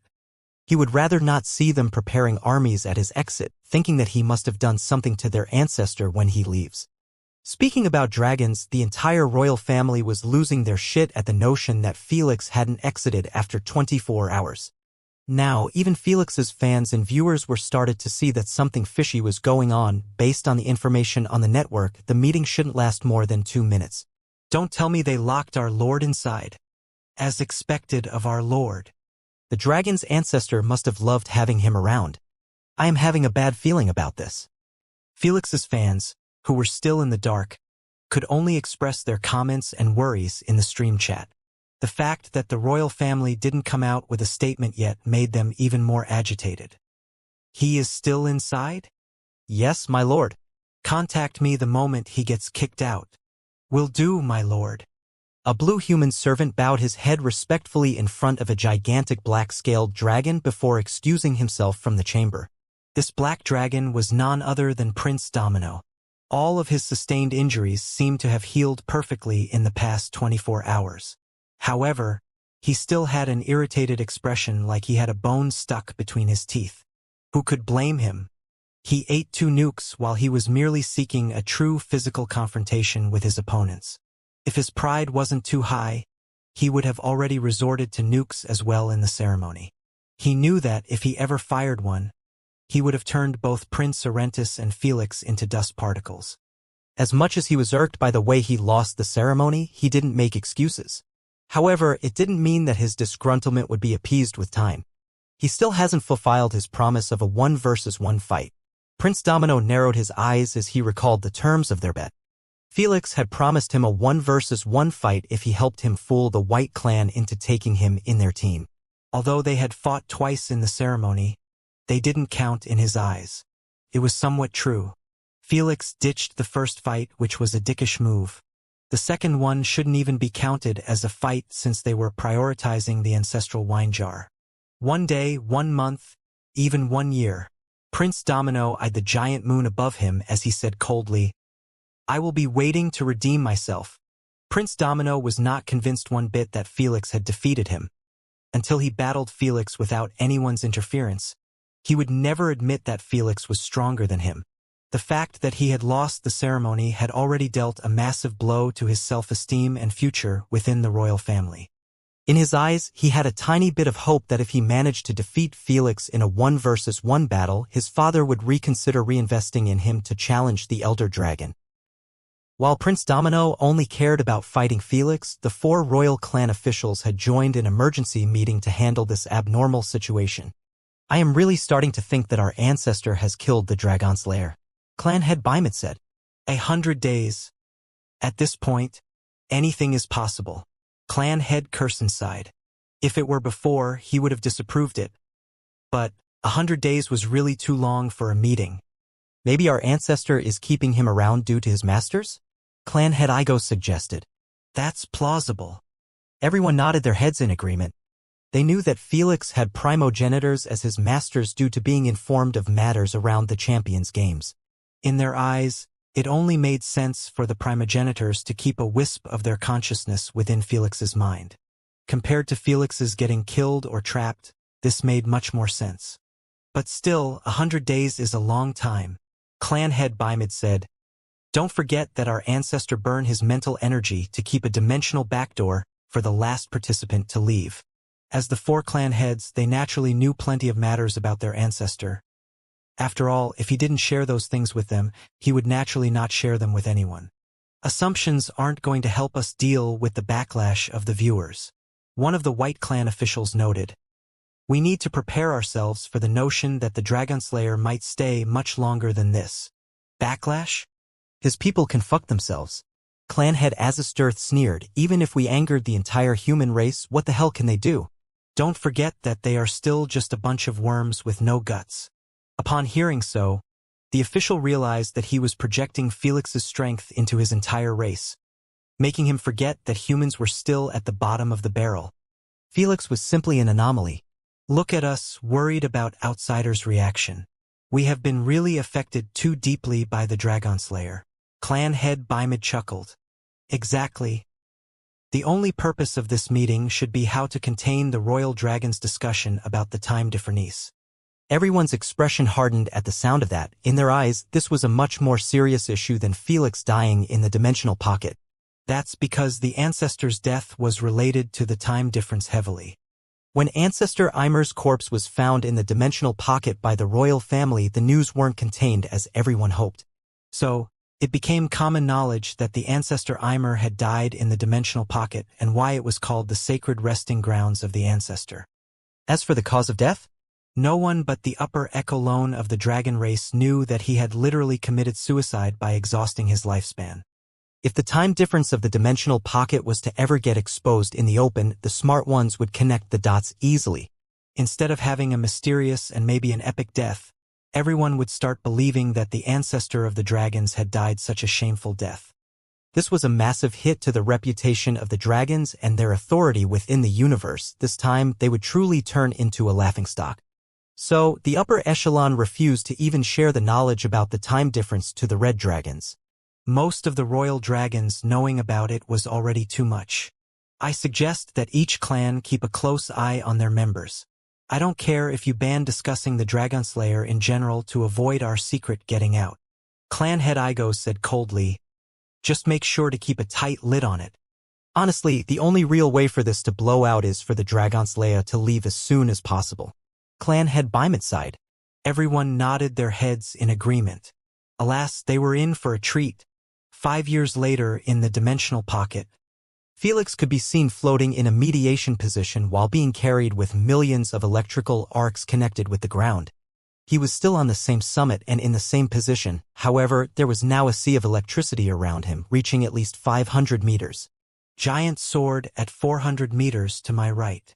With a mere thought, Felix managed to manifest a humongous sword made completely electricity without him needing to even glance at its location. Giant axe 400 meters to my left. On the side of the mountain, a gigantic one-handed axe was created. Although both weapons were made out of lightning, they appeared to be refined and complete. If it wasn't for some electrical tongues being emitted once in a while, no one would doubt that they were created out of solid white materials. Fight! Felix lifted both of his hands and started moving them akin to an orchestra conductor. Following the movements of his fingers, the giant sword and axe started trading blows in the air, resulting in millions of electrical tongues to get splashed everywhere. While he was controlling them, Felix was manifesting other gigantic weapons in the sea of electricity and have them join the fun. This might seem simple, but it required a tremendous amount of concentration and great congestive reasoning to multitask at such a high level. If it wasn't for Felix spending an entire 5 years focusing purely on his lightning manipulation, he would have never reached such height. It's time to switch back to poison, Jormungandr suggested as he watched Felix. Not yet. Thor's eyelids twitched. Don't be too impatient, he has another 95 years. I disagree. Jormungandr eyed him in annoyance. He needs to have balance in all of his elements, so he must return to poison and push his external range to 0.5 kilometer in it as well. Stop being jealous. You will ruin my student's efforts. He is my fucking student too. They are at it again. Lady Sphinx could only watch them headbutt each other with an annoyed expression. Ever since Felix's lightning manipulation surpassed his poison manipulation, Thor always had a smug smile on his face when he deals with Jormungandr. This had driven Jormungandr insane, making him unable to sit still anymore. Why can't they be like Carbuncle? Asna commentated with a faint chuckle as she eyed Carbuncle chilling above the consciousness lake with sunglasses and thick joint in his lips. Ever since he had given Felix his gemstone manipulation, he never cared about how he utilized it. If Felix was confused about something, he explains it to him in a crystal and quick manner to leave him smoke in peace. So, even though they weren't considered to have a master-slash-student relation, Felix was gaining everything from it. While Thor and Jormungandr were arguing, Ancestor Ymer approached Lady Sphinx and sat next to her. Seeing that he had a serious expression, Lady Sphinx closed her book gently and placed it on her lap. Instead of speaking at once, Ancestor Ymer turned to stare at Felix, who was busting his ass to control more than 10 gigantic electrical weapons simultaneously. For the past 5 years, Ancestor Ymer had observed Felix a great deal, making him quite pleased with his hard work. Although Felix had a century of time, he still invested more than 16 hours a day to train. To do so every single day for 5 years straight required an uncanny and respectful discipline. I have been thinking lately, can humans really adapt to everything? Ancestor Eimer finally asked. In what sense? Physical-wise? Theoretically yes. Lady Sphinx answered, Felix's body has adapted to multiple primogenitors' bloodlines and also an entire devourer's heart. If he wasn't a human, it would have been near impossible. Only humans could be treated as clean white sheet in the universe, allowing them to adapt to almost any type of modification as long as it was reasonable. Is that so? Ancestor Eimer rubbed his chin thoughtfully for a few moments before suggesting, can he adapt to the dragon's cultivation system as well? Huh? What do you mean? Isn't it gone already? Lady Sphinx raised an eyebrow in surprise. Unlike the public, she knew that the dragon's cultivation system didn't exist anymore. In the old times, dragons were believed to gain strength from purely devouring minerals and absorbing the energy within them based on their rarities. However, the dragons started having trouble absorbing energy from minerals with each newborn generation until they were barely capable of getting anything from them. No one knew why it happened and how could it happen. The dragons wanted to avoid exposing their weakness to the open, so they kept it a secret and eluded the public to believe that their cultivation system was still a thing. That's why most dragons had treasuries full of precious minerals. They get gifted by other races, believing that they were using them to get stronger. But in reality, they were nothing but stones in their eyes. This was one of the reasons why dragons were tiny compared to the ancient dragons. It's gone all right, Ancestor Eimer sighed with a bitter expression. I can only assume that it had been taken from my race by them to avoid another act of rebellion. I thought the same after hearing your story. Lady Sphinx nodded. Lady Sphinx knew that those beings were capable of doing such thing if provoked. Ancestor Eimer did more than that. Because of his actions, his race had to suffer for future generations until eternity ends. They are truly too ruthless. Fenrir commented after picking up on their conversation. I know that more anyone else. Ancestor Eimer smiled wryly. So, what did you mean by having Felix to adapt to Dragon's cultivation system? Lady Sphinx wondered, how can he adapt to something that didn't exist anymore? Not even dragons had their own cultivation system, forcing them to rely solely on their bloodline purity and the bloodline treasures. Well, I still my heart secured around here, Ancestor Eimer suggested. I think you can put it in him and help him obtain my cultivation system like you did with the Devourer's heart. First, I have no clue how you managed to keep your heart in good condition after billions of years. Lady Sphinx's eyelids twitched as said. Second, it was already nay impossible for me to modify Felix's body to accept the Devourer's heart. It's 100% impossible to have another heart within him. Lady Sphinx rarely said that it was impossible to pull off something as it defies her explorative nature. But in this case, she was confident that no one but the Creator could pull off such a thing. Why so? Aren't humans pretty adaptive? Ancestor Eimer was still not convinced. Adaptive is one thing and having 3 hearts and 3 bloodstreams was another. Lady Sphinx clarified, unless one was born with a body to support the harmonization of 3 hearts, it's simply impossible. Felix is not a cephalopod and I can't make him one to handle 3 hearts at once. Octopuses and squids were known to have 3 hearts. 2 hearts pump blood to the gills to take up oxygen and the other pumps blood around the body. A balanced system that actually required 3 hearts. But in the case of Felix, 1 heart was more than enough to live perfectly. 2 hearts was pushing his body limits. 3 hearts shouldn't even be considered as an option. Lady Sphinx refused to screw up with Felix's body if the chance of his death or organs failure was far too high. She would rather not repeat the same mistake with the Void Domain's replacement. Is that so? Ancestor Eimer sighed in disappointment. Why did you even suggest such a thing? Lady Sphinx wondered. You don't owe Felix or us anything. The fact that you are allowing him to train for free here is already giving him too much. When it came to dealing with those beings, there is no such a thing as too much. Ancestor Eimer smiled kindly. If he is going to deal with them in his life eventually, I just felt like he will need any kind of help. Who knows? Maybe he might cause them some troubles?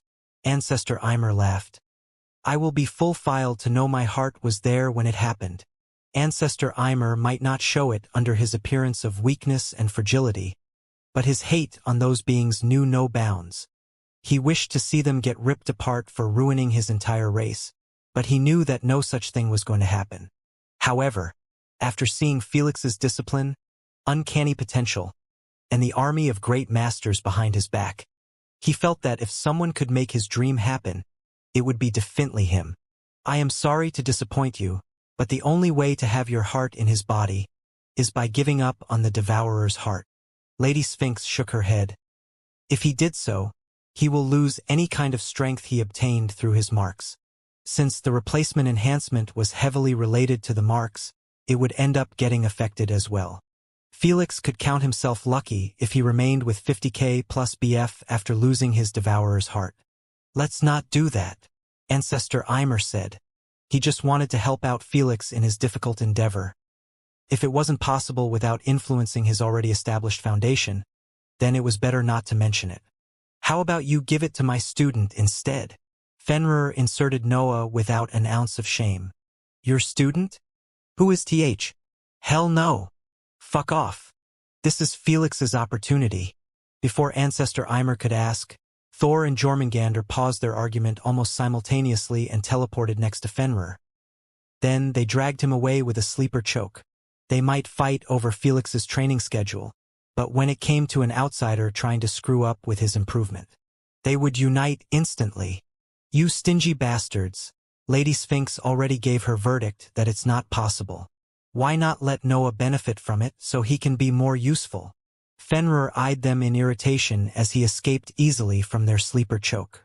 I am all down for your student to improve and be a useful asset to Felix, Jormungandr said with a firm tone. But it doesn't mean that I will approve of him stealing my student's opportunities.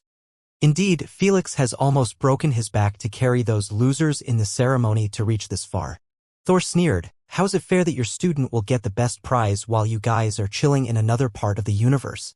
I understand where you are coming from, Fenrir said calmly. That's why I didn't suggest it until I was assured that your student will not be using it. Fenrir did have a point. If a treasure wasn't meant for Felix, then it was better to let Noah have it than be petty about it and no one get it. They were heading to the same destination anyway. I would agree if all options have been exhausted. Thor was still adamant for Felix to get the opportunity. Eimer has suggested using the heart like the Devourer's heart, but it can be used in other ways. Everyone turned to Lady Sphinx to see if it was feasible to use Ancestor Eimer's heart in other ways. Lady Sphinx thought about it for a few moments before expressing, there is another method, but he won't be getting the dragon's cultivation system if used. What will he be getting? That needs further studying, Lady Sphinx replied. Lady Sphinx had never dealt with a heart of such a great figure. Ancestor Eimer's strength was equal to primogenitor's. This signified that his heart was much better than Felix's Devourer's heart by miles as it was fully developed. Lady Sphinx refused to make assumptions without studying it truly. How about this, if the other methods are lackluster and won't benefit mostly from Eimer's heart, you can then use it on your student, Jormungandr suggested. However, if we are satisfied with the other method, you have no right to judge us even if it meant the loss of a cultivation system. Fine. Fenrir cursed under his breath as he walked away. Stingy bastards. After a decision was made, everyone returned to their own businesses, leaving Ancestor Eimer staring at them with a dumbfounded expression. Is it still even my heart? Well, I can't study the heart while being here, Lady Sphinx disclosed. There was no access to Queen AI to help them scan Eimer's heart and create a close virtual copy of it. Felix shouldn't take the heart to her since he would lose out decades of time inside the dimensional pocket by being merely a few months on the outside. How about you use Felix for research? Thor suggested. He has a research lab as well, and he is smart enough to follow your orders. I am not talking about that. Lady Sphinx shook her head. For such difficult project, I need to have perfect copies of the heart and subject's body. I can only do so with my sand manipulation. Lady Sphinx's research prowess was heavily reliant on her sand abilities. It allowed her to explore all options with extreme precision and without worrying about losing either the subject or the object. I can be responsible for the delivery. Mistress Candace said, I just need access to the dimensional pocket the first time. I can exit it by entering the void realm since it's connected to everything. It was impossible for Mistress Candace to enter the dimensional pocket from the void realm since its available gates were connected with the matter universe. However, exiting it was much easier because the void domain was mirroring all dimensions and realms, allowing Mistress Candace to open a void rift from the dimensional pocket easily. If it's just for one entry, my mental energy will exhaust 1 year or 2 sooner than anticipated, Ancestor Eimer informed. Losing 1 or 2 years from a century are much better than letting Lady Sphinx study Eimer's heart without her equipment and abilities. Jormungandr supported. Everyone nodded their heads in agreement. Now that the decision was approved, Mistress Candace was given the exact location of the back door. It was opened slightly further away from the holy grounds of the dragons. Ancestor Eimer opened a new background in different locations each time to avoid having his descendants attempting to return to the dimensional pocket after getting kicked out. Should I bring Nimmo with me? Mistress Candace wondered. If another one got added, you will lose 2 more years, Ancestor Eimer warned. I think it's worth it, Thur said. Nimmo also needs an insane amount of time to grow up properly, since he can already open void rifts on his own. He wouldn't bother Felix much and be responsible over his own food. Plus, Felix will miss Nimmo a lot if he spent a century without seeing him. Asna supported the idea. A century might be nothing for those monsters who lived for millions to billions of years, but it was an extremely long period for a human. After everyone approved, Mistress Candace entered the dimensional window with Nimmo in her arms. The instant they arrived at the colorful dimensional pocket, Nimmo started screaming excitedly akin to a child entering Wonderland. Feeling his urge to escape her grasp, Mistress Candace swiftly flew in direction of Felix. It didn't take her long to arrive above the sea of lightning and the show that Felix was putting with giant weapons. Immediately after Nimmo spotted Felix, his eyes brightened up in happiness and blinked above his lap. Then, he started licking his face, not caring about the electrical bolts hitting him. Nimmo? Felix raised an eyebrow in surprise after he opened his eyes and saw Nemo's tongue all over his face. He waved his hand and the entire sea of lightning disappeared. As for the thunderclouds above him, they were all removed by Ancestor Eimer based on his request to start his external manipulation training. Hello, Sir Felix. Mistress Candace appeared before Felix and bowed her head apologetically. Sorry for interrupting your training. It's all right. But did something happen for you guys to come here? Felix wondered as he rubbed Nimmo's belly. Come down here, Lady Sphinx said. Knowing that it must be something important, Felix swiftly entered his consciousness space. In there, he was informed about Ancestor Eimer's heart and everything that they had discussed. How can I help? Felix offered his assistance after realizing that his future would be impacted heavily if Lady Sphinx managed to pull off the merge with Eimer's heart. He didn't mind having 3 hearts if they weren't going to affect him negatively. That's because the more hearts he had, the harder to kill him. Felix had escaped death a few times due to his devourer's heart replacing his human heart after gotten damaged heavily. With a 3rd heart, he would really be considered as a cockroach. You can accompany Mistress Candace to Eimer's heart. All right. Without delay, Felix exited his consciousness space and placed Nimmo on his shoulders. Then, he flew with Mistress Candace after the wine jar. It took them to a humongous red tree with leaves burning up. This was quite an uncanny and illogical sight to have a tree compatible with flames. The ancestral wine jar went towards the trunk of the tree and passed through it, leaving behind water-like ripples. Felix and Mistress Candace eyed each other for a second in surprise before going through the tree trunk in the same manner. After passing through it, they opened their eyes to a breathtaking sight of a cozy small spherical cave that was covered completely in vines and flowers. In the center of the cave, there was a humongous crimson heart that was 3 times bigger than a wrecking ball. It was frozen solid in a much bigger cube of crystal ice. Everyone was left at loss for words as they eyed the gigantic heart, having no clue how did Ancestor Eimer ever thought that it was possible to plant such a monstrosity in Felix's chest. I can already see you guys judging my intelligence. Ancestor Ymer's eyelids twitched after hearing not a single comment on his heart. I am capable of controlling the size of my heart as I pleased as long as my consciousness can enter it. No one thought that you can't do so, Elder. Felix coughed to cover for his previous doubt. No wonder you managed to keep it intact for such a long period of time. Thor took an extra step and changed the subject by mentioning the cubic ice. Good, I was worrying that you have left it to absorb elemental energy freely all this time. Lady Sphinx praised as well. In this universe, almost everything was capable of absorbing elemental energy and gain consciousness as long as some conditions were met. In the case of Ancestor Ymer's heart, if it was left to absorb elemental energy for billions and billions of years, there was no doubt that it would turn into one of the greatest natural treasures in the history of the universe. Gaining consciousness, maybe not. But anyone consuming it might not even live to tell the tale due to how overwhelming the benefits it would give. This all sounded nice, but Lady Sphinx didn't want such a thing. That's because if it was turned into a natural treasure, it would lose its original purpose and have nothing to offer but get utilized as food or for concoction. Well, I was saving it for my descendants, hoping that one of them might show me that he was worthy to have my heart replaced his own and restart our cultivation system.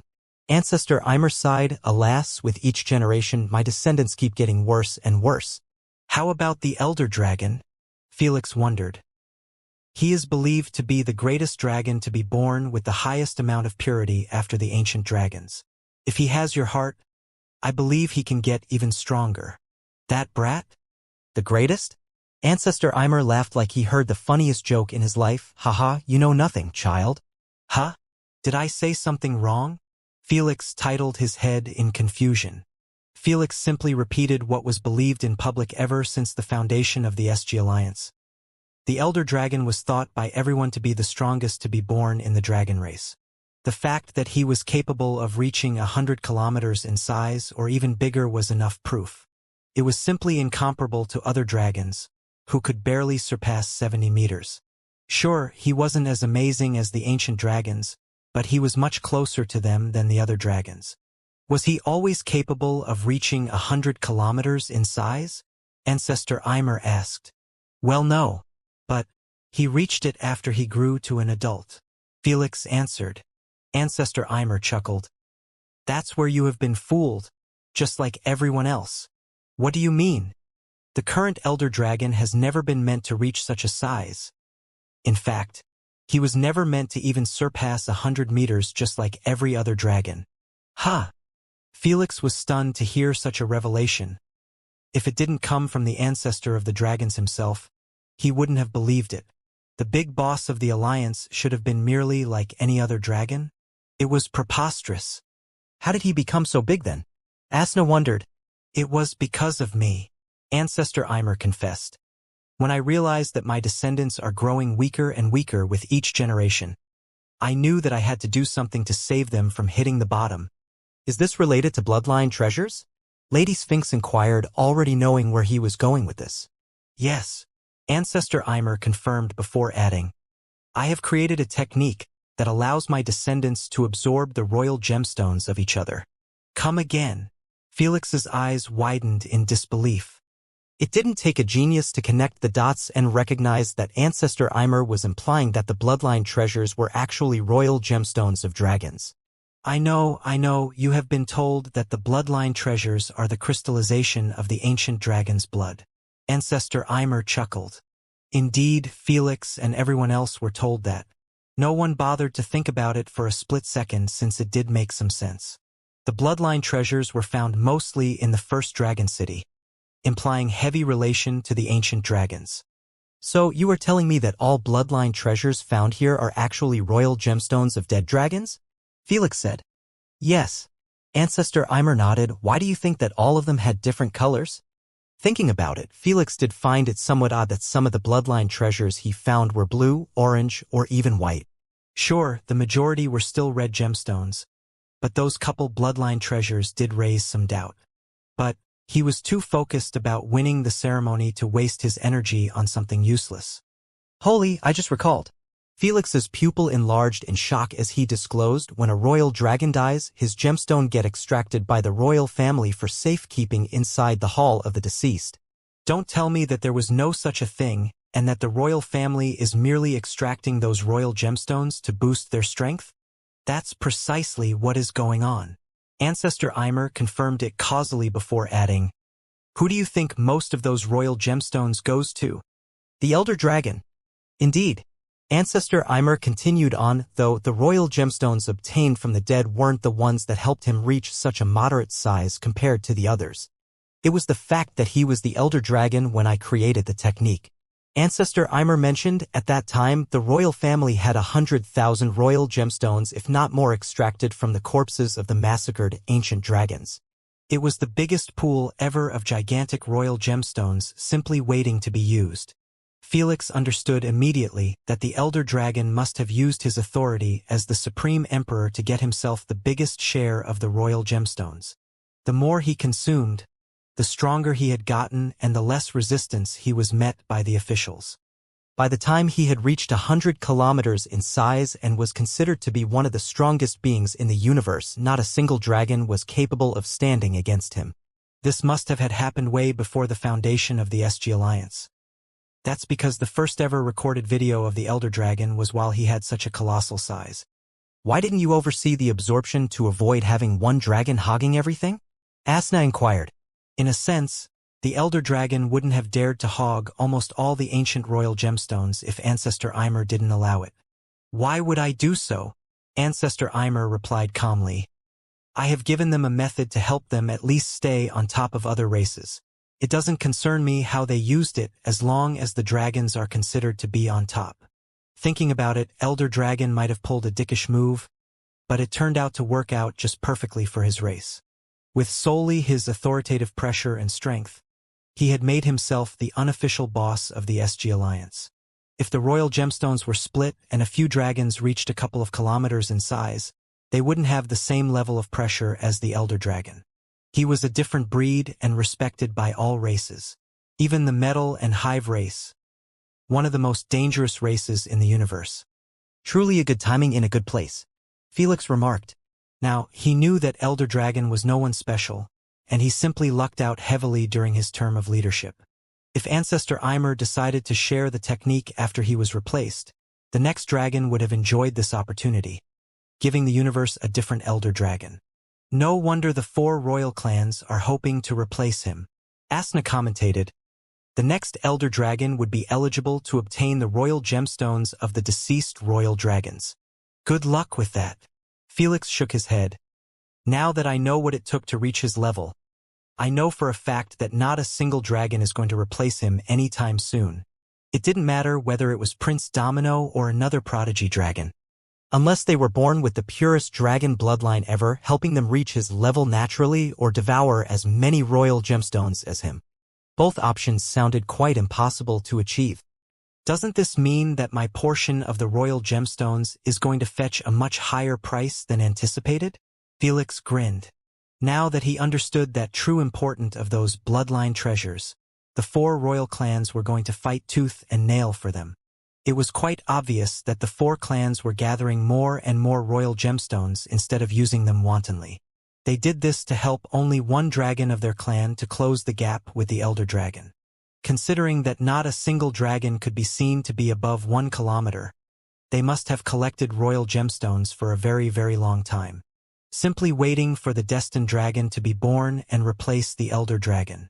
That's why Prince Domino could not accept his defeat in the ceremony and wanted to regain his clan's favor by fighting Felix when he leaves the dimensional pocket. His entire future had collapsed because of Felix. For such a straightforward and proud creatures, they really have so much going on behind the curtains. Felix chuckled. If it wasn't for Ancestor Eimer, Felix would have never thought that the dragon race carried such heavy secrets on their shadows. Secrets capable of causing the entire dragon race's reputation to hit the gutter. In a few moments, Ancestor Eimer defrosted the gigantic heart and entered it with his wisp of consciousness. Just like magic, the heart began to shrink in size until it was as small as a normal human's heart. Then, he froze it again and handed it to Mistress Candace. Take care of it, Ancestor Eimer said with a stern tone. I will deliver it in the exact same way, Mistress Candace assured with a serious expression. Candace, make sure to go at your fastest speed. Lady Sphinx requested, with Felix being in the dimensional pocket, each second on the outside counts. Lady Sphinx knew that she had less than a year to research the heart and come up with vital solutions that could help out Felix. She preferred doing so right after he leaves the dimensional pocket instead of dragging it a couple more years, especially when Felix would be spending a century inside. I will try my best. Wait, take this with you. Just as she was about to leave, Felix beamed 2 containers filled with black substance and handed it to her. Felix hadn't forgotten about the containers filled with that weird dark moss in his spatial card. No one could research it properly besides Lady Sphinx. After taking it, Mistress Candace beamed everything in her spatial card and took off towards the dimensional backdoor. When she left, Felix and Nimmo went to have a fun for a while, exploring the dimensional pocket. While doing so, Felix was teaching Nimmo how to get his own food and make sure not cause trouble to Ancestor Eimer. Just open a small void rift and start sucking void energy, Felix said as he watched Nimmo opening a big-ass void rift. Understanding what he meant, Nimmo started shrinking the void rift until it was barely half a meter long. Then, he placed his head inside and began feasting on the void energy, resembling a horse eating from a bucket. Truly a strange universe. Ancestor Eimer murmured with mixed feelings while playing poker with the tenants. My entire race almost went extinct because of the Paragon of Sins. Now you were telling me this is his replacement. Don't hate the powers. Hate the owner. Lady Sphinx said calmly while making a call on the table. I am not hating. I just find it somewhat surreal that even someone of such a caliber and strength can be replaced when he screws up. Ancestor Eimer smiled bitterly. I was really out of mind to think that I have reached the top of the universe. Stop contemplating and play, you are losing all of your chips. Thur chided him as he raised Lady Sphinx's call. Sure enough, Ancestor Eimer had the lowest number of chips in the table. That's while they had carbuncle high on new potent combination of weed created specifically by Lady Sphinx. All in, I guess. Months went by, then years. Before long, half a century passed ever since Felix got locked inside the dimensional pocket. Half a century was a really long period in the case of Felix, as he hadn't even lived that long in his previous life, yet he spent it doing nothing but training, sleeping, romancing with Asna, fooling with Nimmo, and repeat. Although it seemed to have been a boring experience to live such a long period in a routine-like manner, but Felix loved every second of it. He did everything that he wanted without anyone bothering him. The fact that he was in a fantasy-like colorful paradise was a bonus to his mental health. If he had spent half a century trapped underground or in a freezing area, it would have been a much different experience. Because his mentality was intact, he had developed and learned a lot from his masters about his elements. At the moment, he had expanded both poison and lightning external manipulation range to a whopping 1 kilometer. If it wasn't extremely time-consuming and grindy to push through the 1 kilometer mark, he would have surpassed even 2 kilometers. Unfortunately, if it was that easy, everyone before him would have reached tens of kilometers if not higher, especially dragons. Prince Domino had reached 3 kilometers in his external manipulation after spending centuries of effort on focusing purely on it. This while he was considered to be a prodigy and carried one of the purest bloodlines. Hence, after Felix reached 1 kilometer in each manipulation, he decided to halt and to spend his time on his other weaknesses. He had prioritized lightning conversion technique, making him master it in a much lesser time than with his poison element. After all, he had already known the ins and outs of how to do it, making it much easier to master. Naturally, when he mastered the 3rd stage of lightning manipulation, he finally got rid of the seal on his gemstone inscriptions. It was truly a goddamn pain in the ass to keep sealing them every so often for the past half-century. Now, he was completely free of seals and could use all 3 of his elements without an issue. At the moment, Felix was focusing extensively on his gemstone external manipulation, trying to push it as well to 1 kilometer in range. So far, he had reached half a kilometer. Naturally, Felix didn't spend a whole half a century just on his elemental manipulations. He spent many years expanding on his potion making until he finally managed to concoct rank 5 potions. By doing so, he was considered to have been promoted to sage rank. In other words, he could get himself a legit position of power within the Witch Empire since he was part of the upper echelons. Although he was a human, No one could deny him of this right since he shared a dual citizenship in the Witch Empire.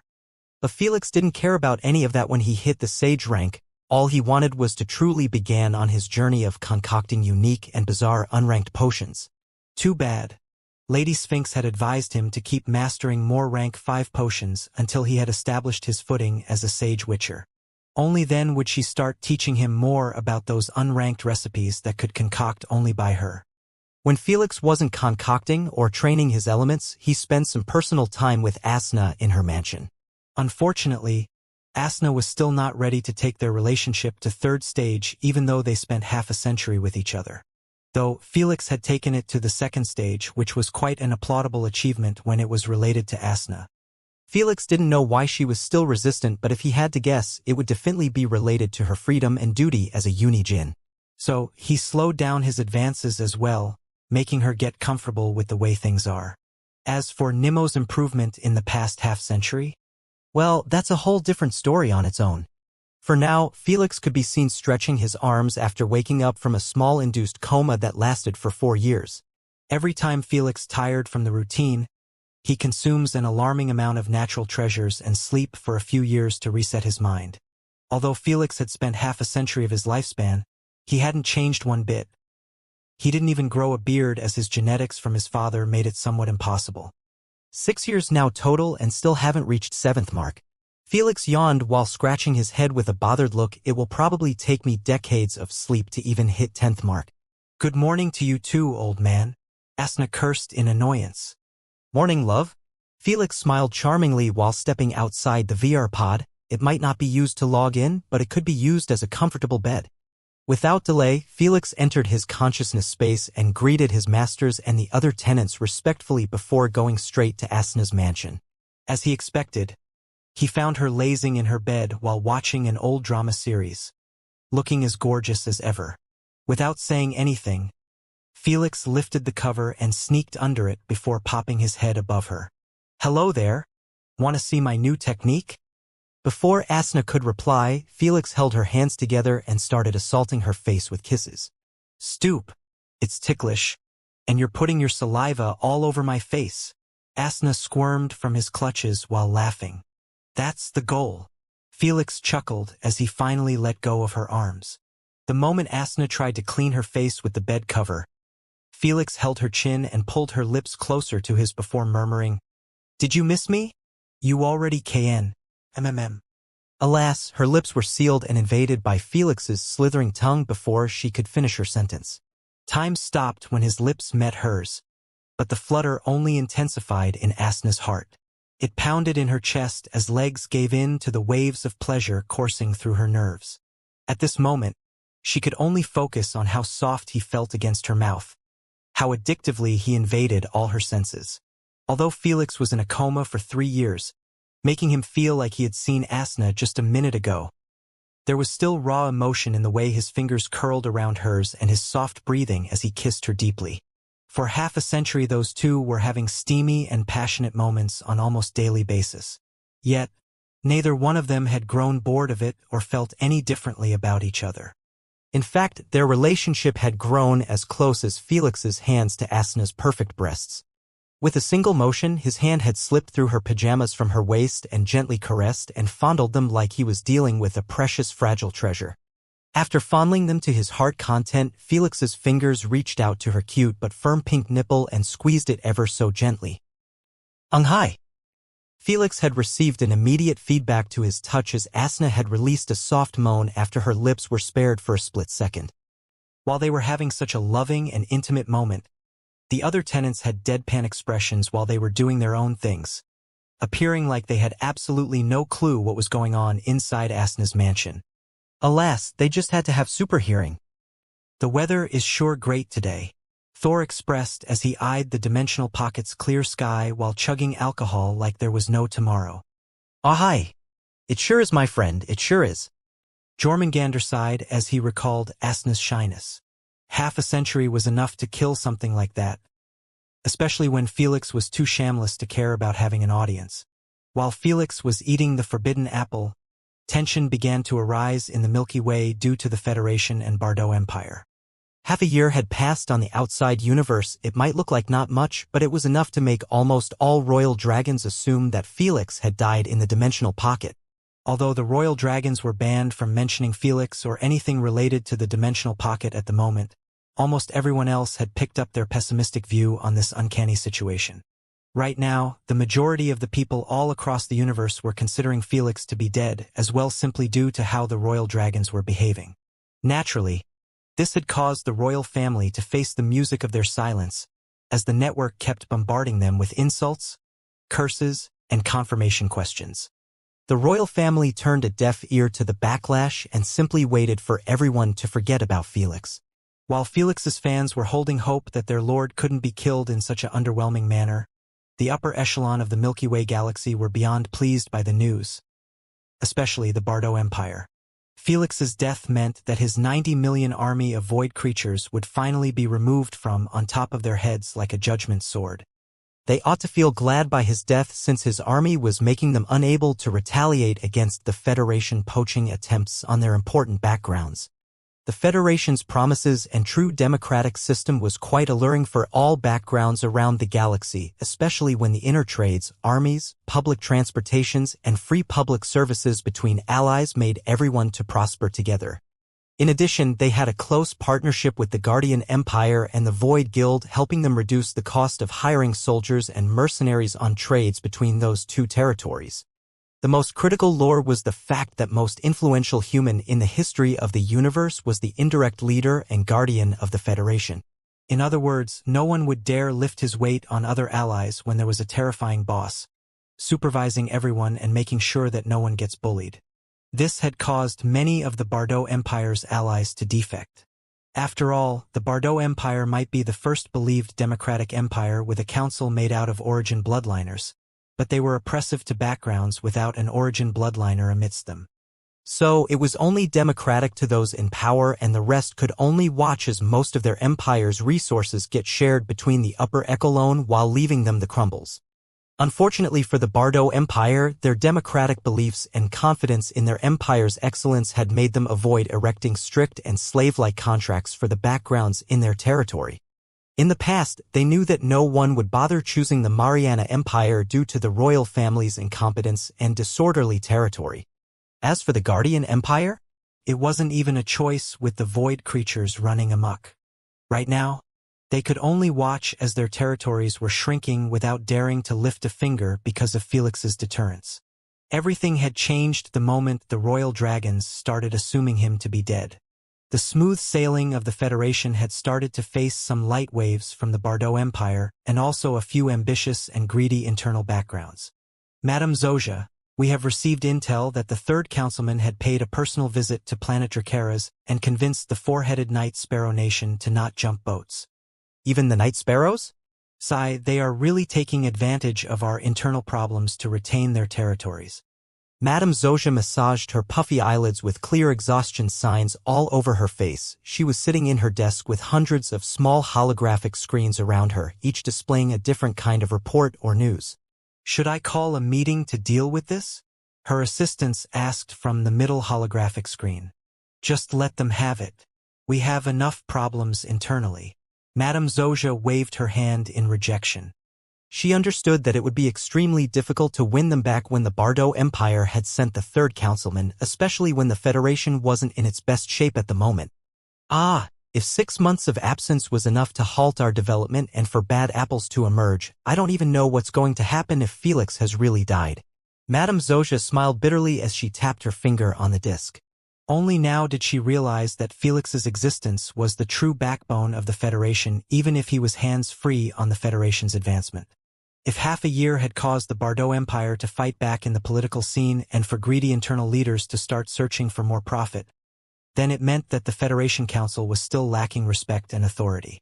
After all, no one would dare to pull the same crap in the Bardo Empire even when they had no one like Felix. Their councilmen were enough to install fear and respect. That's why even when the Federation kept inciting the big dogs of the Bardo Empire to switch sides, they didn't even flinch. Madame Zoja knew that she could easily take control of everything by telling everyone that Felix was still alive and wouldn't be returning until another half a year. But she would rather not break his trust since he had explicitly asked her in the email to keep the information to herself. At the moment, only her and Maganda Chief knew that Felix was still alive in the dimensional pocket. Felix had anticipated that turmoil would be emerging due to his absence and didn't want his territory being a complete mess. We have 6 months more before he returns. Madame Zozia narrowed her eyes coldly. I might as well help more worms to see the sunlight. Madame Zozia knew that it would be difficult for her to control the council when hundreds of leaders were in it. So, instead of wasting her time trying to save the Federation from falling into a much serious internal infighting, she would rather chill in the shadows and help those greedy and destructive backgrounds to expose themselves. When Felix finally emerges, she would pounce and make them regret their decision. As for the Bardot Empire, she could only hope that they wouldn't increase their pace in the next 6 months. Back in the White Clan Palace, Selphie and Anastasia could be seen standing in front of White Mountain's wide open gate. Are you sure about this? Anastasia asked as she eyed Selphie in her royal ambassador's attire, standing in front of sophisticated green spaceship. Yes. Selphie nodded with a serious expression. All right. Have a safe trip, sis, and make sure to visit often. Anastasia sighed and went forward to hug Selphie. You wish it's your turn now. Selphie smiled. I will be waiting for you at Furland. I will pay you a visit when the world tree change its season. Anastasia promised with a faint smile. I can't miss such a breathtaking sight again. I will hold you to that. Selphie detached from the hug and walked back to her spaceship. After standing on the door, she waved her hand at Anastasia one last time before the door closed and spaceship took off to space. In a short while, the small green spaceship reached space and entered an enormous blue starship that was accompanied by an entire fleet. As the only heir of the 9 elven realms, there was no way Selphie would be sent alone to another galaxy even if it was Icarius Galaxy. I apologize for leaving without saying goodbye. But I can't afford to be left behind by you. Selphie murmured as she eyed the capital planet Shaham getting smaller and smaller from the window. Just like Madame Zozia, she also received the email from Mistress Candace about Felix's situation. So, she wasn't worried about him for the past 6 months, knowing that he was alive. At the start, she intended to wait for him to exit the dimensional pocket. But, she was summoned by Lady Yggdrasil to return and focus on her elemental runes. Before she could even reject it, she was told that Felix had spent half a century within the dimensional pocket doing nothing but training. He still had another half a century. Lady Yggdrasil brought the intel directly from Lady Sphinx, making her unable to doubt it even if she wanted. This was the first time she was hearing about the time difference, making her realize that when Felix leaves the dimensional pocket, he would be an entirely different man. A century was a considerable period even for her. Hence, instead of wasting those 6 months waiting for him, she decided to head back and restart her runes training. It had been almost 5 years since she touched them. That's all because of her obsession and infatuation with Felix, making her unable to concentrate on her training. When it came to elemental runes, perfect concentration was a must. Naturally, she hadn't told Anastasia about any of this since both pieces of information were given to her in confidentiality. Selphie wasn't worried about not meeting Felix again after this. She knew that he was bound to pay a visit to the 9 realms eventually. After all, there was no way he was going to miss out on a free bath on their life essence fountain. A century of training. I can't even imagine how strong he will get. Felix had reached such surprising heights in less than 10 years if she didn't count his childhood. This kind of pressure made Selphie unable to sit still. She knew that if she fell behind, she would merely become a spectator in Felix's journey instead of being at his side. Although she got rejected many times by him and friend-zoned harshly, she would rather stay friends with him than turn into a spectator. God knows how many friends Felix had left behind him to watch his rise to glory. 25 years later in the dimensional pocket, Felix could be seen squinting his eyes in great focus at his right index finger while sitting on the mountain summit.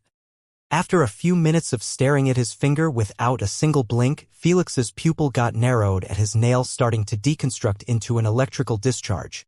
I did it. I did it. I fucking did it. With an ecstatic expression, Felix kept yelling loudly while holding his finger tightly. Alas, the moment his concentration was broken, the electricity turned back into his nail. "You idiot!" Thor face-bombed. "Couldn't you hold it for another second?" Give him a break. Asna defended Felix with a happy expression. He has been practicing your damned lightning transmutation for past decade without any results. I told him that it's too soon for him. Thor shrugged his shoulders. In the past 25 years, Felix had hit many other milestones in his development. First, he had managed to master the third stage of gemstone manipulation, which proved to be much easier because of his previous experiences. Second, he had increased his gemstone manipulation range to 1 kilometer, finally balancing his 3 elements. Third, he started practicing with using 2 elements simultaneously and making some progress in it. Because there was no one in the known universe with 2 elemental manipulations, it was an unexplored realm and Felix had to find his own footing without help from his masters. As an example of how difficult it was, Felix could barely control 2 different elemental abilities simultaneously at the moment. This kind of control was entirely separate from creating 2 abilities one after the other and merging them like the sniper railgun rings. What Felix was seeking to master was the power to manipulate all of his elements at the same time, making it possible to merge abilities during their creation. That's truly a major milestone that he had yet to touch. When he got bored or stalled in a single training, Felix decided to move on to the advanced elemental abilities of primogenitors, such as True Poison Army, Parasitic Discharge, Elemental Transmutation, and more dangerous abilities. He started with Lightning Transmutation because of his previous experience with it. Alas, it proved to be much more difficult to learn than he anticipated. As Asna mentioned, it took Felix at least 3 hours of daily grinding for the past decade to merely transmute his nail for a split second, even with Thor's help. Such an abysmal improvement was enough to make anyone give up. "Are you planning to give up on it now?" Thor asked after Felix finally settled down. "Hell no." Felix's eyes brightened. "This just fired me to put more time in it to master it." Felix knew that when he possessed electrical transmutation before, he didn't bring it to its full potential. It still pained him that he had to let it go so soon without making the best of it. He saw how Thor was using it to teleport from a lightning bolt to another inside a thunderstorm. During their spar, he played him to death because of it. This while he wasn't even using the true terror of transmutation. It was the fact that he could transmute objects and even living beings to electricity as well.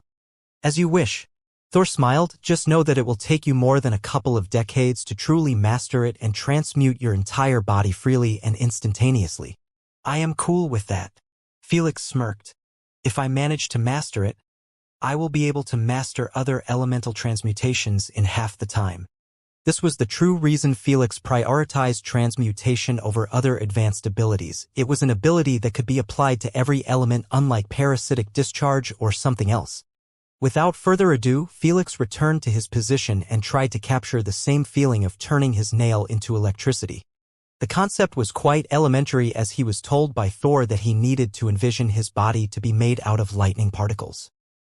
Unfortunately, the application was nowhere as simple, as the first step had already taken Felix more than 5 years to learn. That was seeing the lightning particles without needing to close his eyes. Before, Felix always closed his eyes and sensed the lightning particles around him. But now, he actually had to see them with his eyes, which made Felix almost give up many times. Fortunately, he had God of Thunder as his master, giving him tips and advices each time he was stuck. The advice he gave him was to manifest millions of electrical discharges throughout his entire body first. This did the trick and assisted Felix in finally being able to spot a couple of lightning particles here and there. With time and repetition, the numbers increased until he was capable of seeing his entire body illuminating with lightning particles without needing to close his eyes. After freeing his body from the added electrical discharges, he was finally able to see his own natural electrical discharges coursing through his nervous system. Unfortunately, this was where Felix had gotten stuck and couldn't envision his entire body made out of lightning particles. After all, he had to envision his blood, flesh, skin, fat, organs, and even bones to be made out of lightning particles. The only reason he managed to pull it off and turn his nail into electricity was because of Thor, forcing him to spend all of his time on envisioning only his nail and ignoring the rest.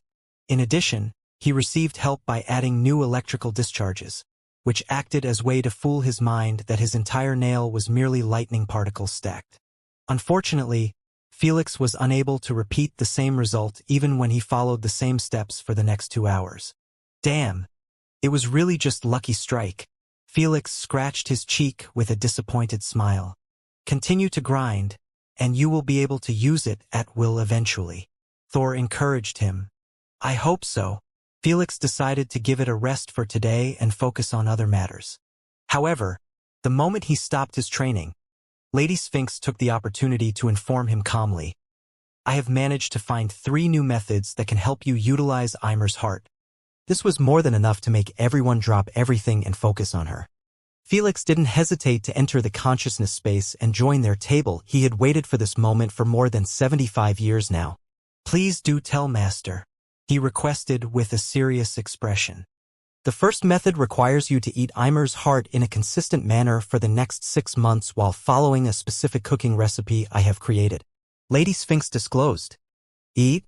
Felix glanced at Ancestor Ymer while feeling somewhat uncomfortable by the notion of eating his heart while he was hanging around them. Don't look at me. Ancestor Ymer shrugged his shoulders. It doesn't concern me what you do with my heart, as long as it helps you in your journey of dealing with those beings. Ancestor Ymer already knew that Lady Sphinx would be mentioning to feast on his heart. As a supreme being, he knew that the easiest and most efficient way of benefiting from his heart was devouring it. Though her method wasn't as straightforward. What kind of benefits will he get? Asna inquired. This method will ensure that Felix will obtain most of the benefits from the heart. Lady Sphinx paused. Based on my experiments, you will be getting at minimum a boost of physical strength reaching up to 50 kbf as well as immunity to fire. That much? Felix's eyes widened in disbelief at such a crazy enhancement. It might not seem that much when considering that the heart belonged to the first dragon to be born, but Felix knew that it was quite insane. That's because he had already crossed past the 100 kbf, making every single enhancement take a major hit. He knew that if he consumed the heart while he had only 20k or less, he would have been pushed past 100k in the blink of an eye. Even Prince Domino could barely cross past 150k while he was enraged, and he had one of the purest bloodlines. So 50k boost was a large sum which would help greatly in his development. Don't forget about fire immunity. Thor mentioned if it was any other dragon's heart, you will never obtain it unless you worked insanely hard for it. Fire immunity is really a great bonus. Felix nodded in agreement. With fire immunity, dragons would pose no real dangers to him anymore unless they fought him physically or abused their nukes. Though, you will not be getting the dragon's cultivation system in this manner. Jormungandr shook his head. It's a great flat-out enhancement, but it's nothing compared to what an entire cultivation system can do. Everyone nodded in agreement. What about the second method? Felix asked, shelving the first method for now. The second method is a bit unorthodox, but I have tested it countless times and was met with positive results. Lady Sphinx shared. We will turn the heart into a solution with a dozen of unique materials. Felix will bathe in it. A solution? Thor raised an eyebrow in surprise. None of them had expected that Lady Sphinx would be bold enough to melt and merge Ymer's heart with other materials for Felix to bathe in them. They couldn't imagine what kind of benefits would be obtained from such method, especially when eating the heart provide a much better flat-out enhancements. I understand your skepticism. Lady Sphinx clarified the solution won't provide Felix with the cultivation system, but it will help him get something somewhat similar. It's easier to show you. Lady Sphinx waved her hand and manifested 9 different and colorful brilliant gemstones and Felix's body with the gray fog. Then she pushed those gemstones towards Felix's body. 2 attached themselves on top of his shoulders. 3 merged with his shoulder blades in a straight line. Another 3 linked with his upper chest in a straight line as well. The last one got glued between his chest pecs. Those are the royal gemstones with each different unique attribute. Lady Sphinx explained, by merging with those gemstones and bathing into the solution for merely 3 days, all of your elements and future elements will be given those attributes. How is that possible? You can do that? Felix and the tenants were all left stunned and somewhat doubtful. In their eyes, It was somewhat crazy to think that the attributes of sacred flames could be transferred into other elements. It's more than possible. It's doable. Ancestor Eimer was the one answering their doubts. Before they could react, he explained it. In this universe, only Madame Phoenix truly can control flames and all of its variations. As for us dragons, we are required the royal gemstones to obtain those attributes. I was born with 9 royal gemstones while the other 9 first dragons were born with just 1. For our descendants? To get those royal gemstones, they need pure bloodline from us. Ancestor Eimer shared if their bloodlines are thin, they hatch from their eggs as a basic red dragon without it or a tiny one incapable of switching the nature of their sacred flames. With my technique, I enabled those red dragons to absorb the properties of the royal gemstones and hopefully unlock their own. Everyone nodded in understanding after he simplified it. Princess Kazus was desperate for bloodline treasures in the ceremony for this reason. Her clan had already gathered plenty, but she wanted to get more for the sake of morphing into a dragon with different attributed sacred flames than the others. In other words, the royal gemstones merely give out different attributes instead of requiring sacred flames as the base. Lady Sphinx concluded. This in turn can help Felix make his lightning and other elements to cause soul burn, healing, corrosion, deconstruction, and more effects. Upon hearing so, Felix's heart started pumping faster and faster in agitation and excitement. He couldn't imagine the thought of obtaining those wonderful attributes on his original elements without needing to use Phoenix's bloodline. To make matters even better, this would give him an edge over the original primogenitors. Think about it. Even Thor was unable to make his lightning burn the souls of his opponents. This is still not all. Lady Sphinx smiled. You will be capable of utilizing Eimer's technique to absorb other royal gemstones and increase your overall strength. Now we are talking. Jormungandr smiled with a pleased expression.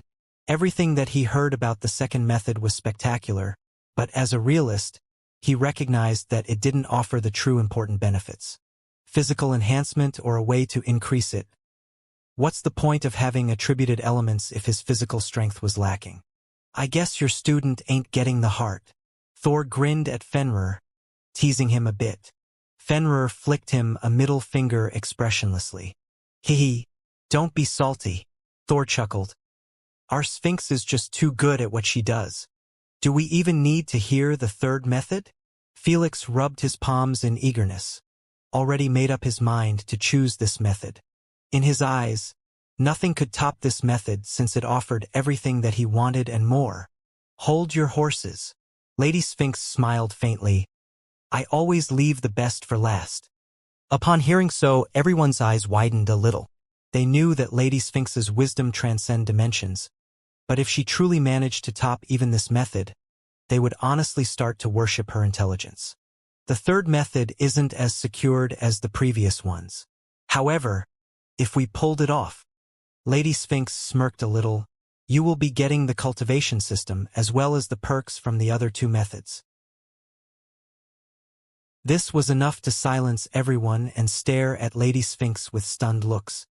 All 3 benefits at once? Didn't that mean he would be getting fire immunity, an insane boost to his physical strength, attributed elements, ability to absorb royal gemstones, and most importantly, even the Lost Dragon cultivation system? Such a significant power-up from just 1 heart. Don't get your hopes up, though. Lady Sphinx lowered their expectations. There is a low chance of pulling it off. In addition, it's extremely risky and heavily reliant on luck. Honestly, I don't advise Felix going for it. Our hopes are already up. Just out with it. Thor rushed her. Remember when I told you that it's impossible for a human to possess 3 hearts? Lady Sphinx dropped a bombshell on them. Well, I have found that it's possible if his internal system got rearranged naturally to support the 3rd heart. The only way available is to have him integrate with Kraken bloodline. The Kraken! Jormungandr and Thor glanced at each other with widened eyes before speaking at once. How did we forget? That unkillable cockroach has more than 10 hearts. Upon hearing so, everyone immediately understood that Lady Sphinx was betting on Felix to obtain a mutation capable changing his interior system to support more hearts instead of external mutations. It's impossible, Felix proclaimed. I have never heard of another bloodliner having his entire internal system get rearranged by a mere mutation. It was already hard to obtain external mutations with integration. As for internal mutations, there were some cases of some bloodliners having their throats, bones, or single organs mutated to support some freaky abilities. What Lady Sphinx had mentioned was nowhere close to those exceptions. She wanted to mutate Felix's entire internal system, which implied his bones, organs, flesh, bloodstream, and nervous system would undergo a somewhat complete morphosis. This shouldn't even be called a mutation anymore but an evolution. It's quite dangerous and depends heavily on luck, but it's possible. Lady Sphinx informed, I did many experiments where I make your copy integrate with the Kraken's bloodline from 15% to 30%. The results as such. Lady Sphinx manifested an Excel sheet that had different percentages in one side and the success percentage on the other. After reading the sheet, Felix couldn't help but take a deep cold breath in fear. Who could blame him? It was written that the success rate from 10% to 15% was 0%. From 15% to 20% was 1%/2%/3%/4%/5%. Only after crossing 20% were the chances increased significantly as they had reached 20% plus. If you want the highest chance with the biggest possibility of survivability, I suggest 25%. Lady Sphinx shared. Absolutely not. Asna shook her head vehemently. He barely survived 15% in the previous replacement. Now he needs to jump straight to 25%? His corpse wouldn't even be found. I agree. Thor frowned. 25% is just too high. It's too much of a risk. Jormungandr nodded. That's why I advised Felix to reconsider choosing the other two options. Lady Sphinx said, I know it's tempting to obtain all perks, but they won't be useful if you are dead. It seemed like everyone was against attempting the suicide mission. If I succeeded, I will have 30% chance of getting the mutation. Those odds aren't so big. Boink. No is no. Asna scolded as she hit Felix in the head with her knuckles after hearing his thoughts. She was always supportive of his decisions, but this was different. She was certain that Felix wouldn't make it out alive if he made such a drastic jump in the integrated percentage. Felix decided to ease her worries. I am not that cocky in my pain tolerance to pull something this crazy, but I also have enough time in the world to boost my body limitations and train in the UVR to prepare for it. In Felix's mind, he could practice the integration in the UVR by increasing it gradually from 15% to 25%. While he was doing so, he would increase his body limitations, which in turn would help out his pain tolerance significantly. After all, his strength determined what kind of percentage he could pull off. If it wasn't for so, he would have never gone beyond 1%. Well, he is somewhat right. Carbuncle supported Felix casually. If he can't pull it off in the UVR, he can give up on it and choose the second method. Are you sure about this? Asna asked with a concerned tone. It might seem like no harm was done, but Asna understood that Felix would go through an agonizing pain each time he trained. I have to take my chances. Felix smiled gently. Such extraordinary opportunities aren't around the corner. If I went for the second best option every time it gets tough, how am I supposed to reach the top and protect you? Felix recognized that the gap between him and those beings was simply a chasm that stretched for galaxies. He doubted if he could even bridge it while taking advantage of every opportunity before him, but if he missed them, he was certain that it wasn't happening. You idiot. I just want you to be safe. Asna sighed bitterly. And I want you to be free. Felix replied with a faint chuckle. My promise precede yours, so you have no say in it. Upon hearing so, Asna's expression turned soft and stopped bothering him with this matter. If you are truly attempting to go for it, I advise you to reach at least the 10th mark before exiting the dimensional pocket. Lady Sphinx said. The 10th mark? Felix raised his eyebrows. I am still a bit far from the 7th mark while I have spent more than 6 years in a coma. How long will that take? I have already calculated it in mind. Lady Sphinx replied instantly. It's between 2 decades and 3 decades. No wonder you mentioned the 10th mark. Thor said. If he entered a coma now to push straight towards the 10th mark, he will be slumbering for the remaining period in the dimensional pocket. More or less. Lady Sphinx confirmed. Isn't that a bit much? Felix eyed Asuna with an uncomfortable expression, not feeling too good about leaving Asuna on her own for such a long period. Sleeping for an entire 2 decades or more was certainly something that didn't cross his mind at this point. But he also understood that Lady Sphinx had some sense in her advice. There were a few available options to increase his physical strength without requiring integration. Felix knew that he could take advantage of the life essence fountain, but it wasn't enough. That's because the fountain enhances his strength in all departments. At the moment, he required only physical enhancement to pull off the integration with the Kraken bloodline. Don't worry about me, Asuna smiled charmingly. It's easy for me to enter a long slumber as well. Upon hearing so, Felix stopped hesitating at once. If Asuna was cool with it, there was no need to dilly-dally any longer. As for the primogenitors, they wouldn't be bothered even if Felix slept for an entire century. Decades were like minutes for such beings. In the case of Nimmo, he had Mistress Candace to spend the time within the dimensional pocket as she had returned after delivering the items. I wanted to teach you more about lightning, but this is for the better. Thor smiled. You have already spent enough time learning about 3 elements. You need a break to digest everything you have been taught. Agreed. Jormungandr nodded. Felix had almost removed most of his elemental weaknesses during the past 75 years. Now he just needed to continue expanding his external range and spend time on his advanced abilities. Though I doubt I have enough natural treasures to hit the 10th mark. Felix shared as he checked his natural treasures inventory. There were still a few hundreds B and A graded natural treasures, but he knew that they were barely enough to reach half the 7th mark. After each mark, the natural treasures requirement double. In other words, if he was required 300 B graded to hit 6th mark, he needed 600 to hit the 7th and 1,200 to hit the 8th. As for the 10th mark, he would be short of 4,800 B graded natural treasures. It was insanity just to think about the future required amount to reach the 30th mark. Naturally, with the quality increasing, the amount required get lowered significantly. Have you forgotten about your location? Ancestor Eimer chuckled. This is the land of natural treasures, and I know a couple of spots where you can harvest even S-graded natural treasures. Felix's eyes brightened up at the sound of that. With Ancestor Eimer's help, he could easily clean the entire dimensional pocket of its best natural treasures in less than a week. I am under your care. Felix bowed his head respectfully. Try to keep up. Ancestor Eimer exited the consciousness space and started teleporting to east. Felix followed him closely. In less than 30 seconds, they reached a small field of white flowers that was hidden inside a pocket within a mountain. Ancestor Eimer had to open an entrance forcefully as there wasn't any to access the field. Pure azalas, Felix exclaimed in excitement after realizing the flower's identity. Although they were degraded, there was an entire field of them. With the first glance, anyone would guess that there were hundreds planted here. Harvest them quick.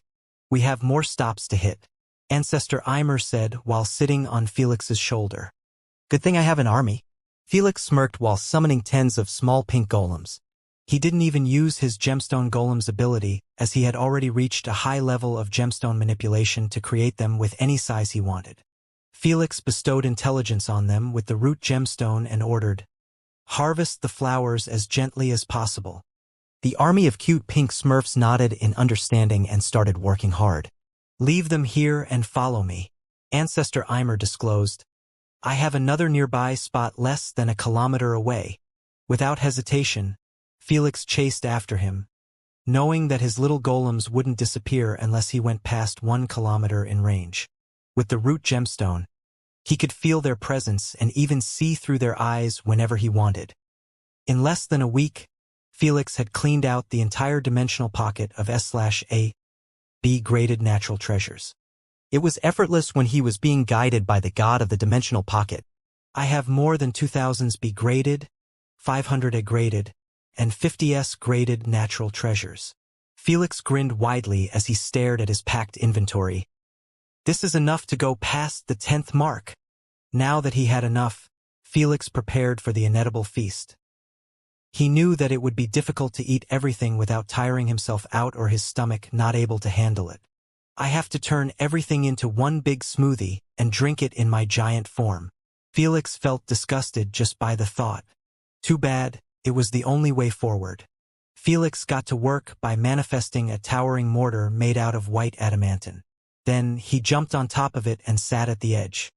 Be fast to not waste their beneficial properties. Lady Sphinx warned. I will try. Felix nodded and started beaming large containers. Because he didn't have enough to hold a single natural treasure in one container, he packed a dozen in each one.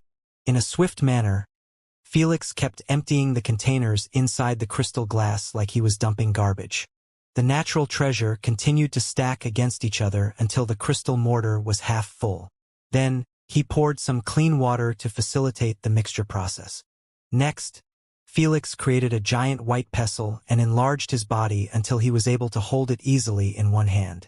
Felix started grinding the natural treasures together while sitting in a mediation position with the mortar in his lap.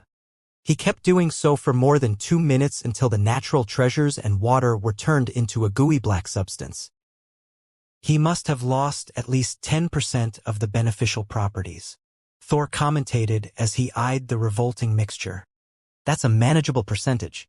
Lady Sphinx replied, knowing that it was impossible to not lose anything after brutalizing those natural treasures. After Felix was done, he scrapped the bottom of the pestle and pushed the leftovers back to the mortar. Then, he picked up the mortar with his eyes and nose closed shut. Here we go. Without dilly-dallying, Felix placed the mortar near his mouth and started gulping down the black smoothie nonstop. It didn't take long before his expression started twisting like he was drinking the most horrible and disgusting concoction to the known universe. Still, Felix toughened through the nausea and emptied the entire mortar in his stomach, knowing that every drop count forced Felix to lick the bowl clean even when tears were about to fall down. Never again. Thud. Immediately after he finished, his eyes rolled to the back of his head and fell face first to the ground. The mortar and pestle disappeared after Felix began his slumber, but his giant size remained the same. Good thing he learned to automate his poison conversion technique. Jormungandr smiled. In the past 75 years, Felix had paid a visit to his poison conversion technique to hone it even better. After all, just because the inscriptions had approved of him, it didn't mean that he had completely mastered the conversion technique. Making his subconscious absorb the neutral energy and convert it into poison energy was one of them. Naturally, it wasn't going to be as good as doing it consciously, but it was enough to sustain his giant size until his stomach manages to digest everything into energy. Immer, if you will, Lady Sphinx requested. Be at ease, I will take care of him. Ancestor Immer used his powers to create a cocoon around Felix made out of vines and leaves. Then he pushed the clouds to give Felix some shade. The vines were moist and kept Felix's skin wet. This was enough to support Felix's water intake for the next 2 decades, since his body was capable of absorbing it effectively through the pores. You're already planning to sleep? Thor raised an eyebrow in surprise after seeing Asna, heading back to her mansion. Yep. Wake me up when he opens his eyes, Asna expressed calmly. Have good dreams. Jormungandr smiled kindly. There was no way Asna was going to spend another day while Felix was absent, especially when she had just waited for 3 years and he ended up slumbering again after a week. Since he was stubborn on seeking strength, she could only adapt to his schedule. Now that the kids are asleep, what should we do? Thor wondered. Don't bother me. I want to read in peace. Lady Sphinx snapped her finger and teleported back to her pyramid. Carbuncle was chilling on his own as always, not giving a damn about anything as long as he had his joints. This left the Asgardian faction and Mistress Candace. How about you show us your students' progress? Thor requested from Fenrir, wanting to ease his boredom with anything. I am interested as well, Jormungandr said. Having nothing to lose, Fenrir manifested a mirror that displayed his main consciousness perspective. Oh ho? You morphed him? I guessed you will go for it, Thor expressed after seeing Noah's new appearance. He now resembled a winterwolf and werewolf combined more than a human.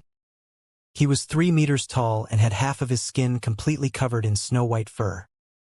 He had long, dark, sharp claws protruding from his nails and dreadful blue wolfish eyes. At the moment, he could be seen fighting against a gigantic blue troll with an icy cudgel. I had to. There aren't many options to help him increase his strength. Fenrir admitted. Still, getting turned by you personally must have given him a massive boost, Thor said. He knew that werewolves and winterwolves with pure bloodline were capable of turning some races into half-werewolves.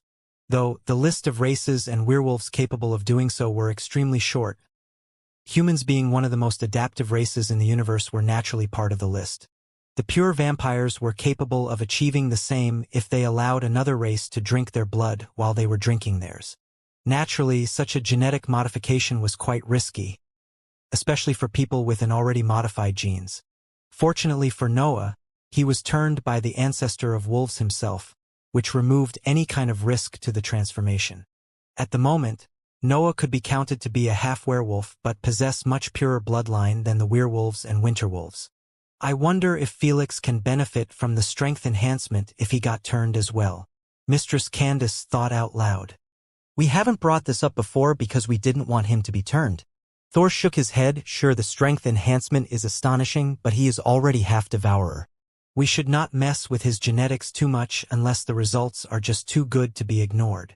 Being turned into a half-werewolf might be decent for others, but in the case of Felix, he needed just the best of the best. Looks like you have done more than just turn him, Thor commentated after witnessing Noah decapitate the troll in one slash. Ice trolls were known to possess strength reaching 40 kbf at minimum when they hit adulthood. If their intelligence wasn't too lacking, they would have been considered to be ranked even higher than orcs and giants.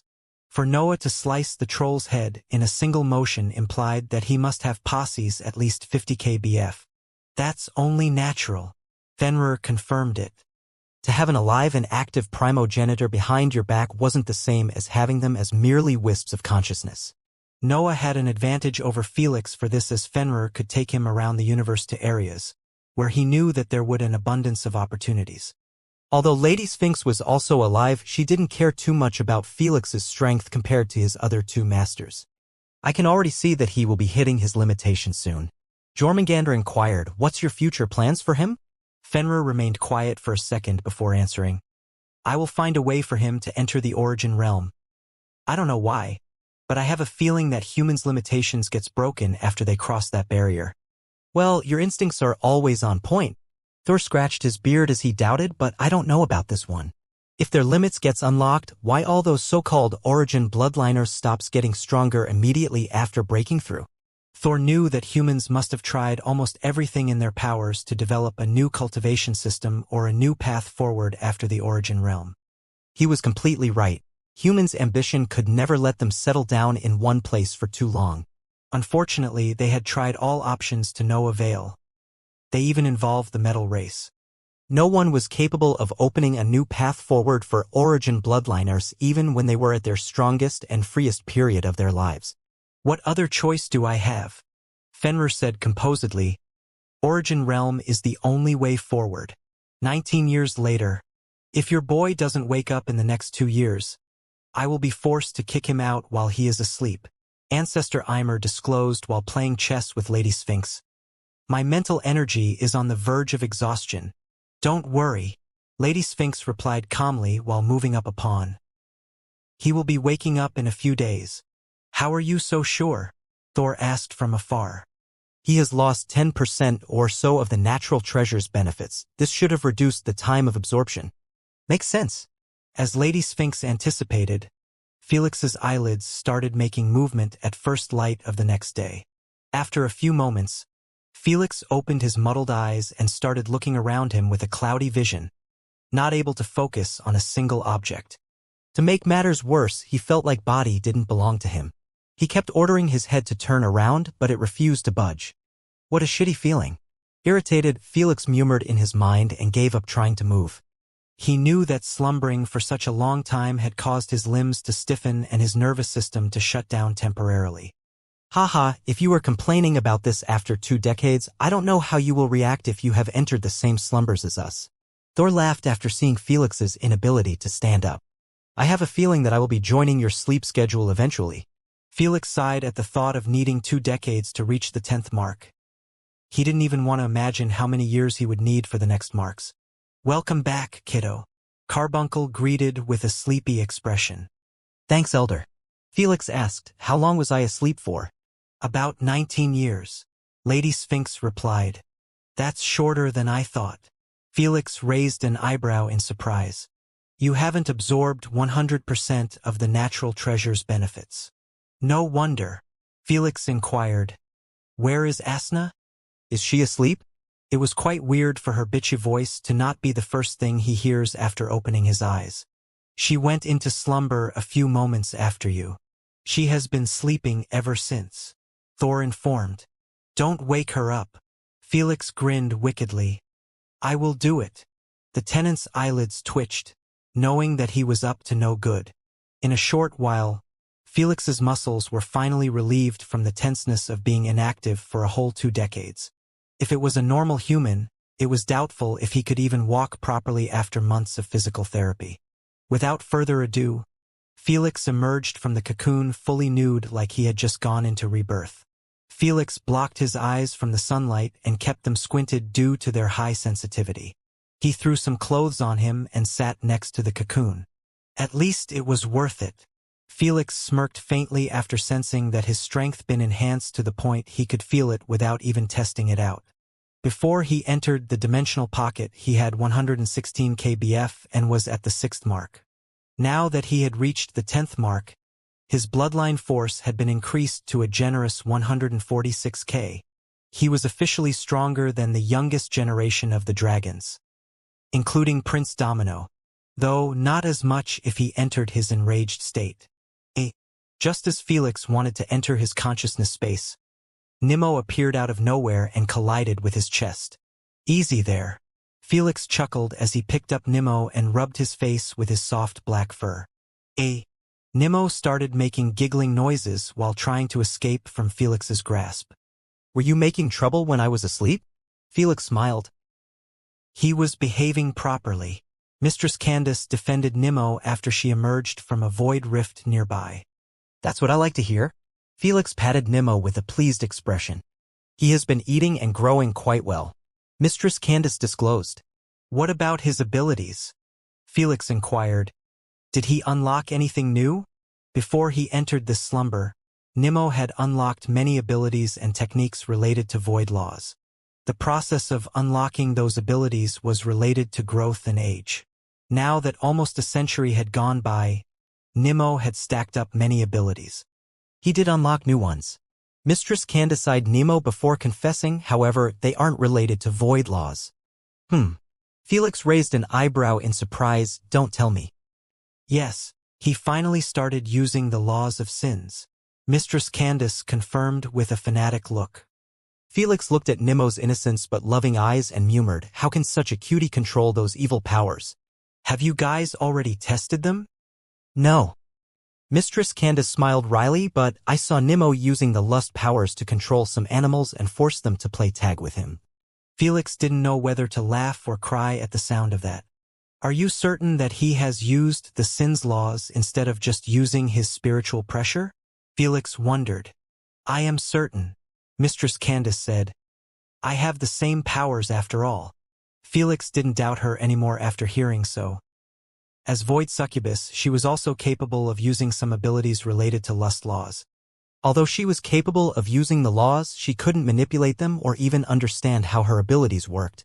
The other unique void creatures were also the same.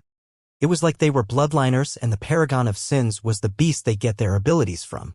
The only difference was that bloodliners have elemental abilities while unique void creatures possess law-based powers.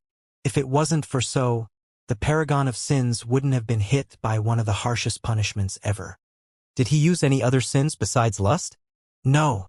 Mistress Candace shared. Nimmo is still merely following his emotions instead of rationality. So far, nothing had affected him in a manner to use the other sins. I see. Felix nodded with a thoughtful expression.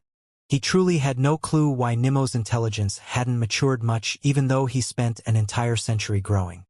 He assumed that Nimmo would be capable of communication after a decade gone by. Alas, the only thing that had gotten bigger was his size. He might appear to be small and cute now, but Felix knew that his original size had already gone past 100 meters. He was bigger than dragons. If he had this size before he entered his slumber, God knows how big he had gotten now. Don't forget he is a uni-jinn. He might have hatched from an egg unlike them, but he is still one, Lady Sphinx said.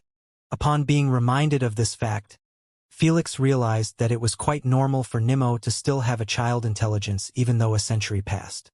He was told by Asna that the Unijin's 3 stages of maturity were unlike any other. In fact, anyone below millennial or so was still technically a child in their race. In other words, Nimmo still had a long while until his intelligence resembles that of humans and surpass them. Is it wrong to hope that he stays like this forever? Felix murmured as he rubbed Nimmo's tummy while listening to his happy chortle. Felix knew that Nimmo would thoroughly change when he grew older and start to realize his position in the universe. He would rather have him remain as a cute raccoon-like creature than turn into the new paragon of sins. A few minutes later, Felix could be seen teasing Asna's perfect mounds while lying next to her in bed. Too bad, Asna's sleep was quite light, making her wake up in the first couple of seconds. "What are you doing?" she asked while staring straight at Felix's soul with a gentle smile. "Giving you a well-needed massage. You must be stiff after sleeping for such a long period." Felix replied with a serious tone while still fondling her breasts, knowing that if he stopped or acted guilty, he would screw himself big time. "Is that so?" Asna giggled. "Let me give you a massage as well." Thud. In the blink of an eye, Felix's jewels were struck by Asna's knee ferociously, making his eyeballs bulge out instantly. "You witch!" In a great deal of pain, Felix cursed while holding his crotch and rolling away from her. "How mean, I just thought that your balls will be stiff as well." Asna chuckled as she stood up and walked towards her bathroom while wearing nothing underneath. Alas, Felix was in too much agony to bother focus on her bewitching curves and lustrous skin. "Gotham." Asna closed the door and started showering. Because both of them had slept and woke up at the same time, it felt like they were away from each other for merely a few minutes instead of entire 2 decades. So there was not much affection shown as the last time. Sometime later, everyone was gathered in a round table within the consciousness space. "Boy, you have 2 years left," Ancestor Eimer sighed. "I wish I was able to prolong it even more." "Elder, please don't say so. You have already given me too much," Felix said with a grateful tone. "It might look much in your eyes, but later in the future, you will realize that my contribution was nothing but a drop in the ocean." Ancestor Eimer smiled wryly. "Maybe, but for now, I am beyond satisfied and grateful." Felix smiled back. Felix meant every single word. The time spent in this dimensional pocket had entirely changed the course of his life. Most of his weaknesses were either gone completely or reduced. Even Nimmo benefited greatly from the time difference. "I think we should spend another year here and leave after," Lady Sphinx suggested. "It's never good to completely exhaust your mental energy." "I don't mind really." Ancestor Eimer smiled kindly. "I always sleep between cycles anyway. Still, it's best to avoid leaving you in such bad state." Thor looked at Mistress Candace and proposed, "How about we exit through the Void Realm? This should save him some mental energy and we can spend the last 2 years here." This was the most optimal option since using the backdoor exhaust Ancestral Eimer's mental energy based on each individual pass through it. Since the dimensional pocket was still connected with the matter universe because of the backdoor, the Void Realm could be used as connection point between the 2 realms. However, if it was closed, the dimensional pocket would be completely enclosed on itself without any ability to access other dimensions, Void Realm included. "Let's do that." Felix agreed. It will be impolite to waste Elder's mental energy when we have other options. Everyone was on board with this suggestion, making Ancestor Eimer unable to change their minds.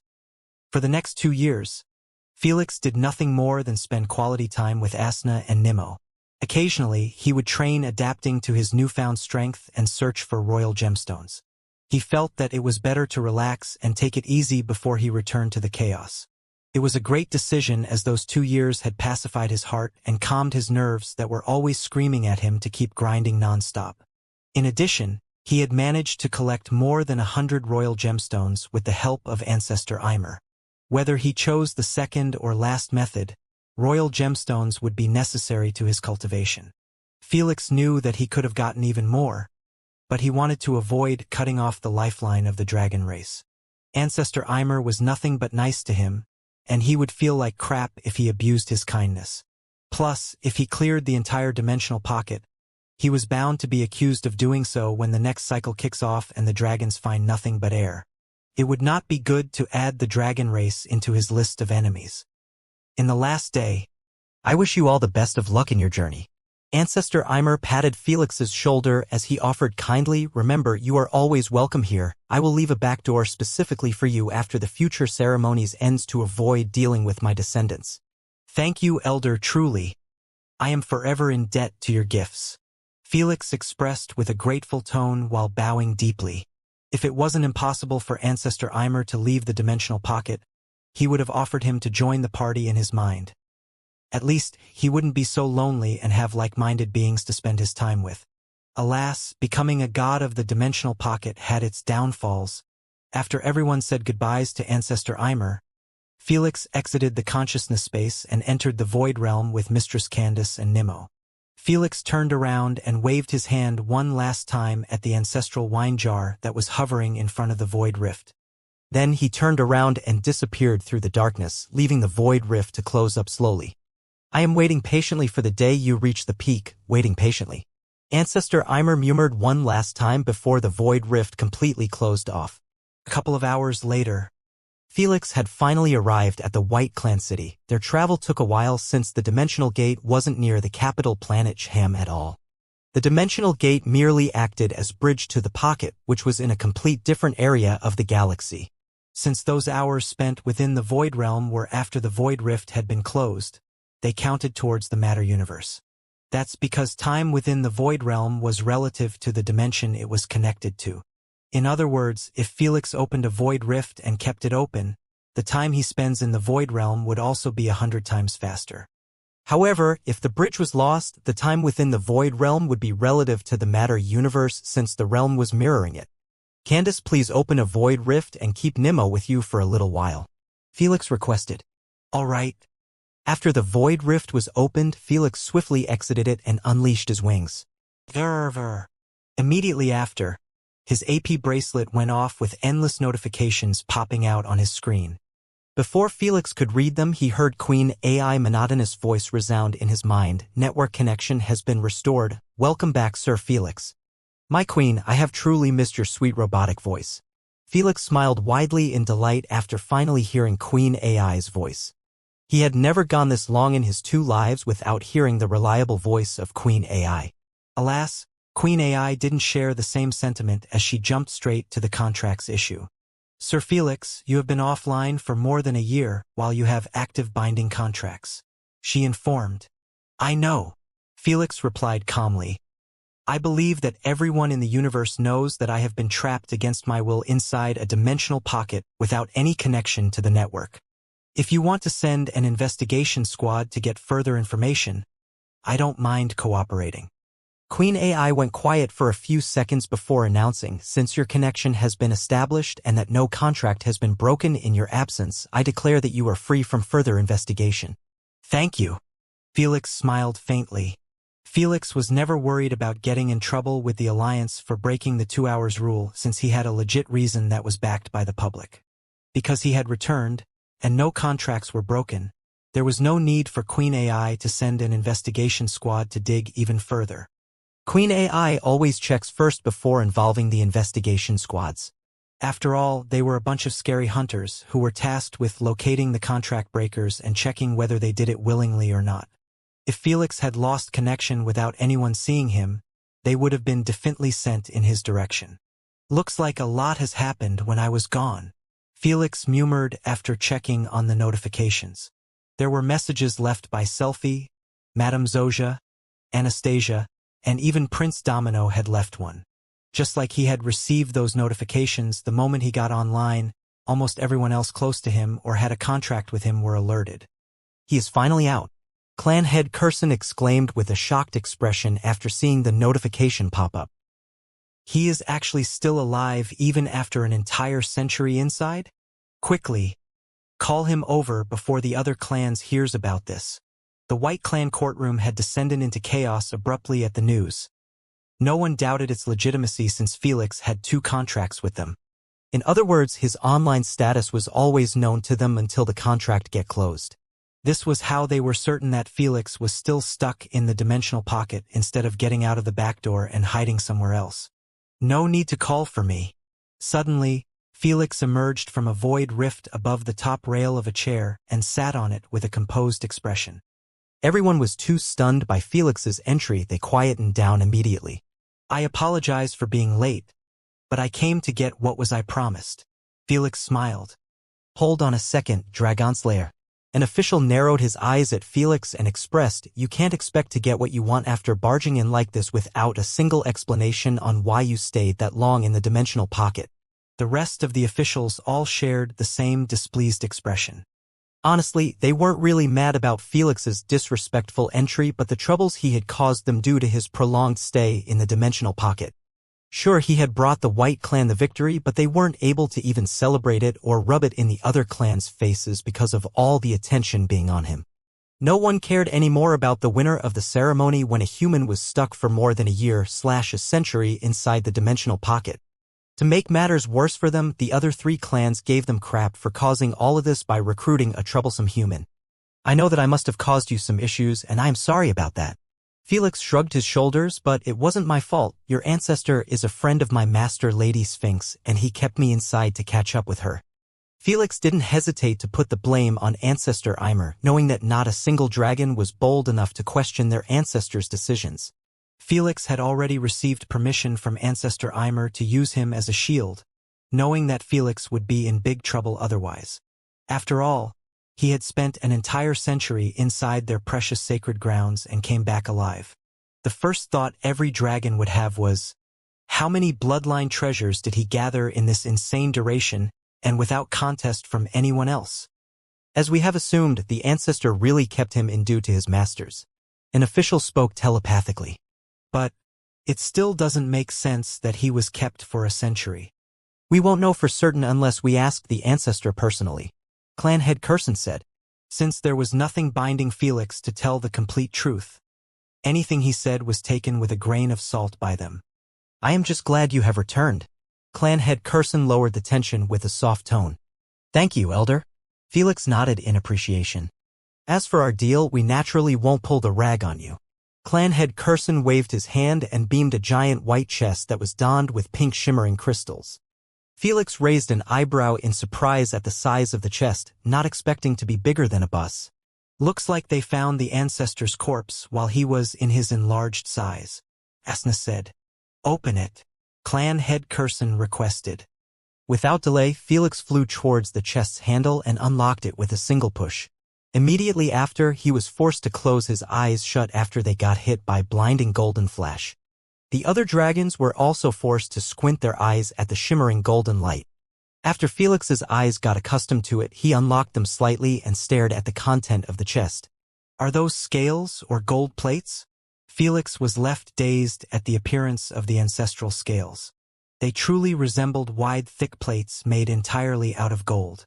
There were exactly 20 of them stacked above each other akin to a Pringles chips. Unlike other dragons, Ancestor Ymer was the only one with golden shimmering scales, making him stand out among even an army of dragons.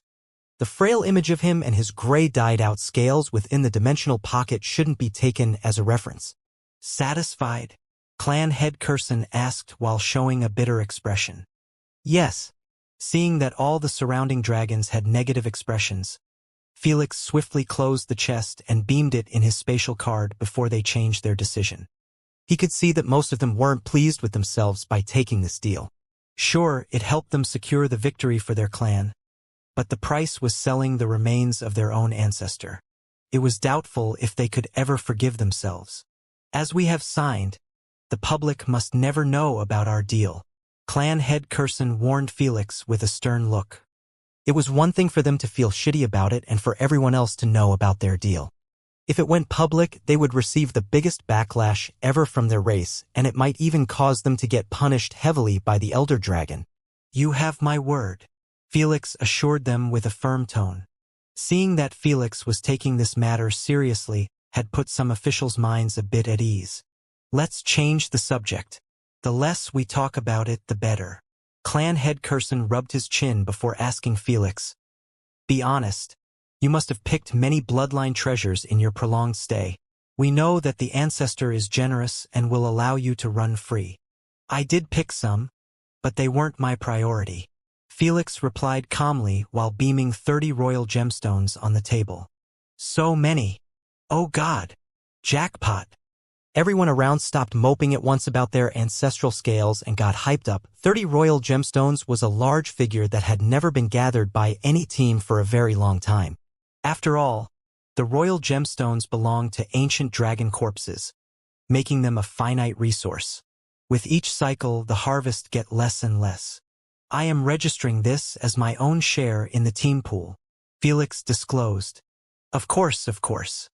Clan head Curson and the others were beyond ecstatic to do so, as it implied that the White clan would be getting the larger portion. That's because Forgo was dead, leaving only white dragons and Felix in the pool. Felix would be getting an extra 2.5% to his 30% of shares in the pool due to Forgo's death. It might seem like a lot, but the White clan would still be getting 67.5% of the pool, which was now much bigger due to Felix's insane contribution. As a comparison, Anastasia, Tando, and Kemd had contributed a measly 4 to 5 bloodline treasures each. "Dragonslayer, how about you consider selling your shares of the pool to us?" An official promised. "We will give you a generous price." I don't think so." Felix shook his head. "I am going to auction my portion to everyone interested in the next couple of days." Before the officials could get upset and displeased, Felix carried on with a smile, "But I will give you a special 10% discount for anything you buy in the auction due to our friendly relations." This was enough to settle their raising displeasure. Sure, it wasn't the best option, but at least they would be saving 10% of their resources with each purchase, unlike the other clans. This would help them get a few more royal gemstones. "Looks like no one doubted the legitimacy of your provided amount," Asna commentated. "I already told you. They are confident that Queen AI would rat me out if I decided to hide more royal gemstones." Felix smirked mentally. Based on the contract he signed, any royal gemstone he found must be placed in the pool. In the officials' minds, the moment Felix had exited the dimensional pocket, the Queen AI would have checked his inventory to see how much he possessed. Since she said nothing after he handed out this amount, they assumed that he had shown everything, especially when the amount displayed was massive. But in reality, Felix had given the royal gemstones to Mistress Candace while he was in the dimensional pocket. Because there was no connection to the network, Queen AI had no idea about this transaction. "When exactly are you preparing this auction? And what kind of currency will be used?" one of the officials asked. "Is it really going to be purely natural treasures?" "I will hold the auction in 2 days in the evening," Felix answered. "As for the currency, I would prefer B grade plus natural treasures or unique treasures." Although Felix would have rather kept those royal bloodlines to himself, he knew that would have arisen some suspicion, especially when he had already published his interest in holding the auction and his lack of desire for the bloodline treasures. Still, it wasn't as bad as he would be refilling his empty natural treasures inventory. "All right, we will be prepared. I will excuse myself." Felix nodded respectfully and turned around, wanting to return to his room. However, before he could go further, Clan head Curson informed from afar, "By the way, don't go anywhere for the next week or so. Elder Dragon will be summoning you." Why? Felix frowned. "What else?" "Must be to talk about your prolonged stay in the dimensional pocket." "I see." Felix nodded slightly. "I am honored to be invited by him." Then he turned around and exited the courtroom with a gloomy expression. "Honored my ass." He wanted to avoid meeting the Elder Dragon anytime soon, especially after everything he heard from Ancestor Eimer. Felix knew that it would be more difficult to lie or hide the truth from him if he dug deeper. "I barely spent 10 minutes outside and troubles are already brewing." Felix sighed while flying towards Princess Anastasia's house. However, after he reached there, he saw neither Anastasia nor Selfie. Only Izzy napping on his stomach like a pig. "He really likes to sleep." Felix chuckled and went to knock on his head. Izzy opened his eye lazily and turned to look at Felix. Immediately, his expression stiffened in shock, not daring to believe that his idol was before him. Dragon Slayer. You made it out alive. I knew it. I knew it. Abruptly, Izzy started jumping around in excitement. If I was that easy to kill, you won't be my fan. Felix smiled. Tell me, where's your sister and Selfie? Sister has gone out rushing a few minutes earlier. Izzy answered with stars in his eyes. As for big sis Selfie, she has returned to her home months ago. Selfie left. Felix was a bit taken back by the news. He firmly believed that she would be waiting for him to get out. After all, he had already informed her that he was fine inside. We don't understand why she left either. Izzy shrugged his shoulders. She just packed up and left. I see. Felix patted Izzy and said, You can return to your sleep now. I will be resting in my room. While Felix was flying towards his room, he checked his messages, knowing that Selfie wouldn't do such a thing unless something must have happened. As her friend, he was worried about her. Though, when he read her message, his worries were pacified. She told him that she had been summoned by her mother and that she would be in close training to focus more on her rune's mastery. She also promised him that when they meet again, he would see another version of her. Looks like Yggdrasil has used your training to motivate her daughter. Lady Sphinx smiled faintly. What do you mean? Felix wondered. Lady Sphinx disclosed about her secret interaction with Lady Yggdrasil that caused Selfie to finally start taking her training seriously instead of chasing after Felix's skirt. Damn.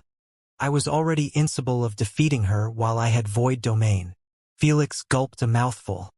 Felix understood that even with his current strength, he was incapable of defeating or even laying a finger on Selfie.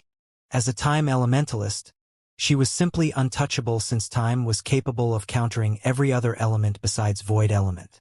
Since Felix had lost all of his void abilities besides his immunity, he recognized that Selfie could play with him to death if he ever decided to fight her fair and square. If dirty play were involved, the outcome would have been much different. Good thing there is no race with time manipulation. Felix smiled wryly. We would have been dominated in the games left and right.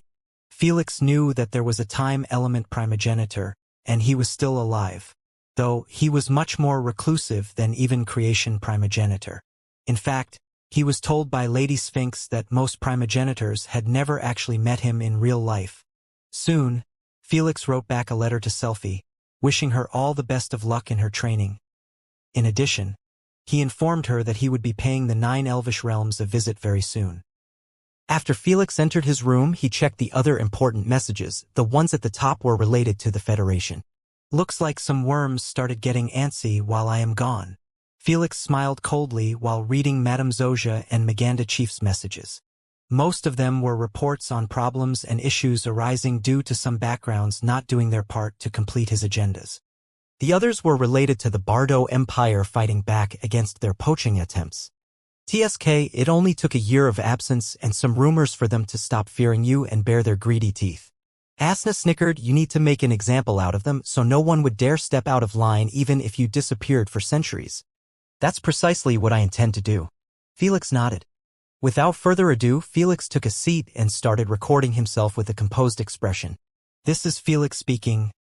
Firstly, good job to everyone with big investments on the Federation's development. Your passion and loyalty won't go rewardless. However, just like there are faithfuls and loyal allies, there are also some bad sheep who are holding us back and keep creating big messes for their own profit. Felix switched instantly to an icy cold scary expression before threatening. For those backgrounds, you will be taught a great lesson today. A lesson that will remind you that the shenanigans you used to pull aren't acceptable in the Federation whatsoever. Felix waved his hand, bringing 2 holographic lists in front of the camera. One of them was displaying many benefits that would assist any background within the Federation, such as reduced taxes for the upcoming decade on their commercial trades, promotion to higher position within the Federation, expansion to their territories, and such. As for the other list, it was filled with nothing but dreadful penalties that would make any leader's face turn green. A couple of them were heavy increased taxes on all the deals, locking some universal trades paths for them, taking away some of their voting power, immediate replacement of their leaders, reduction of their armies, and more. I already have a list of all the misbehaving backgrounds that deserve either some or most of the penalties in this. Felix threatened calmly, if any one of you doesn't accept all penalties peacefully, I will pay you a special visit and help you sign on them personally. Send to Zozia. Felix sent the video recording and the 2 lists to Madame Zozia with a message, telling her to set up a council meeting and play this recording for everyone. If troubles arose because of the heavy penalties, then she could call him to settle it down. What about the other empire? Asna wondered. Shouldn't you take advantage of their aggression and unite the galaxy or something? Not now. Felix shook his head. Some competition and friction is better for development. In Felix's eyes, uniting the human race without any enemy would merely cause them to turn against each other within the Federation. This in turn would make them fall apart or at least turn corrupt to the bone. He was too busy to bother babysitting the human race and making sure that no one caused problems. So he kept the galaxy divided even though he could easily unite the entire galaxy years ago with his army. If things got out of hand between the 2 superpowers, he could then intervene and unite them. How cruel, I love it. Madame Zozia grinned happily after receiving Felix's response. She knew that he was going to make them pay hell for causing trouble, but she still underestimated Felix's brutality. I can't wait to see their expression turn green in the council. Without further ado, Zozia called in for an emergency meeting that enforced all leaders to participate regardless of what. In 5 minutes, the circular council hall was packed with hundreds of leaders from different areas of the galaxy. It was clear that the Federation had expanded heavily. Madame Zozia, Maganda Chief, and the other 3 original members of the Anti-Royalty Alliance were still the presidential power of Federation due to their voting power being the biggest. What's the emergency? I had to log in amidst an important deal with natives sitting on elemental mines. It better be something important. Indeed. Calling us like this is just unacceptable. Before Zozia could even open her mouth, some leaders were already expressing their displeasure and low-key making threats. It was crystal clear that Zozia didn't have respect of everyone here, and with Felix's absence, they grew bolder and disrespectful in dealing with her. Sir Felix has exited the dimensional pocket and have a message for us. Zozia eyed them coldly. Is that important enough for you? Just like they heard the grimmest news in their lives. Those troublemakers' faces went as pale as a white sheet. He is alive. He is still alive. How? The hell? I got intel from legit sources that he must have died inside the dimensional pocket. While confusion and fear was setting in their minds and hearts, the majority of leaders had the exact opposite reaction. Relief and happiness were seen in their faces as none of them wanted Felix to die so soon. They knew that he was the lifeline of their existence and the beneficiary within the Federation. If he was gone, no one would have their backs when the bigger backgrounds start to abuse them. Pay attention, please. Without hesitation, Madame Zozia turned on the video recording on the big screen, forcing everyone to focus on it. It didn't take even 2 minutes before the video recording of Felix ended. Yet, those 2 minutes had changed the fate of many backgrounds in the Federation forever. If your nation has been mentioned in one of the lists, those changes will be implemented effective immediately. Madame Zozia announced with a hidden delighted smirk as she eyed the stunned looks of the troublesome leaders, who had been hit with the heaviest penalties. Before they could even open their mouths to argue and defend themselves, Madame Zozia stated, "If you don't accept any of those penalties, Mr. Felix will personally pay you a visit to convince you. You all know how fast he can travel through the cosmos." Upon hearing so, the punished leaders felt their words got stuck in their throats. They wanted to object, yell, curse, and even threaten the Federation. Alas, the horrific image of Felix and his army was installed in their minds, making them never cross the line of no return. Heh! They got what they deserve. Damn, they got massacred simply due to making a couple of troubles. I should never cross that monster. Thank God I was in close training for the past year. I would have been in their place. The other leaders had different reactions to the heavy penalties imposed on their allies. Some were gratified and felt protected, some were alarmed. Whatever their reaction was, all of them were clear about one thing. Unless they were 100% certain that Felix was dead, they should never threaten the stability of the Federation to earn extra profits. 2 days later, back in the Icarius galaxy, the news about Felix's return had gone viral on a universal scale due to his video recording getting leaked before the council meeting could even end. While Felix's fans were relieved, the royal dragons had much drastic reaction. All of them had their eyes turn red with greed and envy at the thought that Felix had spent an entire century within their treasure land. They couldn't imagine the amount of royal gemstones he had collected. Before this could get even messier and chaotic, the White Clan had come out with a statement that cleared out Felix of all troubles. They simply shared the amount of royal gemstones he collected and that he would be holding a public auction for his portion within the UVR for anyone interested. When everyone saw that Felix was going to be selling more than 16 pieces of royal gemstones, no one cared anymore about details of his stay and started rallying to obtain as many natural treasures as possible. Even the red dragons were planning to snatch at least one royal gemstone. While was everyone focused on the royal gemstones, Prince Domino had his eyes only on Felix after the news came out. In fact, he started his journey towards the White Clan the instant he heard that Felix was staying there. Finally, I can prove my worth again. Prince Domino narrowed his eyes dangerously as he pierced through the clouds at his fastest speed. The past year had gone terribly for him as he had lost the respect of his entire clan. The dragons were simple creatures. If you were undefeated and on the rise, they would worship your strength. However, the instant you lose a single time, the level of respect and worship disappear, making you get treated just like any other royal dragon. Although Prince Domino refused to accept the way he lost, everyone else thought otherwise.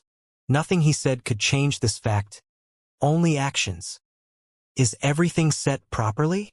Felix asked Malik while walking inside a gorgeous ancient auditorium with more than 10,000 seats. At the top, there were cubicles for VIP guests, such as the 4 clan heads and their officials. There was an even higher seat prepared specifically for Elder Dragon in case he desired to participate. Though, Felix knew that was highly unlikely as 16 royal gemstones wouldn't make him even bat an eyelid with the amount he had consumed over his lifespan. Yes, we can allow the guests to enter any time. Malik nodded while wearing a breathtaking blue dress, black heels, and light makeup, making her seem dressed for a party. As the host of this private auction, she naturally had to dress beautifully to attract the eyes even though all the attendants would be dragons. Begin sending the invitation links based on the dragon's proper hierarchy. Felix stressed, knowing that it would be upsetting and disrespectful for royal dragons to attend earlier than red dragons. I will make sure of it, Malik assured with a serious tone. It didn't take even half a minute before the entire bottom row of the auditorium to be packed to the brim with humanoid red dragons. All of them were normal red dragons taking advantage of the UVR and picking a humanoid form to access the auction. Since it was impossible to have every single red dragon participating in the auction, Felix had limited the number to 5,000 and established a rule that allowed only red dragons with the highest amount of natural treasures to attend. With Queen AI help, it was easier to get it done. Next, the 4 clan royal dragons sat on a seating row that was divided from the red dragons area and a bit higher than them. Because the royal dragons' numbers were in the thousands, everyone interested could attend the auction without any requirements. After they attended, they were followed by the officials and then the clan heads. Felix waited for a few minutes for the elder dragon. After he didn't turn up, he requested from Malik to start the auction immediately. Good evening, everyone. Malik smiled charmingly as she stepped on stage while having a holographic screen behind her. When she saw thousands of eyes from dragons capable of shredding her apart, she got slightly nervous. However, her nervousness soon gone away after the image of Felix brutalizing those same dragons had surfaced in her mind. Today, we have 16 bloodline treasures of various sizes and colors for sale. Malik disclosed straight to the point, knowing that dragons weren't here to get entertained. Bring out the first bloodline treasure. Malik clapped her hands and 2 cute little elves showed up on the stage, pushing a cart that was carrying a cubical glass container. A red hexagon-shaped royal gemstone was placed in the center of the glass container, capturing the eyes of every dragon. It's massive. Oh Lord, if I bought this, I can grow at least 10 meters. What a fine piece. This is just the beginning of the auction. Even the clan heads had their expression turn more serious, knowing that such a big royal gemstone must be secured by them. In fact, they already came to an agreement that not a single royal gemstone must leave the hands of the royal family. That's because the red dragons were still clueless that bloodline treasures were just royal gemstones in disguise. The royal family couldn't afford such news going public, as it would make the red dragons greed for royal dragons' gemstones for their own advancement. In addition, this would make it impossible for the royal family to harvest any more royal gemstones from the dead. The starting price is 100 grade B natural treasures or other treasures of equal value. Malik eyed everyone and hit the gavel on the podium loudly. You may begin. Unlike her enthusiasm, the dragons kept bidding higher and higher without letting out a single word.